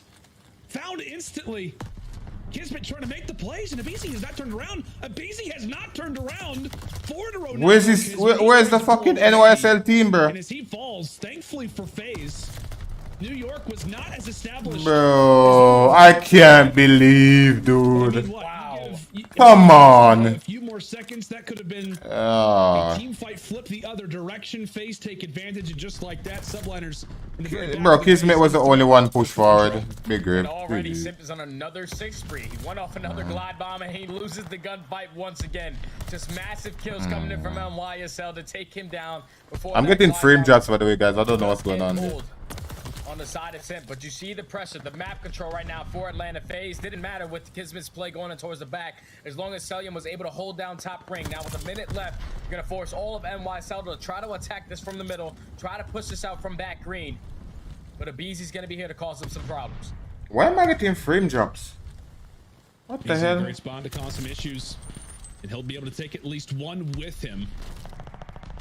Breaks his way through cages, and yep, the rest of FaZe answer accordingly. It's going to take a prayer for NYSL if they want to get some ticks over at that B zone. And Selim could be in streak territory now at 5. Needs 2 more for the glide. And that's really the only thing to think about. This round looks to be done and dusted. It appears like it is going to go Atlanta FaZe's way. A current 13 versus 5. With only 10 seconds on the clock. Not going to be enough for New York to walk away with this. Yeah, they feed him streaks. They fed him streaks. They fed him fucking streaks, bro. They fed him streaks, dog. Automaton to good use. Will have the glide bomb. FaZe find themselves up 2-0, and now New York, well, they're in a pickle, Jay. Yeah, this is gonna be difficult for NYSL. Now that they're down 3 ticks, you have a glide bomb to work with if you're Selim. Nah, he just got. He shot 2 guys in the back. That ain't beams, bro. Just in case you do lose this round. I mean, he beamed out the heady. Yeah, that's gonna be defense if they go towards the round 5, but just so much map control right now for Atlanta FaZe, dominating Selim and Simp, both sitting at double positive, a little bit better than double positive actually. As Hydra trying to do everything he can, he eventually takes down 2, but it opens up the lane for Simp to find another 2-piece into the feed. 20 and bro, they're gonna win another option. Great bounce back after that map number 2. Bro. Yeah, I'd say. Yeah, GG's. We can make the comeback, but yeah, we ain't playing fucking well. 27. Nice. Nearly triple positive. I did possibly spoil nice. Master Curse may be involved. It is Friday the 13th after all, but it has been a great game so far for Simp in the respawns. He has been absolutely fantastic. And despite what is a current woeful moment from FaZe, they are up 2-0 in this game. So not want to give this one up. They still want to try to get that progress today just to solidify things, even if the round does not end up going their direction. But New York, for the first time, it feels like in this game, Jay, have got a grip. They've got some control. We'll see if they can carry it forward. Now Kismet as well could have a glide bomb. 2 more. Atlanta FaZe cannot get out of their spawn. NYSL have been getting kill after kill. Finally, Selim at least finds 1, but he's going to get traded. Kismet on a 6 spree. Paul-X eventually has the cover fire. And this is where it can get scary for Atlanta FaZe because they only complete 1 segment here. So now that puts them up 4. Going into their next defensive round, but you do not want to allow anyone to get some glide bombs. Do not feed a kill towards Kismet because this can change the game drastically. As it's going to be a nice, beautiful, dominant defensive round coming in from NYSL to keep themselves alive in this game. Nice. Now, if we are observers, please listen to me. We have to stay on board here with Kismet because his glide bomb is going to be the game changer. If he can potentially pick up that glide bomb, that is the opening that NYSL looking for. Kismet was like, can somebody bait for me, please? Someone give me a kill, man. Anybody? Can somebody just jump out, sacrifice yourself for the greater good? As you said, my friend. 6 in a row. FaZe are up 3-3. So be huge when it comes down to this. So we gotta. Oh my god. As Simp already off the start finds the angle toward top cliff, wipes away Hydra instantly. He forced a team kill onto Abizi. Now will free up things for a moment there for New York. And as we said, staying on board with Kismet, gets hit hard with the nade, brought down to 30 HP. That tick begins to go on through. First one nearly there. It's Kismet. Damn. Can he find it? Is it gonna happen?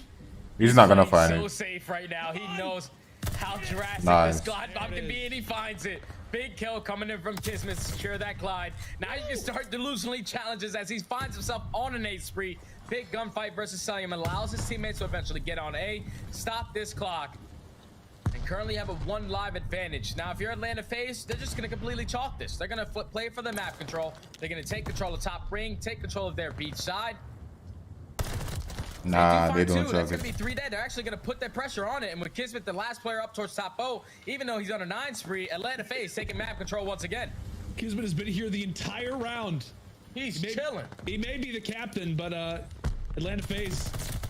Oh my goodness, I've caused so many issues. A great shot there from Paul. As that'll be the kill that leads That's him into the a good objective, but nade after nade. And BZ can do it with both, whether the nade or the 40. He is purring right now. Oh, as he gets taken down through the middle of the map. 30 seconds left. Somebody from New York is going to pause this time. And pause it quick. Like we said, glide bombs to work with from either side. Bro, all 4 dead. Down. 3 go down. Of course, it's Kismet, the last man alive.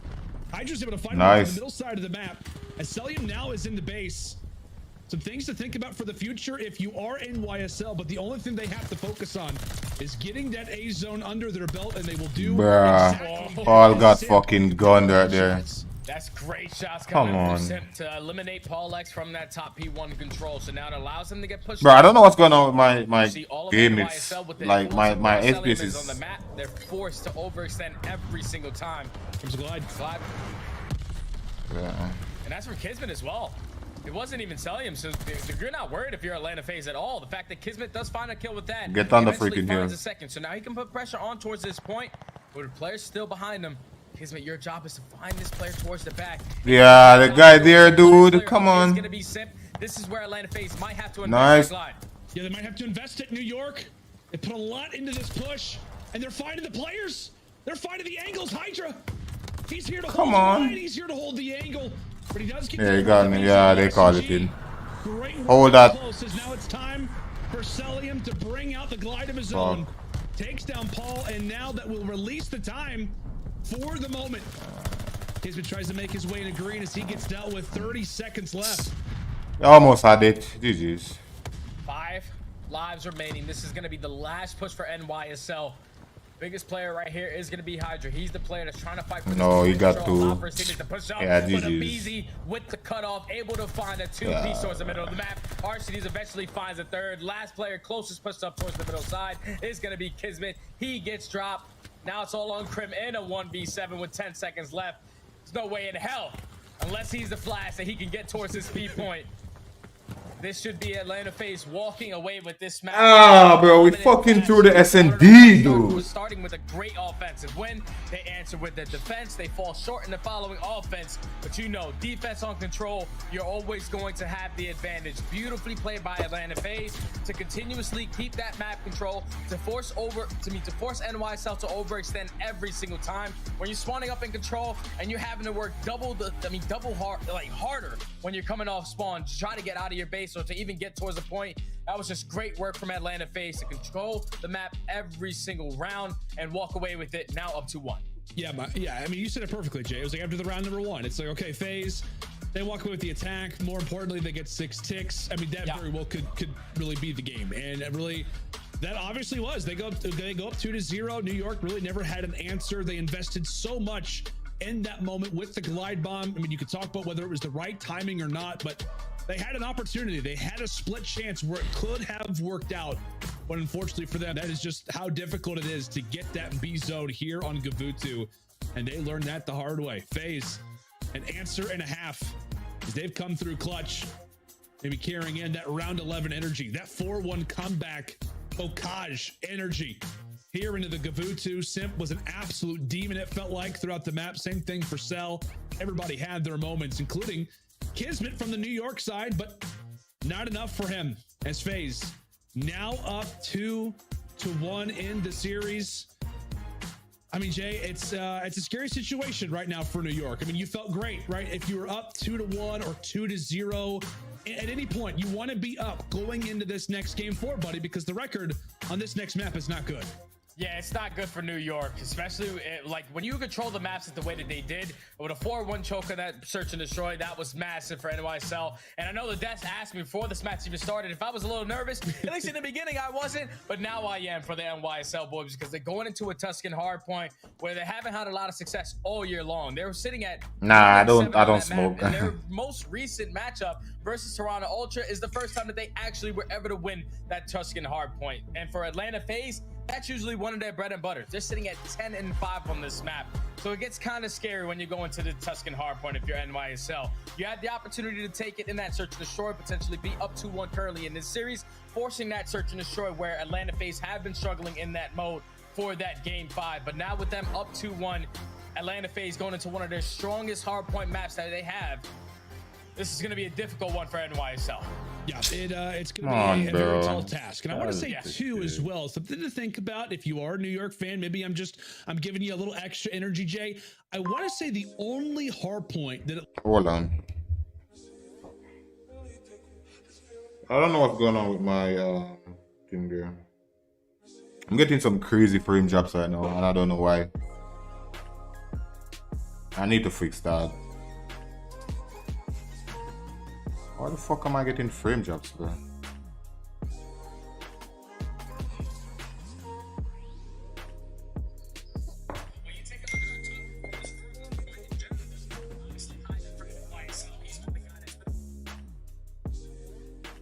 Roster for every single match, putting up the best stats at a 1.08.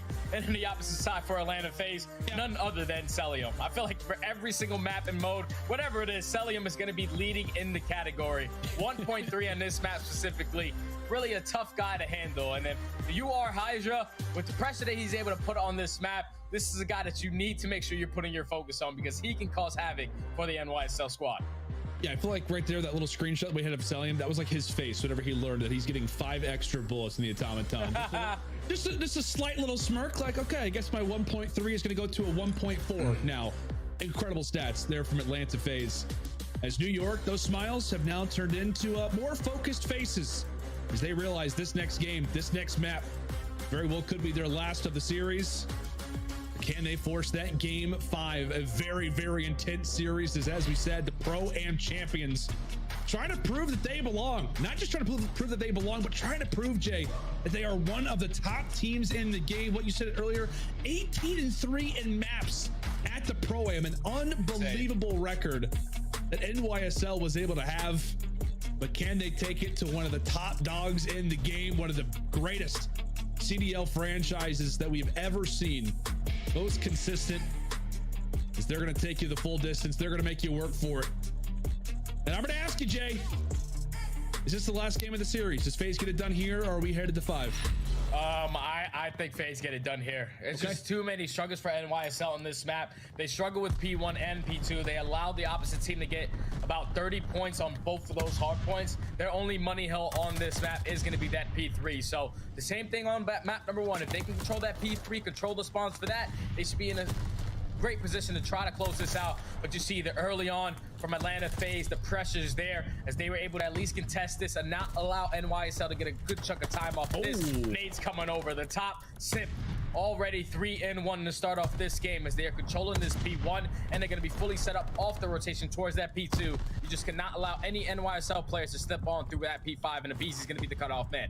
Yeah, man, you just like freeze framed the map for a moment. FaZe could not be in a more advantageous position, and now Abizi watching the crossover of Plat. It gets the stun information, and from there, final 5 seconds going to go the way of FaZe. They've got the rotation, and they've got the perfect man for the job and the cutoff that it needs to hold, but he doesn't recognize. Nobody was watching his green push out, and from there, New York, could they find the lane? Paul handles business from the backside of L.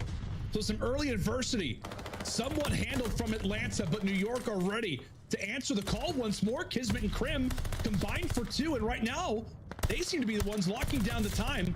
Constant battles back and forth. Here come the subliners again. Yeah, this is good work from New York to not allow Atlanta FaZe to get great time off of this P2. as they do have the spawn towards the back, but that's going to be 3 dead. Now all of New York spawning out towards the middle of the map. This can allow for Atlanta FaZe to set up properly for this, get this final 30 seconds. And now off the rotation, Simp's going to be that player. He actually jukes this player out as well. He's probably thinking that, all right, he probably pushes already through ring, but he gets sniffed out by Hydra. So now New York are going to be fully set up off of this P3, and this is the money hill for New York to get back into this game. Said it in the beginning, they win their rotation 81% of the time. They have a 92% hold rate. Shout out to my guy Carson for such an insane stat. Yeah, those are some excellent numbers in a hard point that cannot be understated. Bruh. Ready for New York as a nice flanking opportunity. Does get dealt with. The 2 SMGs who spawn out field could be a little late to the party. Wait, what? The team fights one early from FaZe, a quick 2-for-1 trade. I mean, everybody ends up dropping in a moment's notice, but once more it is Beezy standing tall and standing true. 8 and 5 start for him as Paul is able to break back on in. As the close roof spawns get granted from the subliners, that is what makes P3 so rough to try and break from the opposing squad. But hey, when you got some nades, it makes the job easier. Makes it a little bit easier, but now with 20 seconds left, Atlanta FaZe know that they secured the spawns for that P4, and Salyam goes massive to win a 2-piece to get that final 15 seconds. Oh, well, Paul X takes him out with an 8. So no junk time going to favor either squad, but now RCD's Playda's trying to anchor this one for his squad, not allow anyone to sneak through the back. Currently up 32 points is going to be the Atlanta, but here comes Paul and Krim. That duo of the ARs are able to find every single kill, and that's going to be a clean break from New York. Oh, and a great thought process already at Paul. Just the awareness, right, to know that they're going to be spawning over at field, not P5, and gets the reach out opportunity onto Salyam. He wins that, and now he's ready to rejoin the fight. But when he gets here, it's his teammates who are winning the gunfights that they have to. 35 big ones still left inside of church. Is Paul keeping him honest, keeping him true, holding the line with the automaton, and there is Hydra for a double NYSL just like that. Bro, I don't know what's going on with my frames. My frames are dropping hella hard, bro. What the fuck? As now it is time for P5. 10 more seconds. Now off the rotation, that player in Kismet is going to be the player all the way pushed out towards the roofs. As Hydra and Paula are able to find a 2-piece off that rotation. Why is my frame dropping? A huge one-on-one towards the backside, but it's going to be New York with the early setup. Gaining some good chunk of time here, and for Atlanta FaZe, they really do struggle on this P5. They find themselves on with the rotation about 20% of the time, and that's terrible. You need to make sure that you're setting up for these hard points. You cannot allow NYSL to grow a lead off of this P5 hard point, as they're currently up by 30. Trades going back and forth. Paul X is gonna fly. Okay. He finds 2. He knows that the last player is gonna be outside. Goes for the challenge. Not able to win it, but New York still doing a great job. Basically a flawless hold on this P5. Okay, a heat check from Mr. Paul X. Some great work as New York have not just taken the lead, but they have ran with it in these past 2 hard points. 15 seconds left, and every single player get lined up. Position FaZe break on through, and they will be granted with 10 more seconds. But hey, if you're the subliners, you're cool with that. We got a second side P1 ready to go. Arguably one of the best hard points here on Tuscan. We will take it, as now it's up to FaZe in what could be considered a retaking type of position. But Kismet finds what onto a Beezy, and take a look at the positions from FaZe and the back of their spawn. The only man who's not here is going to be Simp. Trades either which way. It's New York winning them. A 1v1 now in the point. The Beezy takes it. Bro, come on. Nice. A big 2-piece coming in out of a Beezy. Clear the point. Leave the pressure for now, but Paul X gonna invest that glide bomb. You take down Simp. That allows your teammates to get pushed Get him off the fucking point. Look at number 8, which is gonna be Archleys. He wins a huge one-on-one. He eventually does get traded, so that allows NYSL to keep control of that P2, but they win a couple of those. Nice. Contest that shit. Towards P1, and despite let's go. Time once again, final 15 seconds are gonna go in favor of NYSL. Atlanta FaZe on the back foot. Bro, I don't understand why my freaking thing is freaking And as you said, from a statistical perspective, this is one that they rely on quite a bit. Those P3s, not often solid in New York. The great spawns towards their back. Right now, it is Atlanta walking away with the seconds, and a lot of that is because of the entry kills coming through from Salyam. Right now on the 3 spree, and the nades continue to cause a frenzy. New York, despite having the great spawns, have yet to get a single second so far here at Column. A great opportunity right now for Atlanta, as it has to be. A break from subliners. Back and forth we go. And this is absolute chaos right now on the map. The man that thrives, Come on. arguably the NY still, like bro. this, is going to be a BZ. Finally dropped the Zarskis, takes one off of the rotation. The only man. Bro, we keep on losing the, like crucial gunfights when it comes down to breaking the hills like there. This has been a beautiful hole from Atlanta, even without the spawns towards the back. Now we have spawns. Full 60, and they're able to chain it towards that P3 and now have the rotations this go around. Now only down 4 points. NYSL have to execute the break. So they're going to be pushing towards the middle of the map. They're going to push from right side field as well. All lot pressure going to be on Arcades. What can he get? He finds one. Kismet does find a trade as they're putting pressure on towards that top fire and towards Vine. So trades are going to go back and forth, but Atlanta FaZe so far take the lead, and they're just trying to secure these spawns for now. Trying to secure the spawns. Kismet, not a great statistical performance, but did what he can to try to hold things down for as long as possible. He gets found out, and Krim has to reference back. Going alongside with the teammates for maybe one last good push. Abizi. Nice.